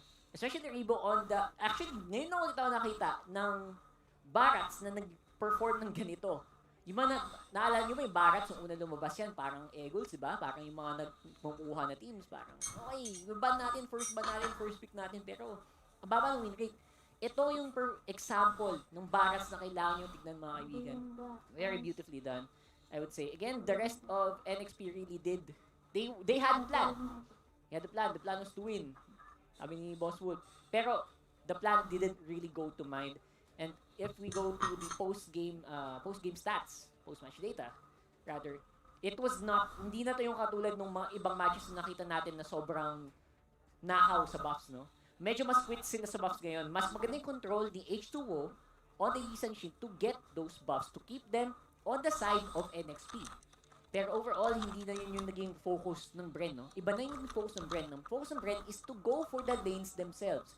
Make sure na lalamang si Ribo, lalamang si Flap, and of course, if you makahanap ng mga targets using Ocean, the Breath of the Ocean, and the Rough Waves. Napakagandang performance nung pickups nila nun. And of course, overall macro control for Bren Esports is hindi mo din naman mapapatawad in terms of objectives naman, no? And this is a very good example of just tower taking capability sa baling. Diba? Ito yung link na to, tingnan mo yung damage niyo. Hindi sa hindi dito eh. Hindi siya dito eh. Dito siya, mga kaibigan. Diyan sa tower damage, siya ang halos siya nga lang yung umubos nung Torre, siya yung turret taker ng Bren Esports. Grabe naman yan. And that's just one of the powers of a league. Hindi siya lagi kailangan pang team fight. Pwede din siyang pangkuha ng mga Torre at pwede din siyang gamitin to just bait your opponents around the map and make sure you get the objectives time and time again. Going into the highlights of this game, this is a good way to show it, no? It's basically for objective taking. That was a great way to secure the objectives. Tempest of Blades. Habang lumilipad ka, di ba? Doon ka pwede mag-retry. Yun ang ginawa ni Carl TZ as well. And again, hindi siya yung unang pumapasok. Siya lang yung tagalinis at ang tagabawas dito. Grabe, yung tangke sa harapan, si Ribo. Kasama sila few. And overall, that was actually a very good example yung sinabi ko, yung mga explosive na play ni MB dun sa mga narrow corridor. Pero hindi sapat yung damage na accumulate nung kanyang X-board para ma-overwhelm talaga yung Bren Esports. Kahit dikit-dikit sila, tinitiis pa rin ng Bren. And they have a lineup na kaya gumawa. Look at this beautiful Breath of the Ocean from Few. Nadali niya si H2 nasa likod. Nasa likod lang, nagtatago lang sa likod. And he still had that shot to do it. Because again, the flexibility and the mobility ng isang Kadita. Overall, I really like what Bren did in the later parts of this game. Look at this. Ay, hindi nakuha sa replay. Pero nung nahuli ni Ribo, H2, nahuli niya using Detona's Welcome. I think that was it. That signaled the end in that game for NXP. And still gonna be MVP for this game is Carl TZ. Hindi dahil dun sa 309 KDA niya. Mas mataas KDA ni Ribo, di ba? Pero he did almost all of the building damage, which is of course, ito naman talaga yung pinaglalaroan natin dito sa MLBB. And overall, that was just how you could do it. You could swap out yung focus, ibato niyo yung focus dun sa sa carry, di ba? Yung ginawa ng Bren Esports. Pero ang hindi nila napapansin is yung damage output din talaga rest of the team. Nakadita, pati nga yung Barats tangke na talagang masakit din ang bawas. Yun ang nangyari sa match. Ito, MVP of course, Carl TZ is no doubt. Now the match, after that Savage, talaga sabi niya, you know what, let's keep this ball rolling. Huwag tayo mamatay. Support Bren Esports. Send kayo ng message sa kanila. Let them know that they are doing a good job so far in making sure na kaya nilang panindigan. Yung sinabi nilang, mang 3-0 sila. Pero, kung nasa kabilang side ka naman, you wanna give NXP a lot of encouraging words. Get them to a game 5 para matuwa yung tumawag sa akin kanina. Kasi baka magalit. Pag nagalit yan, mahirap na. Scan that QR code mga tol. Support NXP as well. And of course, kung manonood kayo ng MLBB guys, doon tayo sa official. Right there on the official MLBB Facebook page. fb.com/mplph.official. Scan those QR codes as well to go to a survey where you will get a chance to win rewards din. Para naman, habang nanonood kayo, may nakuha din tayo from these codes. Look at that. Check those surveys. Go to the surveys. Just fill out a few stuff. You get rewards already. That's already a big bonus. Bonus na lang yun. Sa isa sa mga pinakamalupit na mga laban na nakita natin dito sa MPL. And of course, syempre dahil kayo yung mga malulupit na manonood, si Munto, napakabait din. Giveaway codes right there. Bottom of your screens. Go ahead. Go to the redeem page for Mobile Legends. I-type nyo ng mabilisan. Yung mga mabilis mag-typerist. Mga typerist dyan. I-type nyo na yan. Get the redeem codes. Get the rewards into your accounts. Diba naman? Diba naman? Another bonus code. Isang mabilis. Go ahead. I would take that if I could. But I can't. It's okay. Para sa inyo yan, guys. Unahan nyo na. Yung iba, baka maunahan pa kayo ng iba dyan. And there you go, another bonus code for the Mythical Raffle Draw. Dahil ang dami talagang sumali. Napakadaming sumali ng Mythical Raffle Draw natin. May mga nanalo na kanina, guys. Hindi pa yun nahuli, ha. By the way, go to the Mythical Raffle Draw. Check it out. And of course, comment nyo din yung supportan nyo dito sa streams natin.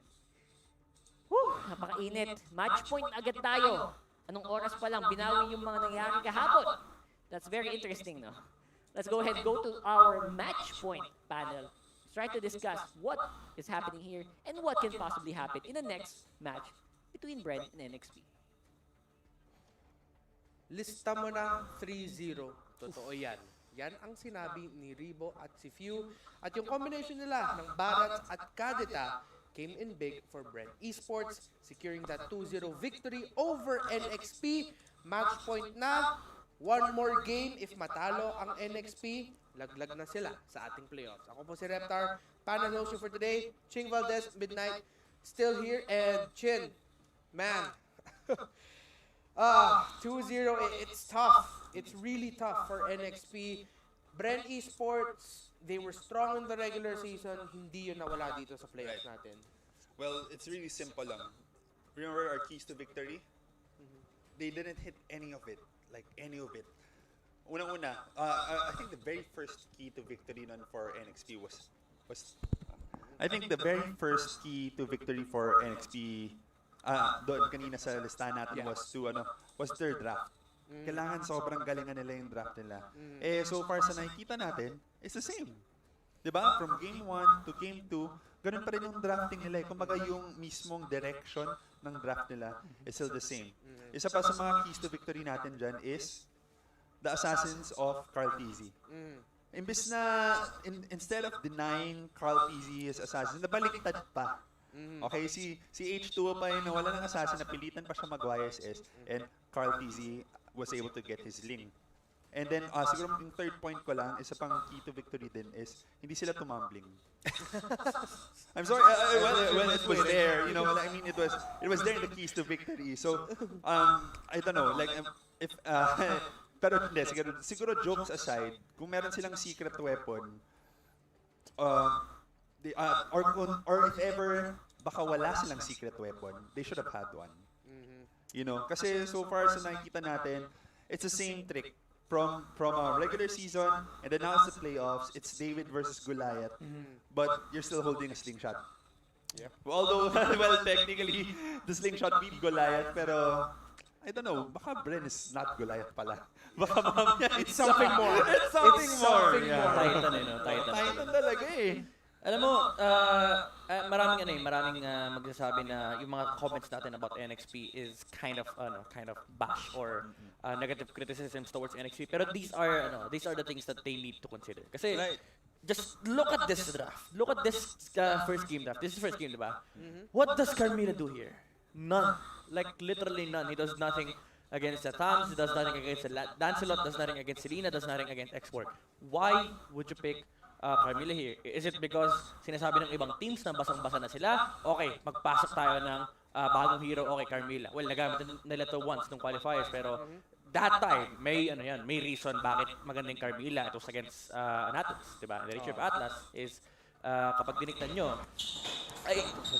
it was a draft meant for the Atlas comp. So itong draft naman ng NXP ngayon, hindi ko makita yung sense nung Carmilla. I get it, Carmilla Ling combination, that's nice. Dagdag mo pa yung Alice. Pero kung iisipin mo, yung combination na yan, you're against Bren Esports, you need to think about, okay, itong combination na to, anong ko-counter dito? Number one, main problem pa nga lang ni Ling si X-Borg, ang laki na niyan eh, di ba? One big problem that Ling faces against an X-Borg is the team fight aspect. Kapag wala ka ng ultimate, you respect the X-Borg ultimate. Literal na hanggat nandun yung X-Borg, hindi ka pwedeng pumasok sa team fight. Why? Yung sunog niya may slow, so you need to get out, get the hell out. Yeah. At kapag wala kang ulti, okay, wala na akong gagawin, goodbye teammates, di ba? So, dun pa lang, may problema na sila. So, you needed a team fight hero. Okay, Chester, hindi siya nakasupport hero dito. Nag-akay siya, okay. Medyo dual tank yung comp ng NXP. Where's the team fight? Could have picked up any other hero that can present team fight. For the love of God, kahit na yung Lolita sana pinasok nila eh. Kahit yung Lolita man lang, it's good against Selena, good against X-Borg. Asan yung Lolita? Lolita ni Chester, we've seen that against Blacklist International, I believe. Yes. He performed very well. And Lolita would have been enough on this composition. It had team fight potential, has pick-off potential alongside the Ling, and can provide what the Ling lacks, yung presence sa team fight. Kasi nga, re-respeto mo yung X-Borg. Come second game, yung sinabi ni Chin kanina, that's real. Force Carl TZ on YSS, they banned out all assassins. Roger Lancelot tinanggal ng Bren, and you pick up yeah, diba? And you pick up what? Uranus? Why? Diba? Parang walang sense eh. Although it's a nice hero to have, it's a good offlaner. Yeah. There are a lot of still offlaners out there. Andiyan pa si Kali. 'Diba? Andiyan pa yung mga reserve mo, sila Xborg, lumusot nga. 'Diba? And Bren Esports, sabi nila, okay, ayaw niya ayaw niya mag-ling kunin namin straight up yung link. Tapos dagdagan natin ng barracks. Yeah, and it's like we're also seeing here, just even from the draft ng game number 1, is Bren Esports, sa daming games that they're involved with, especially for MOBAs, they prioritize the draft. If you're gonna draft against Bren, expect to throw out everything that you have in the draft, kasi no matter how prepared you are, it's gonna be so hard to pull off a great draft against them. I mean, okay, along with the points that you mentioned in the Game 1 draft, the fact that they just gave away that, if I'm not mistaken, that was the first pick, or the first 3 picks was the Selena to the Few, which we saw throughout the regular season was really great. Nakita natin in that game, parang may auto-tracking na yung pana niya Pero Bizzle Arrow kept hitting. Wala parang may magnet yung... may magnet parang sabi yung... Sa naka-SBA 9999 yan. CL client trace pa yan. Ito mind you, they're not even the best drafting team. Bren Esports is not the best drafting team. I'll give that to Blacklist and Omega. Nakita naman kahapon yung drafting battle nung dalawa. Even the solo analyst, sinasabi nila, draft battle that. If you're against those teams, they dance around you. Actually, nung Blacklist International versus Next Play, solid nung regular season, ang dami nagsasabi na, ay parang basang-basa talaga ng Blacklist yung Next Play. You know why? They let Next Play play the best heroes kasi yun yung pinaghandaan nila. Right. So if you're against those teams, nakakatakot yun. And to twist the story here, if NXP did that, let's say they pick up Link, diba? Pwede nilang isipin na, okay, anong natitirang heroes ni Carteezy? Dalawa lang, 1-1 and the Roger.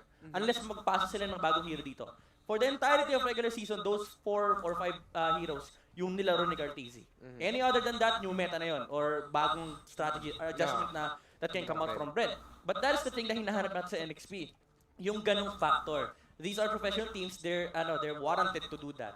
And they picked up Uranus for no reason at all. Yeah, and in game 2, even though nakuha ng NXP, especially for H2OU, he got his YSS, sure, Yawi nakuha din niya yung Kufra niya.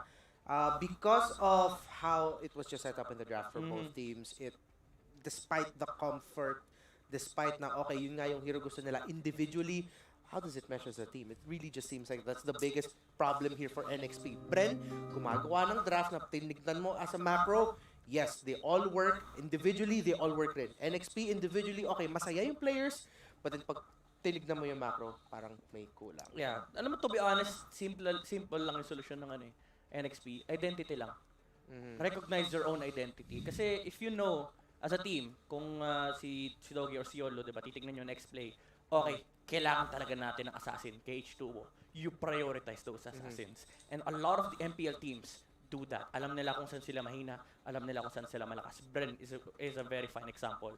They recognize na kapag naipit sila kay Carteezy on specific set of heroes, they adjust on other heroes to fit that to solve that problem.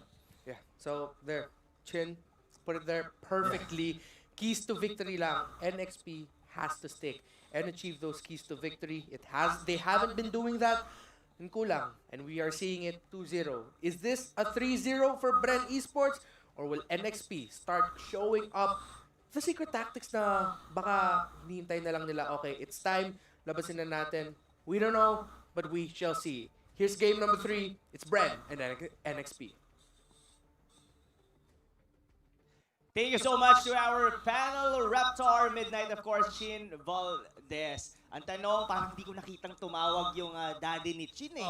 So, is it gonna be a time for NXP Solid to come back from this game? What do you think, Butters? Tumawag kay Rockhart. Ay, kay Rockhart tumawag. Kay Rockhart. Oo. So, by the way, ladies and gentlemen, this is already match point nga, gaya ng sinabi ng ating panel. And they were specifically saying that I guess kailangan nga nila iipitin, probably si Carl into the YSS. But for NXP Solid, what do you think should have they done? They had almost the lead. Like, around 2 to 3 minutes, they took 2 kills right off the bat, papunta sa Bren. Pero suddenly, biglang nawala yung lead. Okay. So, napapanood ko kasi kanina, ang ganda talaga ng start nung ginawa ng NXP. Yung start nila, nakakuha sila ng 2 kill. Na-punish nila yung ina-attempt na pagpasok ng Bren Esports papunta sa gubat nila. But the problem was, kapag ka kasi yung rotation mo nasira just because of a few rotations din, or sabihin natin, a few adjustments na ginagawa ng Bren Esports, nasabi na natin to kanina, hindi ka naglalaro sa larong gusto mo. Yeah. Naglalaro ka sa laro na sineset-up ng kalaban. So, ibig sabihin, at that point on, naglaro yung Bren Esports dun sa gustong mangyari ng next play. Yung next play dito, pinarusaan sila. But from there on out, it was all about Bren Esports. Not really adjusting anything. Inayos lang nila na hindi sila magiging aggressive kasi alam nila na may advantage na agad si H2O in terms of damage kasi nakakuha siya ng kills. Pero, at the end of the day, nagawa pa rin nila yung sila gawin. Si Yuzhong at si Ling, pupunta dun sa may si Yuzhong o si Baksha, pupunta sa may pinakalikod. Hahabulin si H2O. Si H2O, yung advantage na nakuha niya ng early game, hindi niya na mata-turn into damage. Kasi yung dalawang kaharap niya, yun yung mga pinakamakukunat na hero sa side ng Bren Esports. Yeah, totally. And what's another thing din for the YSS kanina, talagang hirap siya. Kita naman natin, it's not only the Basha rolling papunta sa kanya, yung Black Dragon, tapos even Few. Using the Oddity, papasok talaga sa kanya, petrifying him, Breath of the Ocean, tuloy-tuloy. Pero going back ngayon dito mga kaibigan, for our game number 3 draft, almost the same yung ginawa na banning dito for the first game ng NXP Solid. They went back onto it, Uranus and Barats. Meanwhile, Bren Esports, walang kailangang baguhin. They've had a stellar performance sa first 2 games. Pero NXP Solid removing the link. So, are they willing to, well, they're still the Lancelot, pero what's gonna be the first pick dito for Lost League? Selena. I think it's the Selena. Ayun, parang, actually nagulat nga sila parang, ba't yung binigay na naman yung Selena? Yes. Diba? Well, probably, it's part doon sa ano nila. Kasi pag kinuha agad dito ng Bren, yan, nakuha ngayon nila, dito yung possible na maging hero dito ni Carl TZ. Okay, so nakikita nyo dun sa may side naman na NXP Solid, they got the Lance. And I think yung adjustment na sinasabi ng panel natin kanina was achieved dito sa game number 3.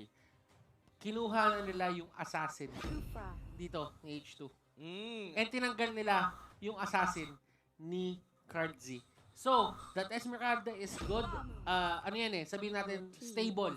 Stable na side laner yan. Hindi mo talaga matatanggal yan sa sirkulasyon ng mga side laner. Kasi nga, isa yan sa mga most banned heroes natin dito sa MPL-6 playoffs. Totoo. Ang maganda pa pala dito, no, Butters, is that nagdi-denian ngayon ang dalawang team ng hero. Bren Esports denying the Kufra dito, of course, of Yawi. Pero Yawi still has an answer on the name of this Jawhead. But look at how NXP Solid is banning. They're removing heroes na possible na gamitin dito ni Carl. What else ang naiiwan dito for Carl? Carl is one of the players for Bren who's been using marksman. Not only the YSS, he actually been using 1-1. Meron, I think there also a game na gumamit sila ng carry, or was it Doc Ribo na nagpalit sila? I think that was Doc Ribo. Nag-Carmilla yata nun si Carl. Pero it's clear to us that NXP Solid is trying to neutralize the heroes of Carl TC. Meanwhile naman, still Bren Esports has one target. Of course, that's H2O and possibly support heroes na pwede kay Chester. Okay, so inayos na ng NXP Solid dito yung banning nila. Tinutok na nila sa isang tao. Kasi nakita nila sa Carl kanina, sobrang hitik na hitik talaga makakuha ng kills Talagang parang at will ginagawa lahat ni Carl kasi sobrang komportable nung draft setup na ginagawa ng Bren Esports dito. For the side of NXP Solid, this is a welcome change for them. Yes. I would have preferred, sabihin na natin, mas gugustuhin ko sana na ginawa nila to nung game number 2. Pero at least ginawa nila ng game number 3. At least may expect tayo sa kanila na possible na gumanda yung ikot nila dito. Just because hindi na nila kumbaga, ni-recognize na nila, problema natin si Carl. Yun lang. Yes, problema natin si Carl. Siya yung pahirapan natin this game number 3. And looking very strong dito ngayon ang mga pick ng NXP Solid. MBC Yuzong, I think isa yan sa mga hero na working well for them. So does Esmeralda. Pero here comes the Leomord. We've seen a Leomord game yesterday. That was from Signal Ultra. Kung di ako nagkakamali. The Angela and the Leomord. Tama ba? I guess that was Signal Ultra. Okay. So, ito yung sinasabi namin na na-realize na din ng Bren Leomord na they do have their own playstyle din na ginagawa nila and they have these big guns yung mga malalaking bala nila na pwede nila ditong ilabas sa NXP Solid para makuha talaga nila yung 3-0 na pinangako nila sa mga fans nila. Yes. At kay Barbiel na ba ang sagot? Phantom Steed nga ba ang sagot? Phantom Steed nga ba ang sagot? Pero there's something to note here on Bren Esports lineup right now, mga kaibigan, is that this is all physical, aside of course from the Selena, pero that's only a single target type of assassin na mage. Pero meanwhile naman for NXP Solid, this is still a complex draft. Sasuke. I remember na ginawa to ng NXP Solid, their dual tank setup na sobrang dominant specifically on the early game. This is the Hilda and the Jawhead na talagang manggugulo lang, mangi-invade. And basically, dito sa team ng Bren Esports, probably yung purple mapupunta kay Few. And Carl TC will be the one to take the orange buff, medyo split. This is a different style na papakita sa atin ng Bren Esports, but this kind of draft ng NXP Solid, they have done this and they were successful in this draft. Okay, so, NXP Solid right now, for the fans, bigyan lang namin kayo ng nangyayari talaga dito. NXP Solid is fighting for tournament life. Yes. Pag matalo yung NXP dito, out na sila sa playoffs. For Bren Esports, they're looking good kahit matalo sila dito ng 2 straight, they still have game number 5 to actually look forward to at para ma-level to. So, NXP Solid, ladies and gentlemen, mahaba-haba pa yung gagawin nila ditong pagbawi kung gusto talaga nila makapasok dun sa next round ng ating tournament. And that is the current state ng series natin, ladies and gentlemen. Pumasok na tayo sa Celestial Palace para makita natin kung ano nga ba ang magiging resulta netong game number 3. Yes, ano nga kaya ang resulta dito, mga kaibigan? Game number 3, Bren Esports laban sa NXP Solid. They need to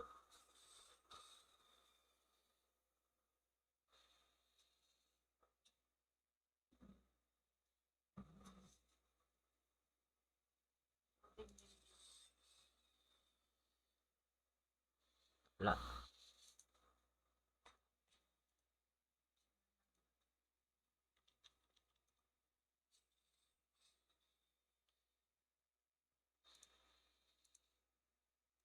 bounce back dito, mga kaibigan, or else this might be their last match dito sa MPL Season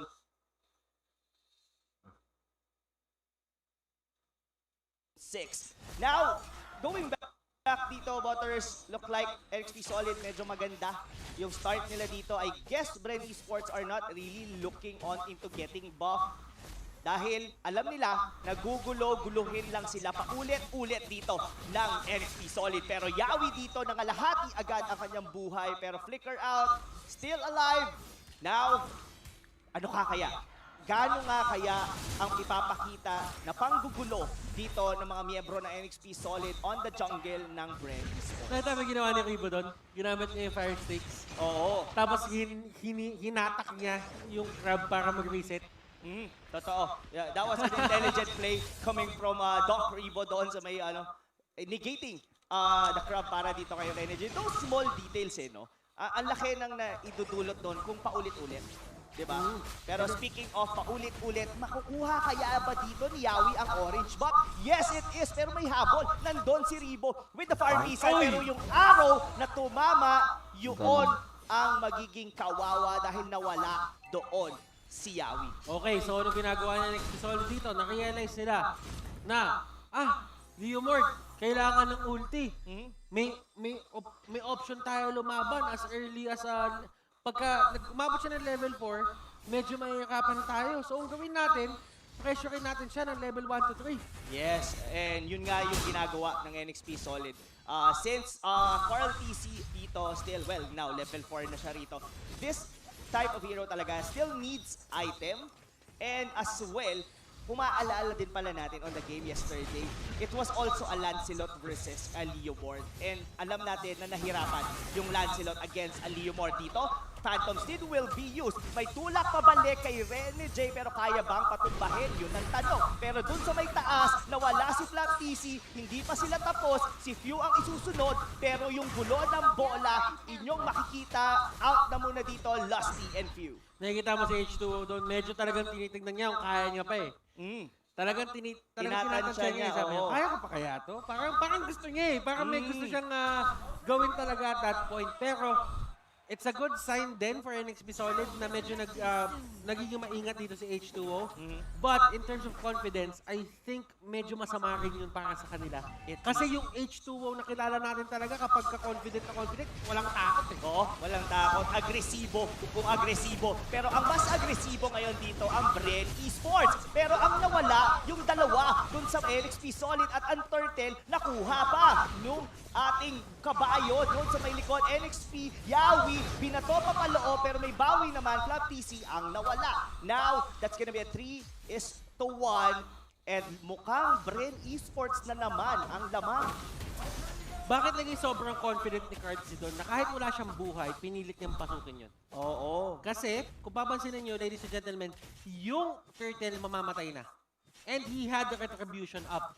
So, ibig sabihin, kung hindi man siya makakuha ng lifesteal, may extra protection siya from the turtle buff. Totoo. So, ang ginawa niya, pinasok niya, at nung nakita niya pwede i-retry niya. So, dalawang stack ang nakuha niya. May lifesteal at may shield. Galing sa turtle protection buff. Totoo. And given na killing spree pa yung kanyang emblem dito. So, meaning, once na makapatay lang dito si Carl TC, he could be able to sustain the team fight. And now, NXP Solid dito, this is their game. I mean, the early game is for NXP Solid, pero Bren Esports is slowly climbing the ladder, mga kaibigan, dahil mukhang sila pa yata ang mas nakakalamang dito sa umpisa ng laro. Yung arrow, tumama na naman, but that's gonna be a heal dahil dito papasukin definitely ng Bren Esports.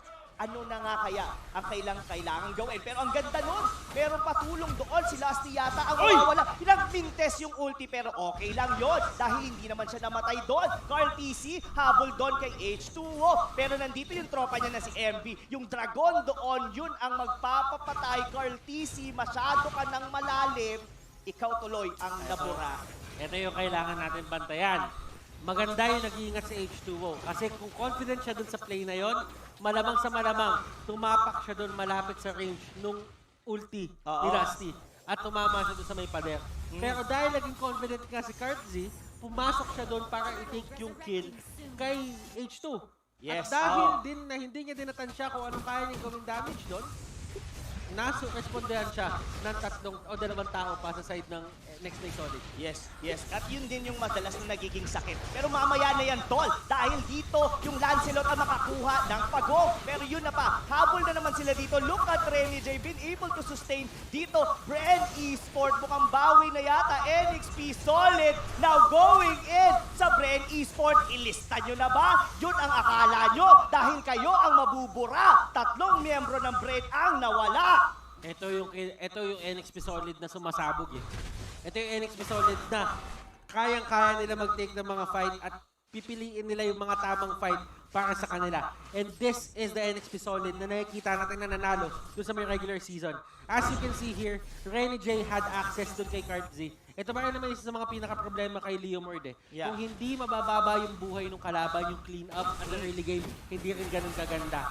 And at the same time, ang dali lang din hulihin talaga ng isang Leomord. Tatandaan natin na kung Yison Shin sinasabi natin na isa yung dash niya at nare-refresh lang, ito talaga literal isang dash lang. Literal isang dash lang regardless na nakakabayo pa siya, hindi siya ganon kabilis tumakbo. Pero yun na nga mga tol. Like what Butter said, wala yung 30% for the passive ng isang Leomord. H2O, kaya ba siya dito patayin? Pero the Thorn Rose, medyo bubuhayin siya doon. Ribo dito mga kaibigan, low HP pero may immortality pa nga naman din. Will they be able to steal this purple buff? I guess wag na dahil masyado na tong malalim. NXP Solid dito mga kaibigan, surprisingly coming back from this game 3. Okay. So gumana dito yung setup nila na Esmeralda, Renny J at H2O Lance. Nakita natin kung paano naghihirap yung Bren Esports dito since tinarget nila si Cardsy. And Cardsy ngayon, 2 beses siya nahuhuli dito. Yung isa dahil siya ay nagasim at yung pangalawa dahil nahuli siya ng NXP Solid. And this is the thing na gusto mo makita sa NXP Solid kung NXP fan ka at talagang gusto mo sila makabawi. This is the form na talagang hindi sila magpapatalo. Hindi nga yata talaga magpapatalo, Kuya Butters. Pero si Chester nahuli doon sa likod. Out na ba for NXP? Yun na nga. Pero one thing pala, no, Kuya Butters, hindi natin masyadong pinapansin. Si Renny J. 2-0 to KDA. At talagang may palag. Huli ba dito? Fandom execution out. Lusty, medyo malalim. Ipapunish ba ng NXP? Si Renegade naman kasi ngayon, yung galaw niya, he wants to stay in lane at saka 1v1 lang. Kasi yun yung average na tinatawag natin eh. It's the average factor na gusto mo muna kunin yung cap gold na makukuha, gold cap na makukuha mo dyan before ka talaga totally lumaban. Pero dahil nga maganda yung start ni Renegade, ngayon pa lang lumalaban na siya agad at nahuli nila si View dito. This is big for the side of NXP. Sobrang big nun. Dahil ang big na rin nung shield doon. Look at Renny J, parang nakaglutan na yan, tol. Hindi na niya kayang mawala. Nako, Lasty, tumakbo, takbo ka na. Dahil papasok na yan, bigla. Renny J, killing spree. Ano kayo ngayon, mga tol? Yawi. Now, NXP solid. This is looking very strong. Mukhang hindi yata matutuloy ang mga hula.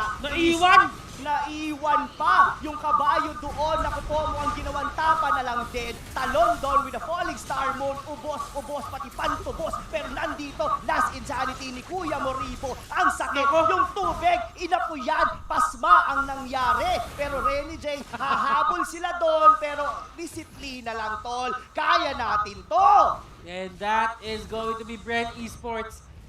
Sinagot na nila yung pressure na dinadala ng NXP Solid dito. Parang sinabi lang na, teka lang, masyado ata kayo naging agresibo, nakalimutan nyo kung ano yung kaya namin gawin.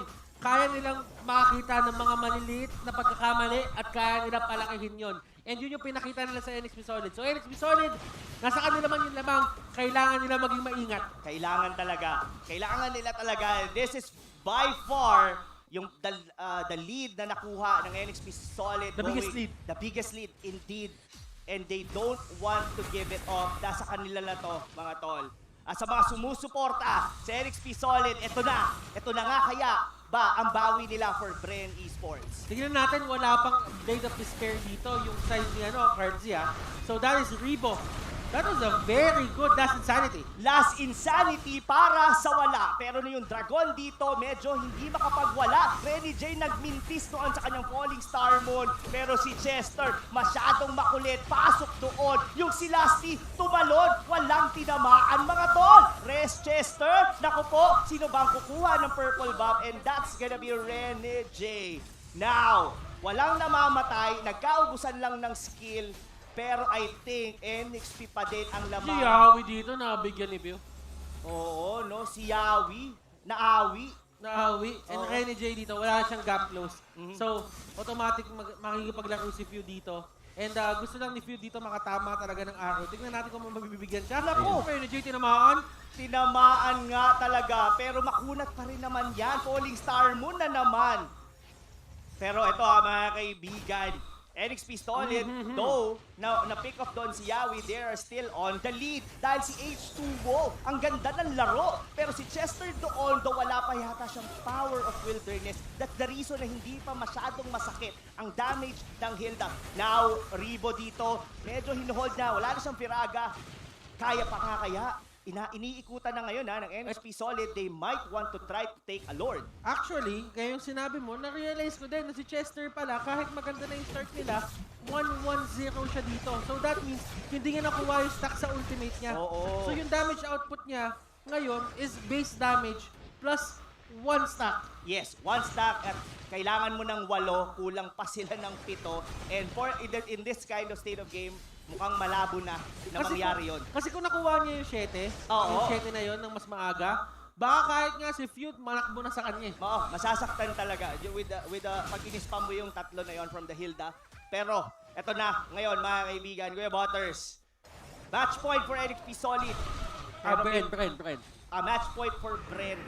Pero, mukhang ang NXP Solid, hindi sila bibigyan ng easy way papuntang semifinals. Okay, so tingnan natin dito. This is going to be a key factor para sa pagkapanalo ng NXP Solid. Bren Esports, hindi nila pwedeng ibigay ito. Hindi talaga nila pwedeng ibigay, pero dahil meron ditong mabibigyan, MB dito may hinahanap yung Dragon. Sino nga kaya yon, mga tol? Sinong unang mabubura? Medyo sustain ang laban ng bawat isa, pero yung Dragon Tail nagpaangat ng 3, pero walang namatay.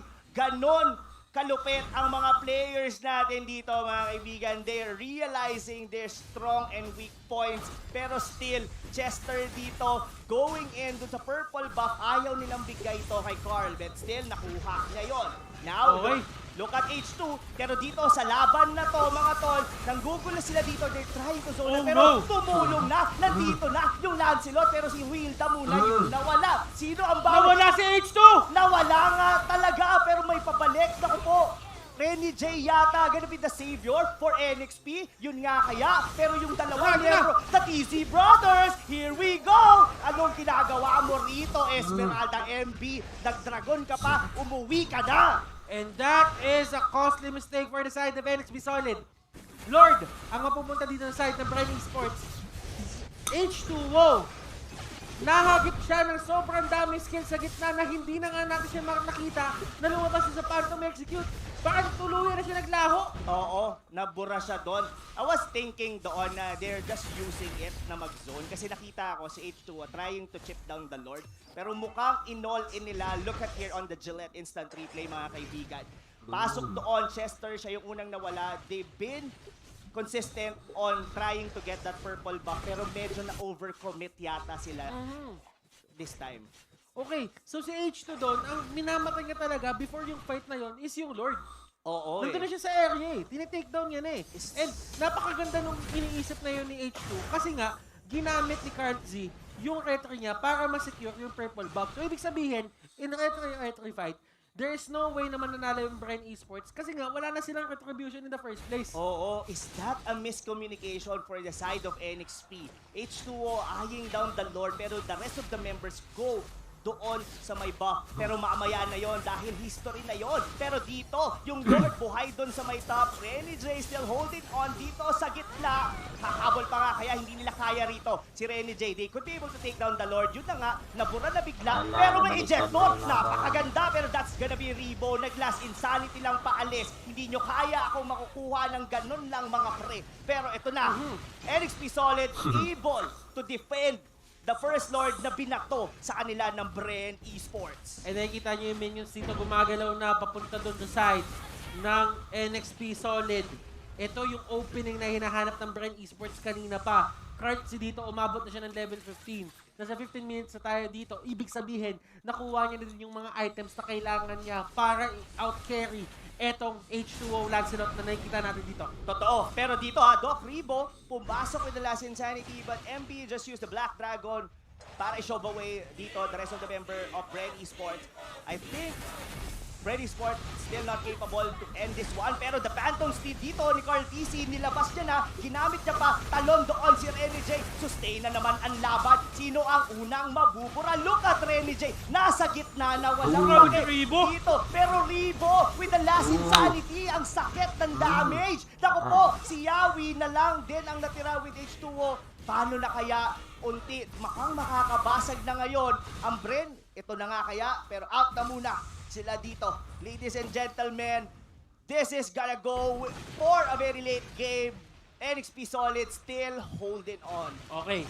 Key factors tayo dito para manalo sila. Yung kanina may key factors tayo sa series, ngayon may key factors tayo sa game. Sa NXP Solid, huwag sila lumaban na may ultimate dito yung side ng Bren Esports. Hindi magiging patas sa kanila yun. Kailangan antayin nila mawala yung Phantom Flip ni Carl Z. Kapag may Phantom Flip si Carl Z, ganito yung nangyayari. Oo. Talagang may mapipitas talaga na isa. Pero at this point kasi, the Phantom Steed, if I'm not mistaken, this is less than 15 seconds or rather 20 ang cooldown. So this is really spammable at this moment. Pero ito na, Yawi dito. Siya yung wala. It's gonna be 20 seconds on the death timer. Kaya pa kayang i-hold to ng NXP Solid. They almost had it, ladies and gentlemen. They have to prove it na kaya nila na tumakos ng laro. And it wouldn't really take a miracle for NXP Solid to come back from this. But still, Bren Esports, hindi nila ginagawang madali yung pag-comeback dito ng Bren Esports. And that is going to be Renny J going down. Yes, that's gonna be it. Dahil kanina, hindi siya basta-basta na nabubura. Yung tubig din, biglang nawala. Naku po, dalawang miyembro ng NXP Solid na ang nawawala. Sino pa kaya ang matitira? MP doon sa likod. Though, napatay niya si Carl TC. Ang tawag ba doon? Enough na ba yun? May lista na ba na magaganap? Ang bida nagpabubugbog daw sa una. Pero ito nakakaya dahil ang NXP Solid ay unti-unting nawawala. Si Chester na lang ang natitira. 3-0. Magkakatotoo ba ang hula? 3-0. And that is going to be the game. 3-0. Katulad ng sinabi nung kanilang coach. They delivered, ladies and gentlemen. But still, I thought that that was NXP Solid's game to win. And tingnan mo sila, nag-enjoy sila dahil tama ang 3-0. kanilang prediction. Kung nakikita niyo dito kung paano sila mag-enjoy ngayon, pinapakita lang nila na, men, 3-0. Yes, 3-0. Pero that was a beautiful team fight from Bren Esports. I'm not gonna lie. They just started with Last Insanity. And after the Last Insanity, that's the time na magpa-Phantom Steed si Carl TZ. And the rest is gonna be history. Ang ganda ng pacing nung una ng next play. Talagang hinanap nila yung mga weak points, yung side ng Bren. Alam nila na kaya nila yung Bren for the first few minutes of the game. Kaya yung Lance na H2O, nagwala talaga eh. Oo. Ang hindi na lang nila nahanap dito is kung paano i-contain yung lineup ng Bren Esports. Kasi kahit sabihin mong, yes, nagwawala si H2O, pero dun sa may kabilang lane may nagwa-farm. Dun sa kabilang lane may nagwa-farm din. So, ibig sabihin, habang lumalaki na lumalaki yung problema, natutuon na din yung pansin ni H2O dun sa kabilang lane na kahit yung na-shutdown niya dun sa may gitna, nakabawi na rin. Yeah.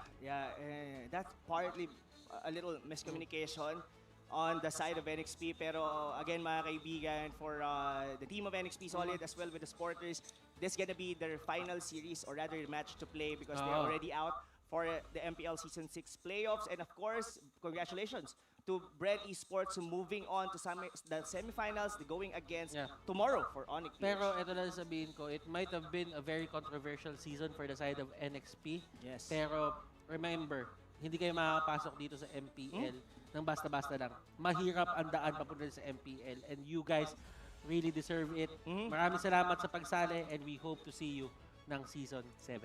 Yes, we hope to see you on Season 7. This may be their rookie year but they proved to us that they are capable and really worth na nandito sa atin sa MPL Season 6. Congrats, Bren.